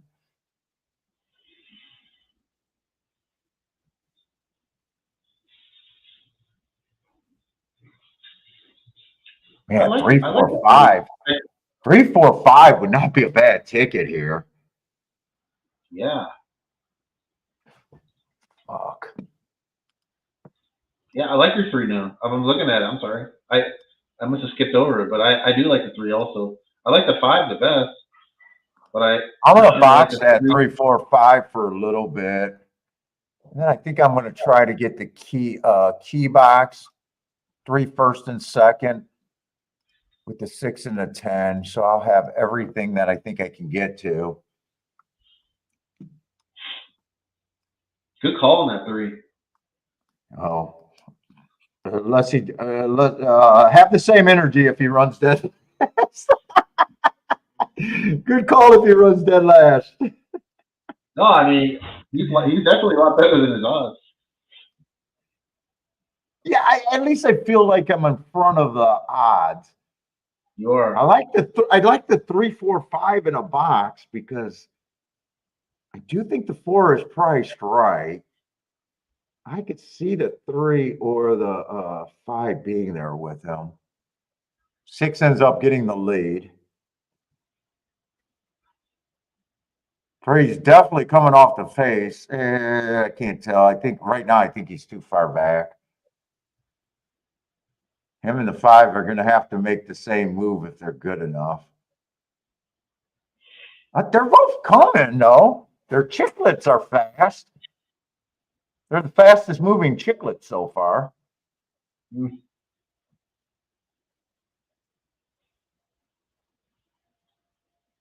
Come on, 3. Can't tell if he's coming or not.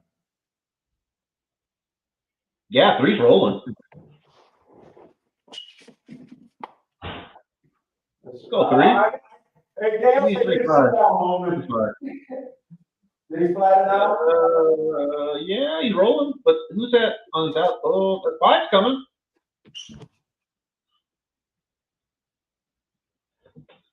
Ooh, Come on, 3. Come on, 5.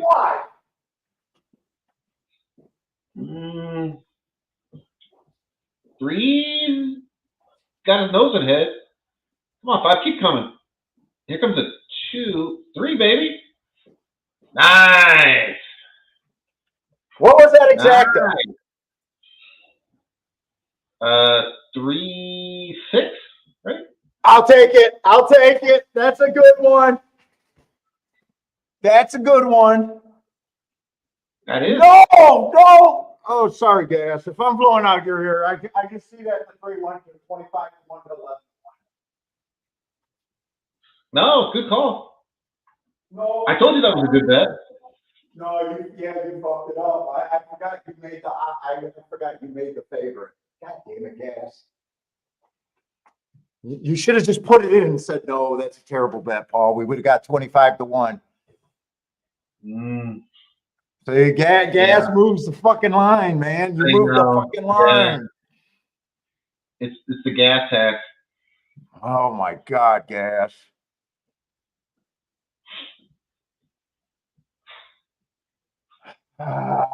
Fuck, maybe we are the CAWs. I don't know. I mean, it's gonna be a nice hit, but dude, that's deflating. What's deflating? I don't. There was exacta low. That's 6-3, or that the 3 went down to 11 to 1. Yeah. Maybe it's not. Oh no. Hey, they might not have touched it in the exacta as long. No, the exacta's 50 to 1. 50 to 1. All right, well, I'll take it. Actually, that's going to be enough for me to be probably up a bit. Oh my God! I thought you were rooting when you celebrated or Said good. I thought it was going to be the 3-5 exacta or 5-3 exacta. Oh man, I would have lost my shit. That was. Yeah, because that's what I had, a 5-3 and a 3-5. Let's see. Nice. Florida will take the. Florida's feeling defeated. He said that was in his stable alert. Nice call. Nice. Nice, Florida. He Yeah, I sounds the don't know same what way. I went through. I don't know how I did that, and then you called it, and I took a look. I'm like, holy shit, you're right. I was like, yeah. Then I just put a bunch of win money on the 3. Oh, you did a win bet on the 3? Yeah, that's all. I had the exact, but I had it with the 5. I didn't have the winner. I didn't have the second place horse. And did it 5? Okay.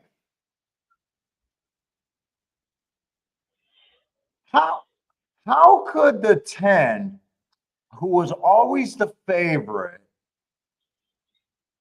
not go up?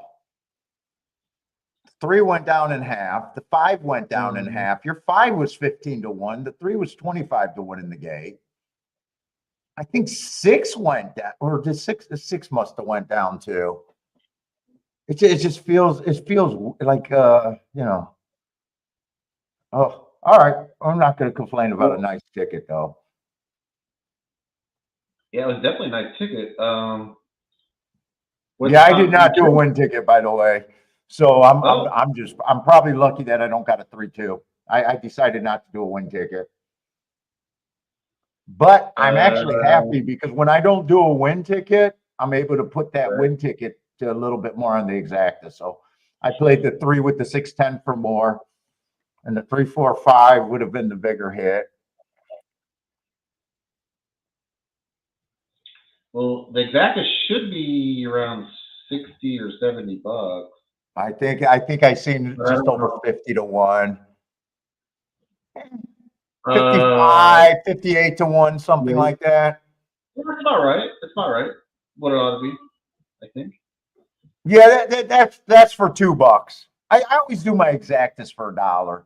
But if 3 stayed at 25-1, I was thinking that was $100+ exacta all day long. For $1. So yeah, I mean, I would say the exact about where you would normally find it for those odds. Yeah, but I'll tell you another thing. But and this is what you got to take into consideration, right? Because people are going to say that exacta severely underpaid, right? But I was playing the 3. Like, there's no time at the 3 that I thought the 3 should have been 25-1. You know what I'm saying? So you're not the only one thinking it. 100%. So I probably thought the 3 at least 5-1 or 10-1. I didn't do a betting board, so I'm not sure exactly where I thought the math ended up. But it's disappointing. But at the same time, I'm betting the race because I thought 3-1 was or 25-1 was insane on them. Yes, but I knew that wasn't going to hold. Probably. I mean, I was being realistic. I knew that's probably because you came in there with $5,000 or something. I wish. You might have crushed. You might have been the crusher. I don't know. You'd have to tell me to sit down. Oh, man.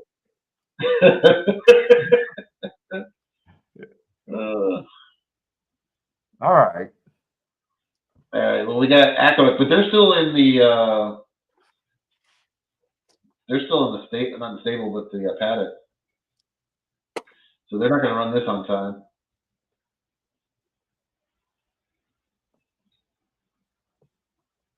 So we got time for that. Oh, man.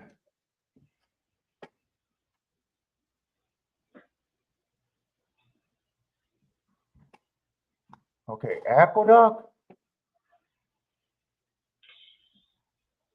And you know what? Is this going to be a? No, wait a minute.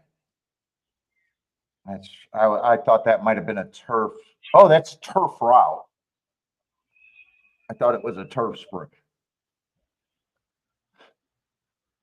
So the anti-speed kind of worked last race, at least getting me to an error. I probably want to make a betting line here. We got another race that's probably worth looking at. We got a full field of 11. We got a 2-to-1 favorite and a 5-to-2 co-favorite, and then there's pay raises quite a bit.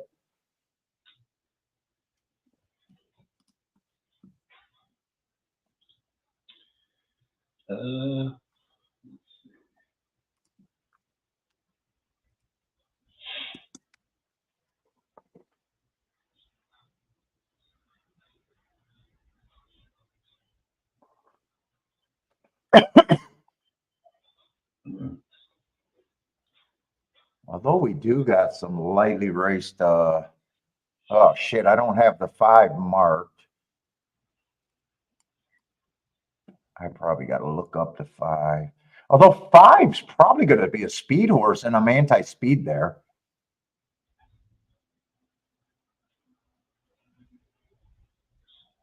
Let's see. Why did I mark this 6 triple X? Oh, he lost to jockey and stumbled, so I just put a triple X out there because I didn't want to. Okay, that's why I don't think I've ever seen a horse lose a jockey and win a race. I think that's an excuse. I don't know if it's an excuse that I could play back.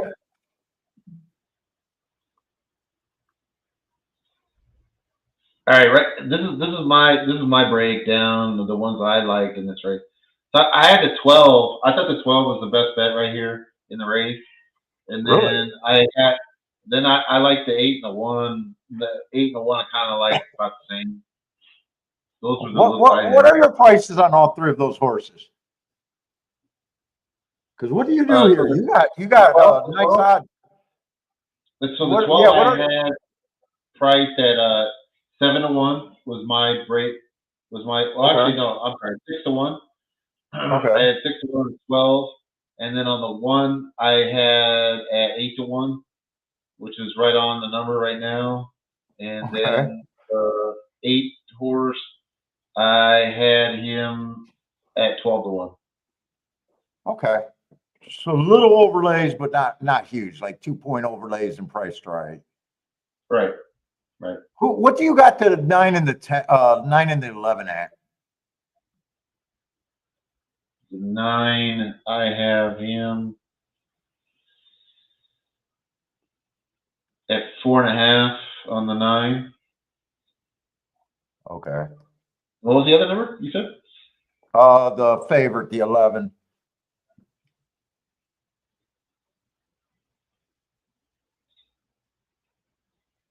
I had at 4.5. Oh, okay. Who is the favorite in this race on your betting line then? Is this someone else that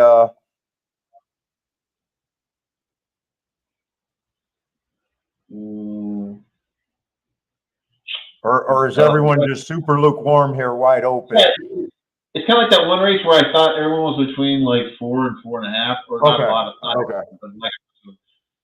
So 11 and the 9 are in there, but I thought the other horse that like the 1, 8, and 12 to me had way more value because they were close. They were like 6-to-1 versus like 4.5, and you're getting like 3 points higher. So I thought they were much better bets.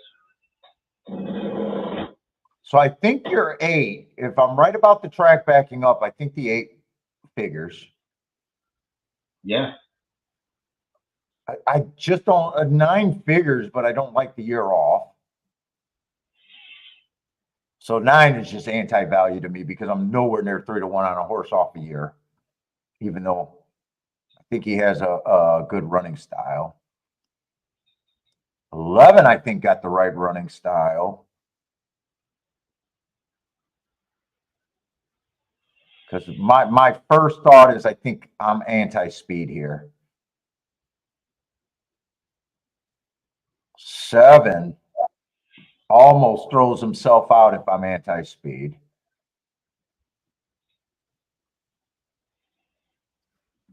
So does the 5. I don't see anybody in here that's like super quick.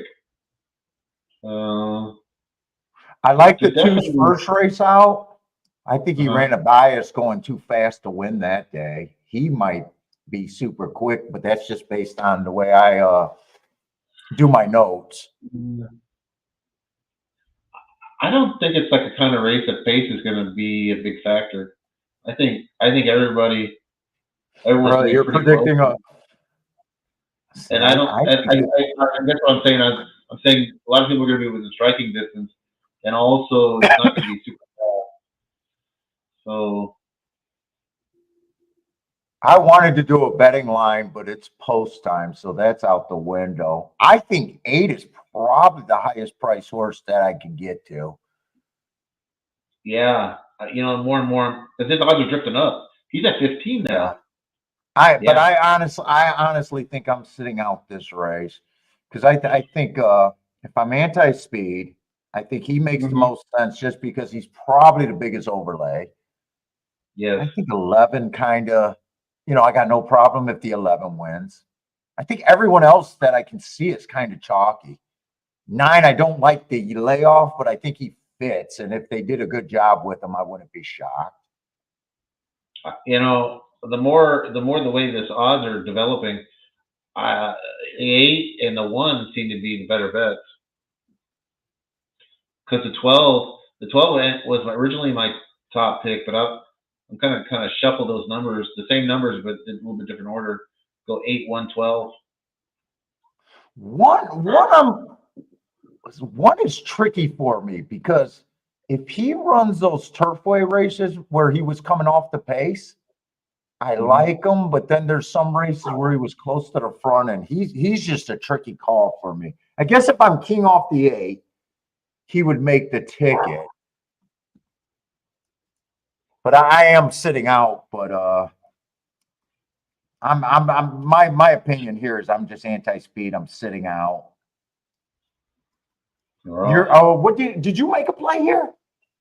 I've been asking about your plays. I usually get your plays written down, but I know yeah, just like haven't been writing them down. Dutch. I played that 8, the 8, 1, 12 in a Dutch. Okay, 8, 1, 12 here. Win Dutch, yeah. Now, do you bet the same amounts, or do you actually use like a Dutching calculator and play them to where they're all the same if they win or roughly the same? Or do you just play an amount and you'll have some of them will be worth more than others? I just played them with more on my edges. Okay. 1 is going to lead, and that was one of my concerns with the 1. Yeah, I would have liked him better if he was but the pace is, you were right. That pace is on the slower side. I think that pace is a lot slower than the first race. I'm surprised we're even strung out as far as they are, as slow as they're going. Hey, you almost got to question the right on these closers not recognizing that this is probably feels like a slower pace, you would think. 9's trying to make a move on the outside, but he's not really closing in because there's not much there, at least not yet. Look at 5's right there, and the 1. Keep your 1 going. Come on, 12. Get out of there, 9, you fucker. I was worried about if this came and I wrote down the 11, the 9 having perfect position, and the 8. Yeah. And I was really worried about, even though I know that the 9's over bet for the year layoff, I just thought he had the perfect running style if they did a nice enough job. That's kind of what kept me out of the race. Yeah. And maybe I hit last race and I usually take a breather, but that was a slow pace and they still managed to grind that down. Yeah. This looked like 5-1 had a fair shot there, and then all of a sudden it looked like it was going to be for real until it wasn't. Oh, I really thought this was I thought this was the two chalk exactas. I didn't realize, I thought the 11, for some reason, I thought that was the 911 exacta. So they did split the chalk with your 12. Oh, that was your 12. Mm-hmm. Yeah, look at my horses are all right there. Like, I think I got second, third, and fourth.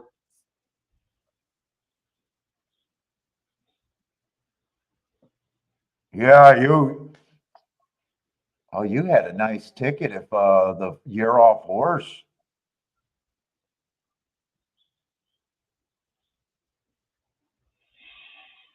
Yeah, I thought that was 11 that ran second. I didn't think that was a 12.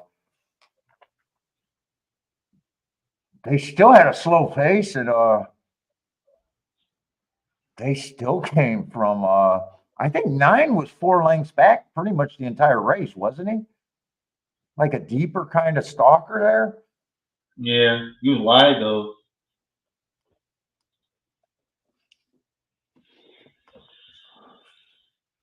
Okay.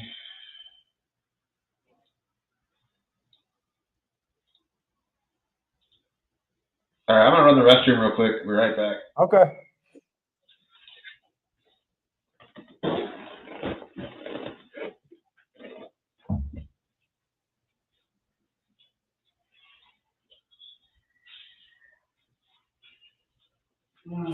Florida crapshooter, the slow pace killed.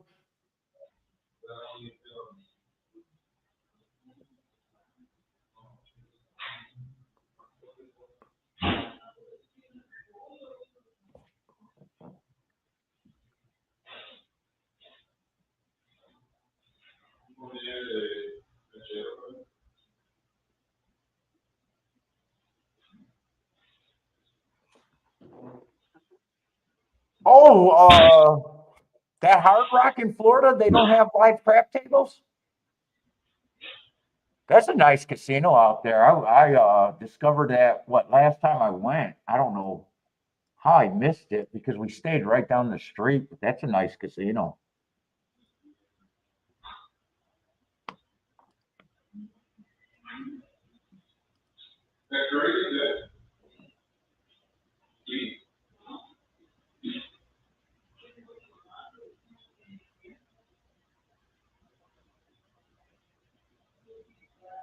Let's see, was there a wait a minute, we're off the turf here, right? We are off the turf all day. Okay.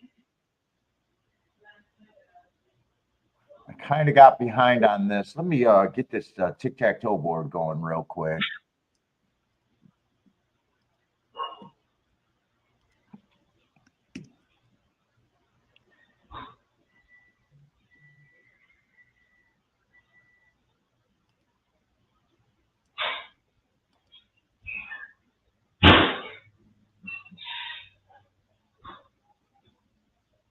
My thought at Churchill is you can go wire to wire and you can stalk. Not sure if I've seen anything close there.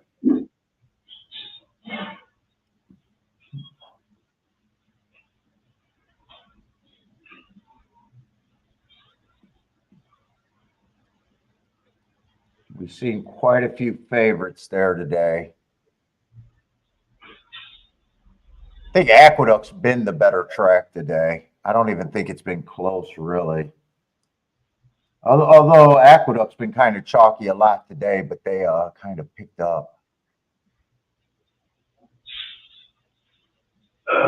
Well, that last race we hit, I think that was at Churchill. Wasn't that at Churchill?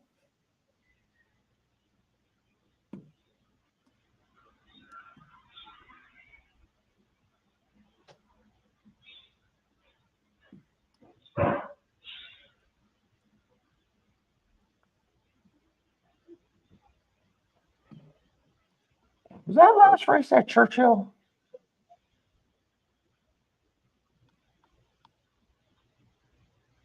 Oh, yeah, that was at Churchill. 3-horse stalk there.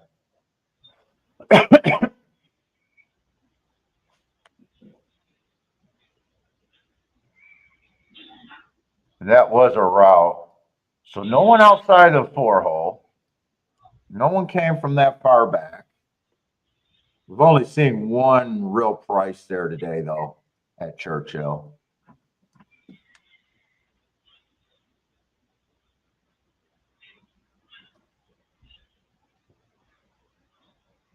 Let's see, this is the 8th race. Oh, wow. Today it's going by fast.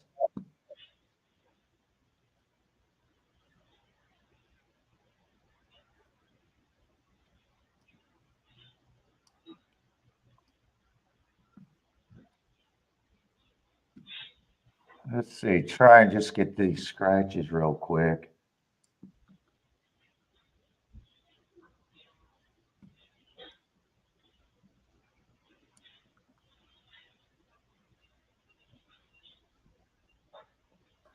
So what we got? 4 scratches? So what is this? Still 7-horse race?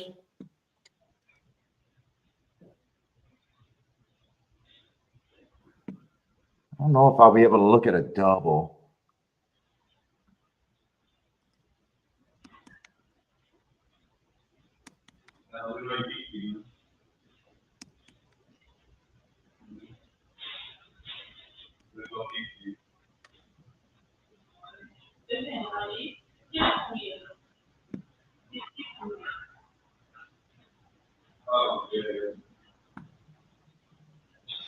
Let's see, the 4, I probably don't have a problem with him being the favorite. Let's see, this is going to be a dirt sprint, though.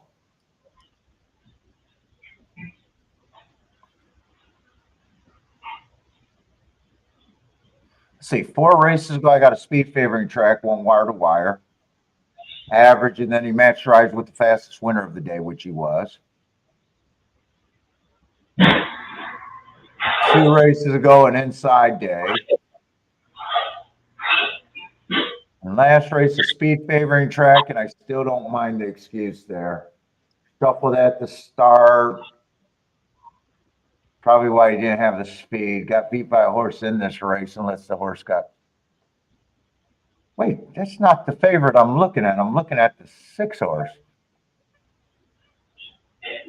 Co-favorite. So 6, I have no problem with the 6, and I have no problem with the 4. So I got to beat 2 horses that I can't throw away. I got a feeling I'm just not interested in this race. 2 would have ran against a bias last race, but if the 2 favorites, one of the 2 favorites win, I think even the 2 getting second, probably not that great of a ticket. Actually, they're better tickets. No, though. I got to divide them. Yeah, 4-2 is not interesting. 6-2 is just 22 to 1.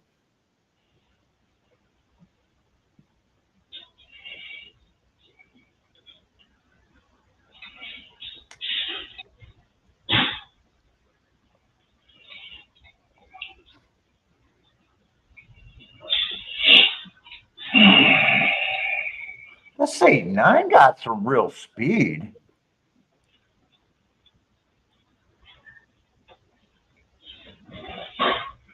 But he'll definitely have to take a step forward.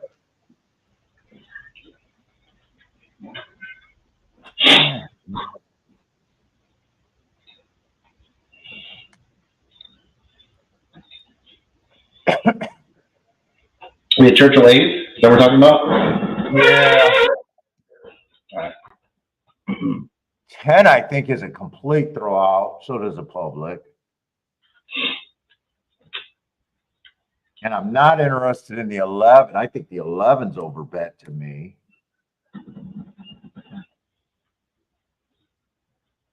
You like this race, Gas, or? Catching up on it. Let's see.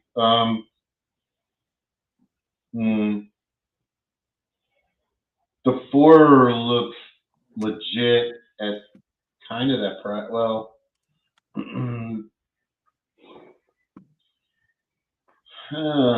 see. The 6 looks kind of legit around that, kind of around where the price is at. Yeah. 8 to 5 and 5 to 2. I capped it kind of close to that. 7, that's a little bit of value because I had him capped at 5.5 to 1, and he's at 7 to 1.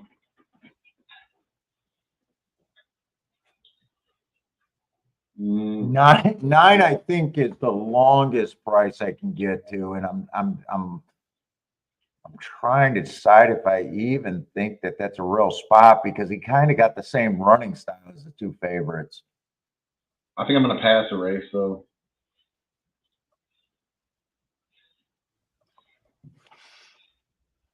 Nine at the worst, 10 to 1 on my thing. Let me try to get away with giving him a 15%.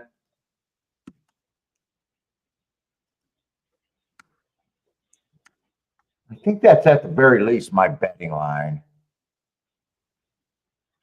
I don't think these two horses are equal, though. I think 4 is a little bit more, should be favorite. I think 6 is a legit second choice. I got him at 3 to 1. I got the 4 at 3 to 2. So he's over bet. I got the 6 at 3 to 1. I got the 7 being a little over bet. I got the 2 being priced perfectly at 5 to 1. I got the 11 being severely over bet. 9's the only horse that I think offers any value. I'm almost priced in. If I think he's 5 to 1 and I'm getting 15 to 1, but sometimes you still look at your betting and you're like, am I really making that reach? Kind of is my thought here. But I do know if I play this race, 9 has to be. In fact, I'll write down the only ticket that I can consider. 9 to win, 9 first and second, with the 2, 4, and 6. So you didn't like the 7 because I thought the 7 had a little bit of value. Current climate. I think he got the same, but I like the 2 better. I'm not even sure if the 7 horse's front speed. It seems like when he gets distance, other than 3 races ago, he kept running. But usually he's towards the front end. If he can stalk, I think he's a player. If he gets too far back, I don't think he's a player. And if he goes to the lead, I think he's a long shot kind of deal. As horse I just got him at 10 to 1. I thought the 7 was quite a bit better than the 2. But. Why do I like the 2 better? I'm giving extra credit to my notes. I think I got him having excuses a couple times. Okay. It's the only reason. Okay. I think I'm gonna throw a few bucks on the 7. But I didn't do a bet here. So obviously when you're talking without betting, it's kind of just talk, right? Yeah. I talked myself into the 7. Ooh, the 10 kind of broke bad, or definitely broke bad. That was a big long shot. 7's way closer to the pace. Well, no, I said 7 could either be a stalk. I said I didn't trust him to be as fast as the speed horses. If he stalks, I like his chances better than the 10%. And if he either is on the lead or closing, I think he falls apart.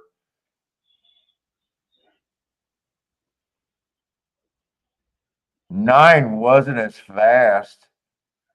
7 still got a chance here. Yeah. But I think he's running out of time. I think he's just going to be second best here. Yeah.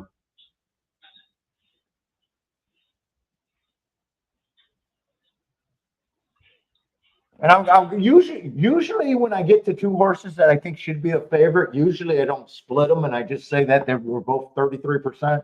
I'm actually glad that on my betting line I determined that I thought the 4 was even, getting them down to 3 to 2. So I like my betting line. I had not so good of an opinion of the 7. Yeah, I had the same betting line. I had the 7 and the 2 reversed. Yeah. I don't mind it that bad. I kind of thought that 4 of the 6 wins this race 25%. I think the 4 wins at 40% by himself. He does. 9 was the overlay, and at the same time, I guess I didn't trust them because, you know, if I'm getting a horse that I think should be 5-1, getting 21-1, usually I'm jumping, but even today I didn't jump. I guess I didn't trust that completely.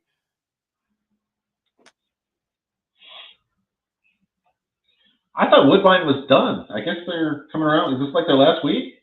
No, they run to like the last week of December, or the first or second week of December. Oh, okay. They run to like mid-December because I know because the first week of the year, or I'm the first week of December, I usually go to or the last 2 years I've been going to that tournament in Indiana, and Woodbine is a part of that. So I know they run the first week, but I think when I get back, they got a week or 2 after that. I say, wait a minute, is Aqueduct done? Oh shit, Aqueduct is done. Yeah, they're a wrap.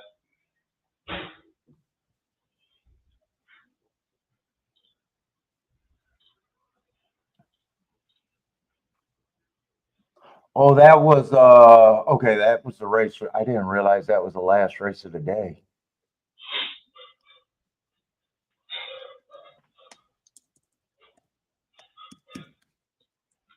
Let's see, I gotta save this.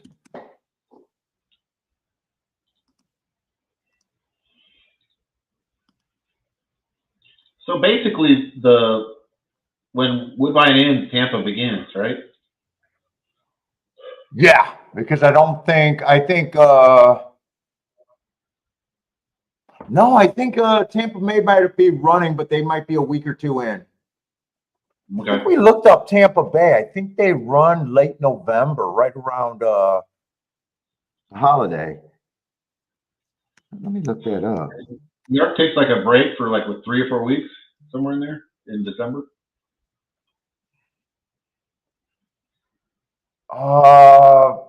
I'm not sure. I think maybe. Yeah, Tampa returns November 22nd. I think fairgrounds start tomorrow. Oh, really? Yeah, I think fairgrounds starts tomorrow. Is it tomorrow or next week?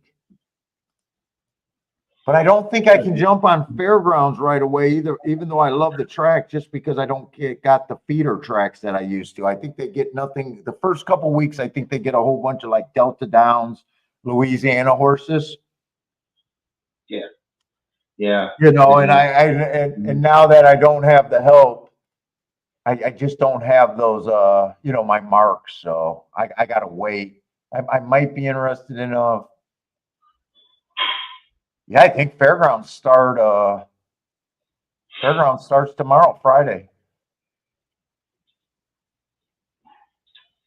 Tomorrow I'm doing I think tomorrow Gostrom is Churchill, and I think Saturday I think I'm doing Aqueduct and Churchill because my Gostrom form got corrupted and I didn't want to email them and have them send it, so I was like, fuck it. Okay, so we got today is the 16th, so tomorrow. Yeah, they're saying fairgrounds starts tomorrow. Yeah, they do. That is true. They start tomorrow. I always thought they started on Thanksgiving, but they're gonna start a little earlier this year, I guess. Okay. Yeah, because I think I remember hearing that, because I always forget that they got racing on Thanksgiving. Mm-hmm. I like racing on holidays, even though I don't play it. Are you doing shows next week? Why is next week Thanksgiving? Mm-hmm. It is. Probably not on Thanksgiving, but every other day, probably. Wednesday. The Tampa Bay, yeah, Tampa opens next Wednesday. Yeah, see, Tampa Bay, I can jump in right away because those feeders are probably coming from New York, Gulfstream, maybe Woodbine a little bit. think they Yeah. winter in Tampa Bay. You know, where I got some, you know, I'll be able to do, I'll be able to mark Tampa Bay. Yeah, I do. I probably, it's just depending on what time I got to go to the family. I always forget. I probably won't do a Thanksgiving show, but I probably do Wednesday if there's racing. There may or may, Yeah, so there probably, on Thanksgiving, you got Churchill, Fairgrounds, Laurel, Woodbine, Del Mar, and Golden Gate. that's Thanksgiving. Yeah. Oh, So you got you got 6 tracks. Okay. 3, oh, yeah, 6 tracks in North America.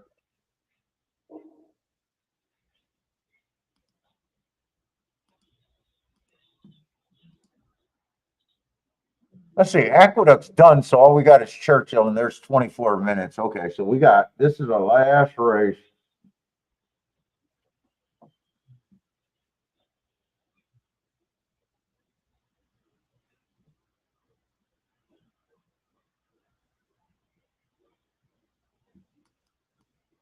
Not the just lightly red, not the race you won if you needed a good get out race right here.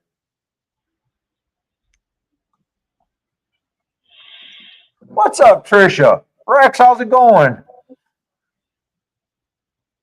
Yeah, we did hit one, Rex. Although we got our pocket picked. 25-1 going in the gate, 11-1 winner with the exacta. Well, I didn't have both. I just had exacta. Nice. Asking if Batman and Robin hit anything. Disrespect. What's up, Trisha? Hey, Bill, what's up? Oh, I hope everybody's enjoying the extra gas on the show today. Yeah, pretty much chalk. There was 2 really good spots. That 11 horse at 37-1. I still think he could have win the race. I would have loved to see that without him getting steadied, but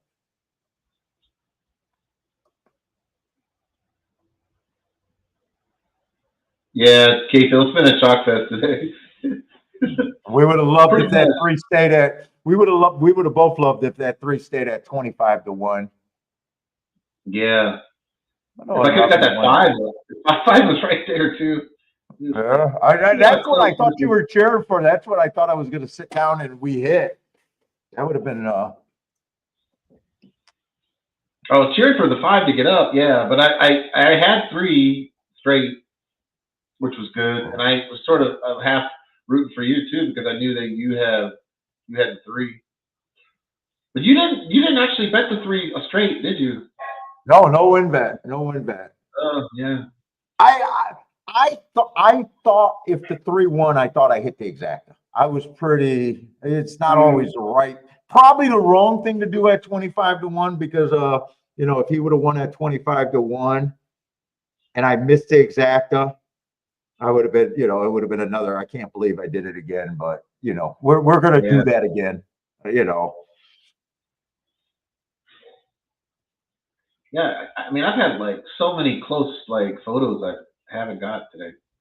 What's up, Razor? Oh, Razor's here. Cool. Yeah.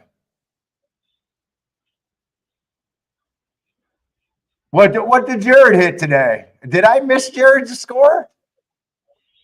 What did Jared hit today?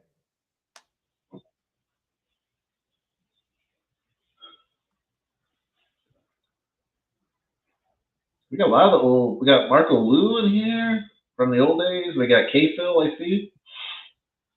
We had JW in here.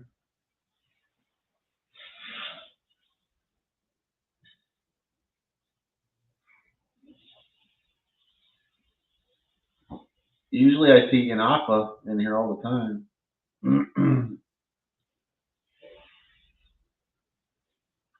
You interested in this last race? This race is going to be already tough to make a betting line on.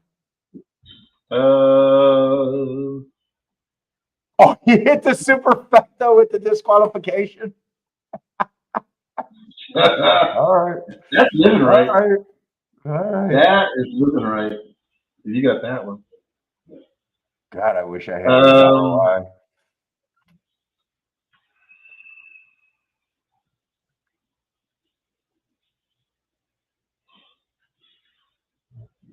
This is definitely a dangerous race for me that I'm probably just okay with where I'm at today is where I'm thinking. Let's see what the favorite's going to be the 8. I mean, he's definitely on the improve. He's lightly raced. But man, I got him chasing the slowest pace of the day at Churchill Downs. Now he might that race could actually look better than what it looks. With that being the slowest pace of the day, I'm not so sure after 3 he wants the lead. But as far as a betting tool, starting at 2-1 is not a good spot. Put it this way, he puts you in a box, and I really don't like 2-1 on horses that I think been slow every race.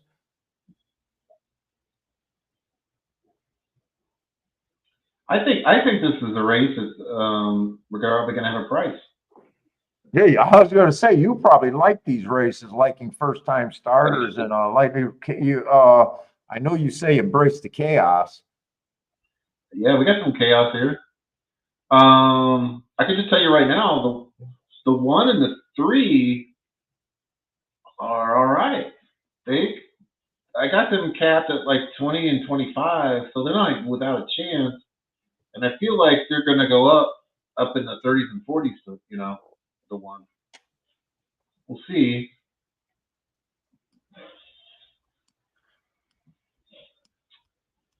I'm even doing the old school turn time, seeing if I can get to anything here. I just don't think I can see the 8 as the favorite. I can definitely right now, just on paper, to me, 8 and 12 should be the 2 favorites. 12 probably should be the other than the 12 hole. I probably like his races better, but I don't like building. Once horses are favorites or short prices, I don't like building cases, but I almost feel that's what I'm doing. First race out, I got him average, 1 tick slower than the fastest winner at maiden special weight. The next race, average, slow. Dueling on the lead before getting tired. No shame. I never find a horse's losing position a bad thing. And last race, I got an early pressing day. He did not break. And I got him running against the bias. I can at least get to him, but do I want to start betting with him in the 8? That's another question. Right now, I'm leaning towards if those are the 2 horses that are the winners, I probably want nothing to do with the race. Yeah, no, I wouldn't take chalk here. I like the 9 a little bit. When I was going into it, I was looking at his works. And I like a lot about that 9 working up to the race for the first timer. But I had him capped at 12-1. He's at 8-1 right now, but we're still 16 minutes out, so he could definitely get up into the area where I would take him. So how do they do the betting line based on first-time starters? Or can you, man, that's always a thing that I can never price out. I track it for a number of years, and it actually amazingly accurate than you would imagine. So when you're saying you're tracking it, you're tracking them and what they produced, huh? Not any particular horses, just how good they do with first-time starters is, I guess, what I'm asking.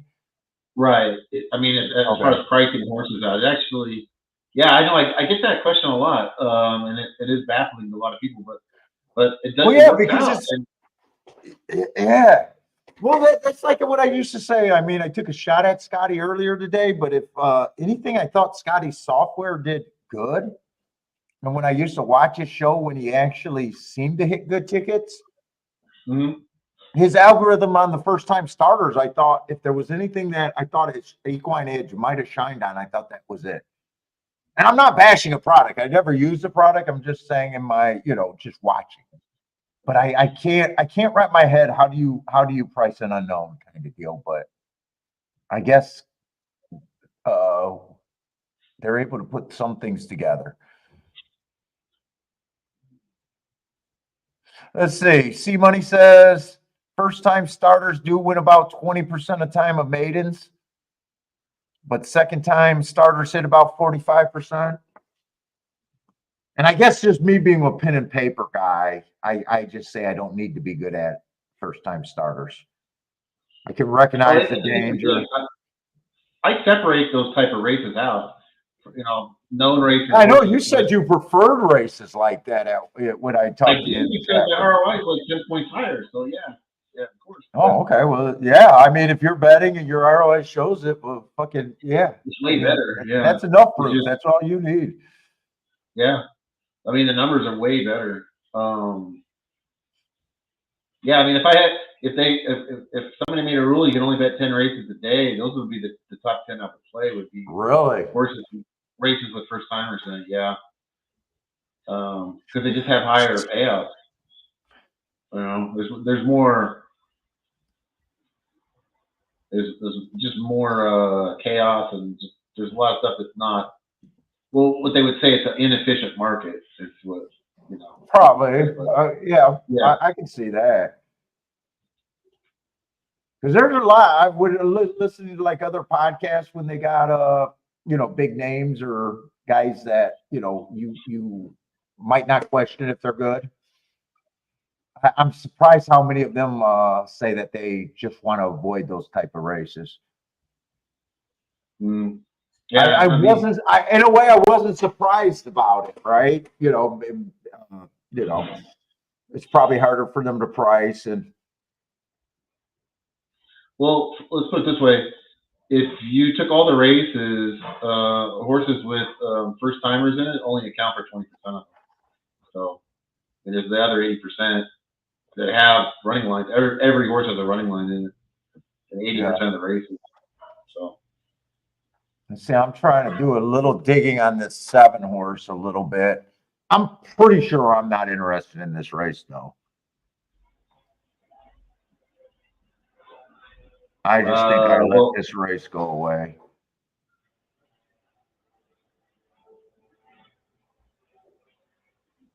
Is there any other races that we could look at? Yeah, I have no. No, not really anything because Woodbine's coming up.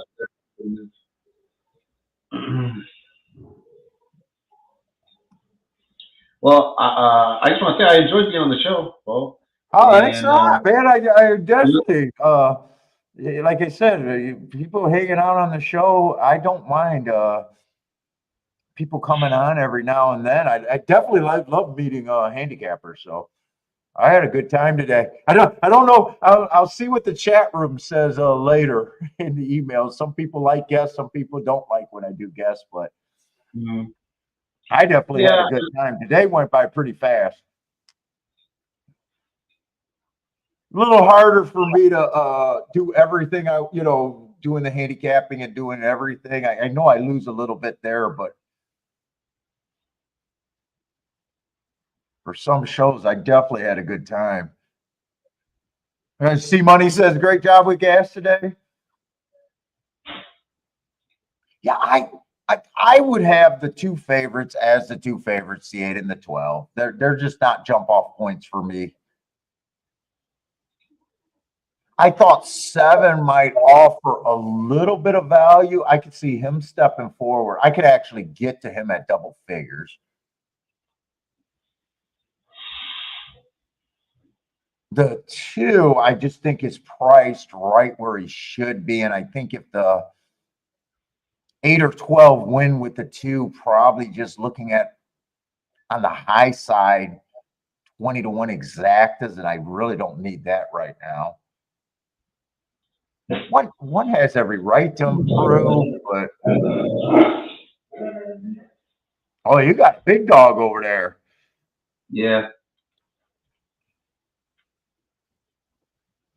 That's a big dog. I think if I needed a bailout, and I wanted to play the race and I was just trying to press, I'd probably try to do something with the 7, but outside of that, I think I sit out here.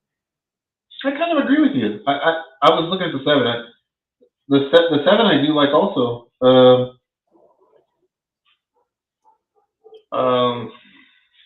It's a tough race because there's a lot of different ways you could go. There's value, I think, in like 3 or 4 different horses here.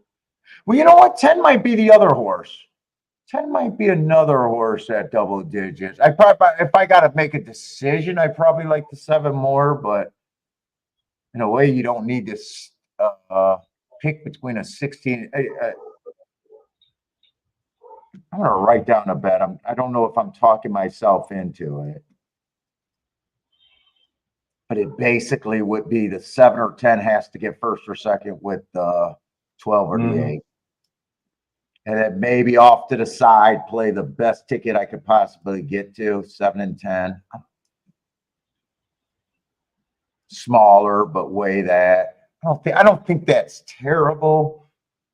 But I don't know about you. Like when I'm done, or when I'm just happy with the way the day turned out, I don't need to be speculative for one more race.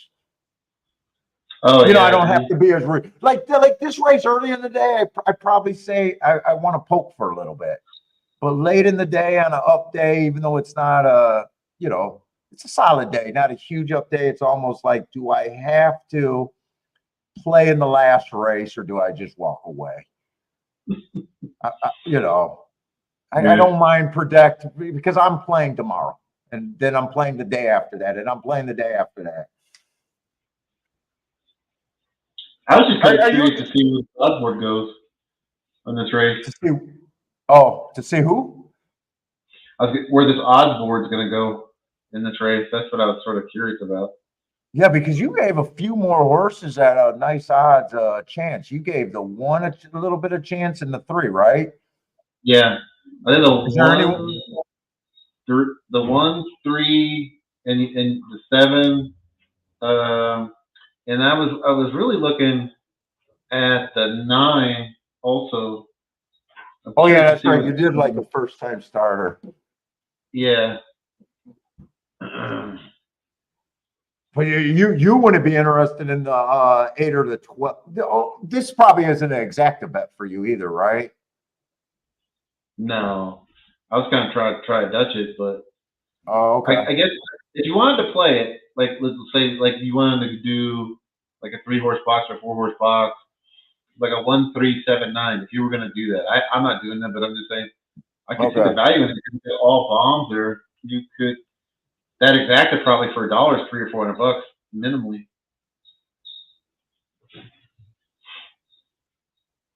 So you could definitely see the 12 and the 8 run out. I mean, now that I say that, I'm probably hexing it, but I'm kind of convinced they should be the favorite, and more so the 12. Yeah, the 12 does look better than the 8 for sure. And I think there's a more than fair shot that it just chalks out here. Yeah. Although I got 2 long shots, mostly the 7. If I had to weigh one of the long shots, it'd be the 7 over the 10. I don't mind this ticket right here. And like I said, I probably do this at the beginning of the day, and I definitely do this if I'm trying to get out. Unless it's a meltdown day and I'm just done. But if I was down even an average day, I'd probably take this a poke at the bet that I got rid of down there. 7-10 box and 7-10 first and second with the 12 and the 8. But me, right now, I think I'm just happy with the 1 hit on a chalky day.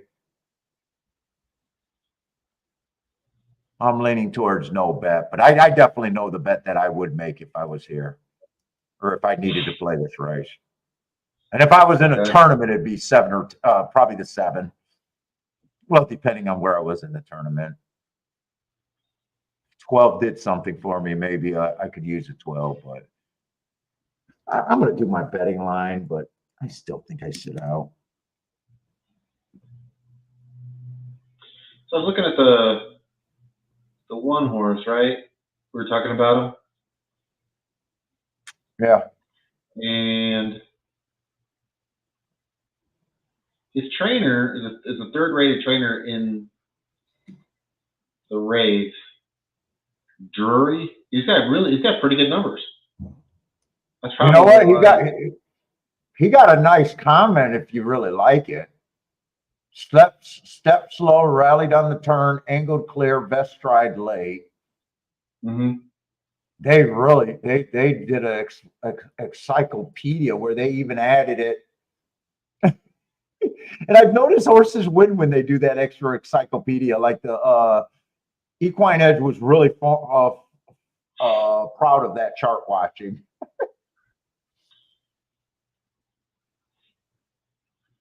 So this is a maiden claimer, right? But it's the purse is $62,000.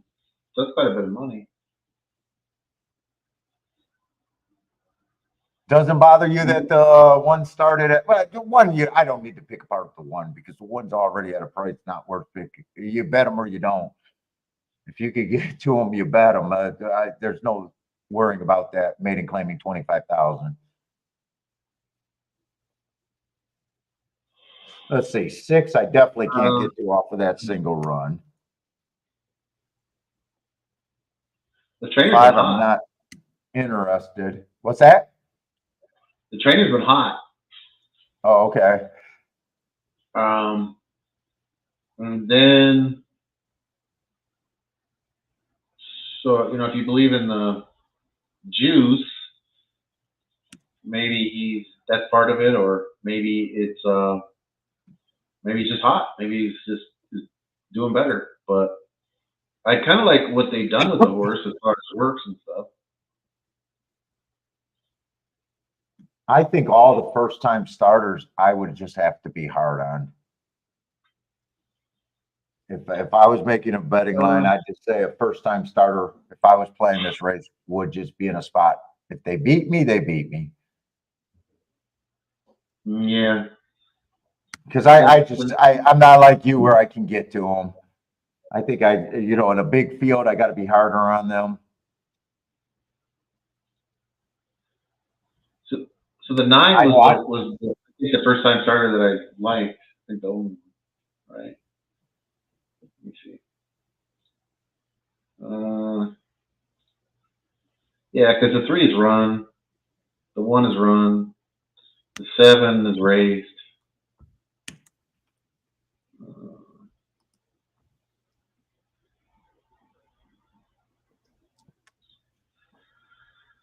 Yeah, there's only one. Well, yeah, the 4 and 11. Those are the other 2 first time starters. I didn't like them much. I think this is at least my betting line. Although the 4's getting some action. I gave the 2 favorites just 23%, so 7-2. I mean, the 4's a first timer. He's actually getting action on toe, but I didn't like his work. I don't like his pedigree. So yeah.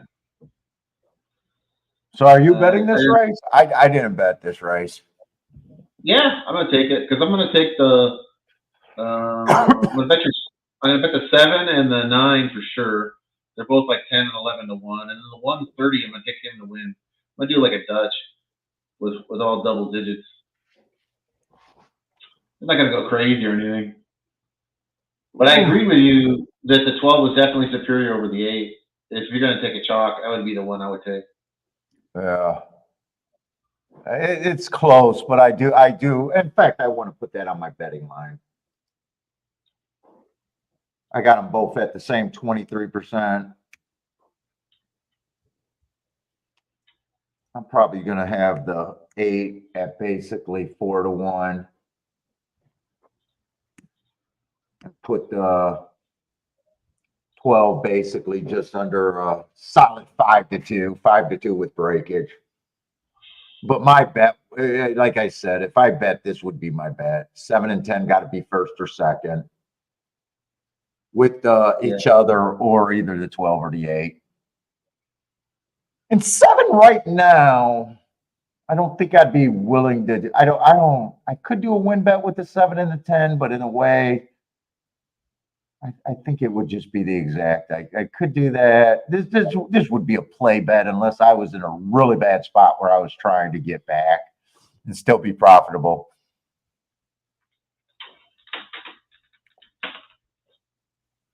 All right, here we go. They're loading. 2-year-old fillies. I mean, this is like herding cats.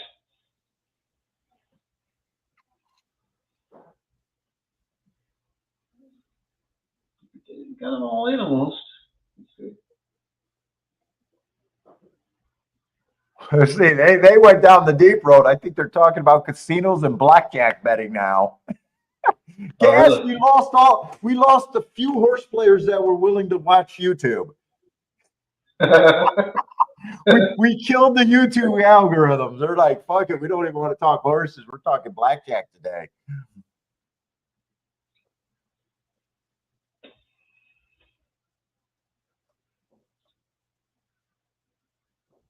Let's see, Fernando, you are donkeys. Thank you, Fernando.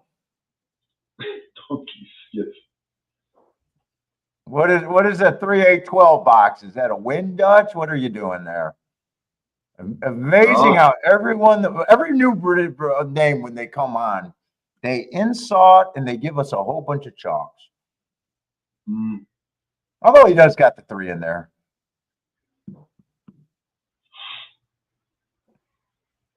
Three's backing out. 7's trying. 10 is there. Both of them got good position. Hey. 2's the surprise on the front end. Here comes your 9. Yeah. 9 looking real good. 12's coming late. Yeah. You got the 7, right? You got a 7-9 exactly? Yeah. What did you do? Yeah. I do. Come on. Keep this 7 to 9 fighting here. Who's that on the outside flying? 11. That might be 11. Oh no. That's the 11. 11 20-1. Oh yeah. Damn it. That's the kind of shit I was looking for. You got the wrong first time starter, and that race was dominated by the 2 first-time starters. 11's a first-time starter. One thing I said about the 11 is he looked better than the 4. He had a little bit of pedigree and some work.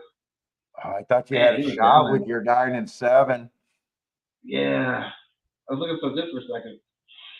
Damn it! That's actually the type of shit I was looking for. Well, like a bombing run.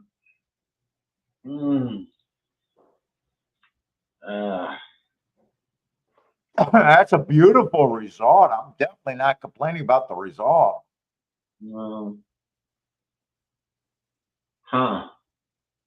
And then if the 2 first times don't start run, it would have been the 2 chalks. I think 8 got the better of the 12 for 3rd and 4th.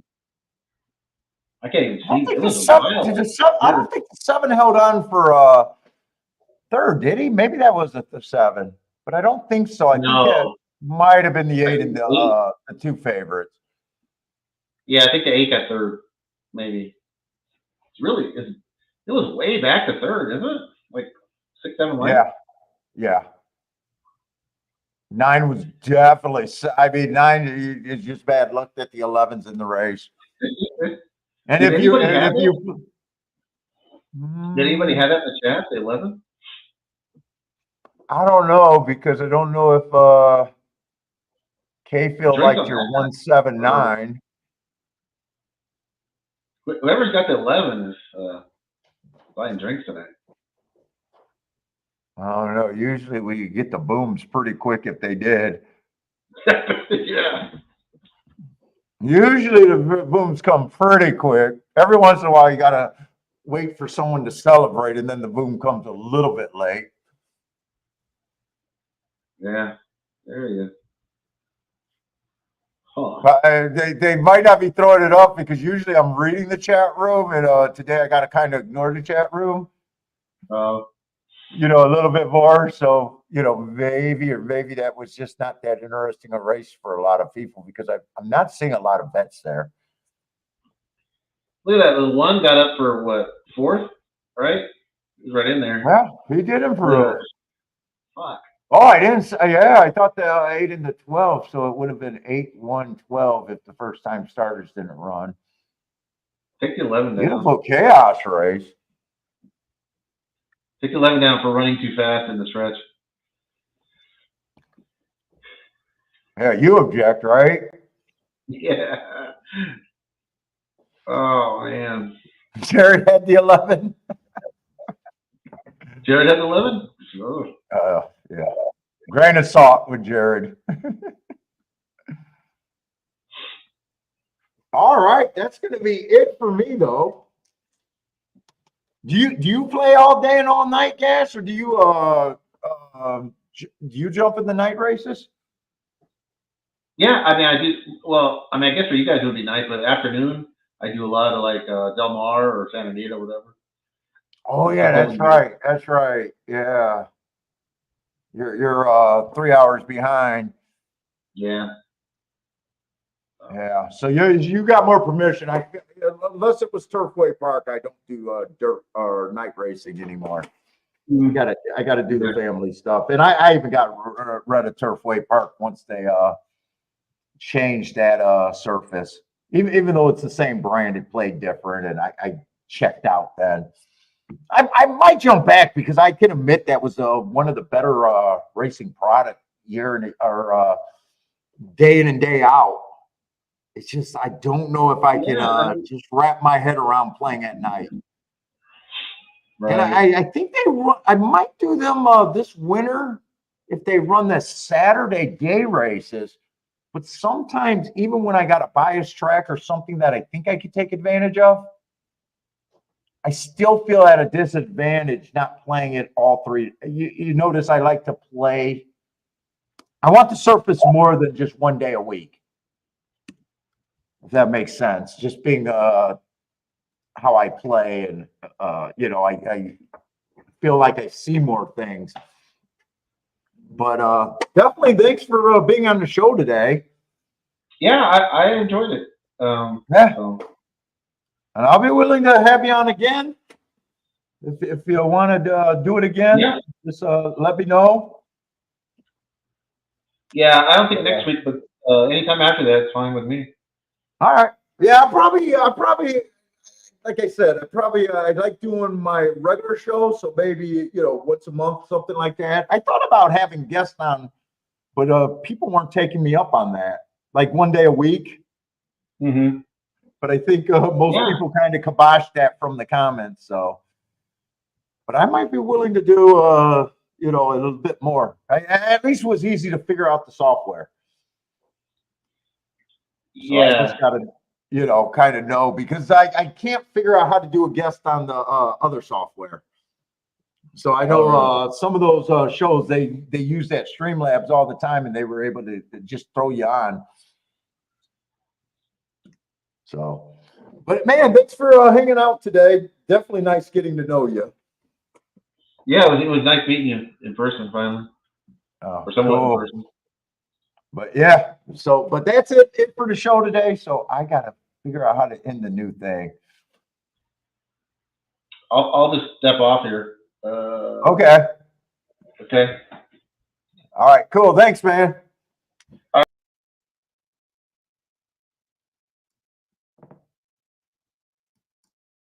Let's see, in that.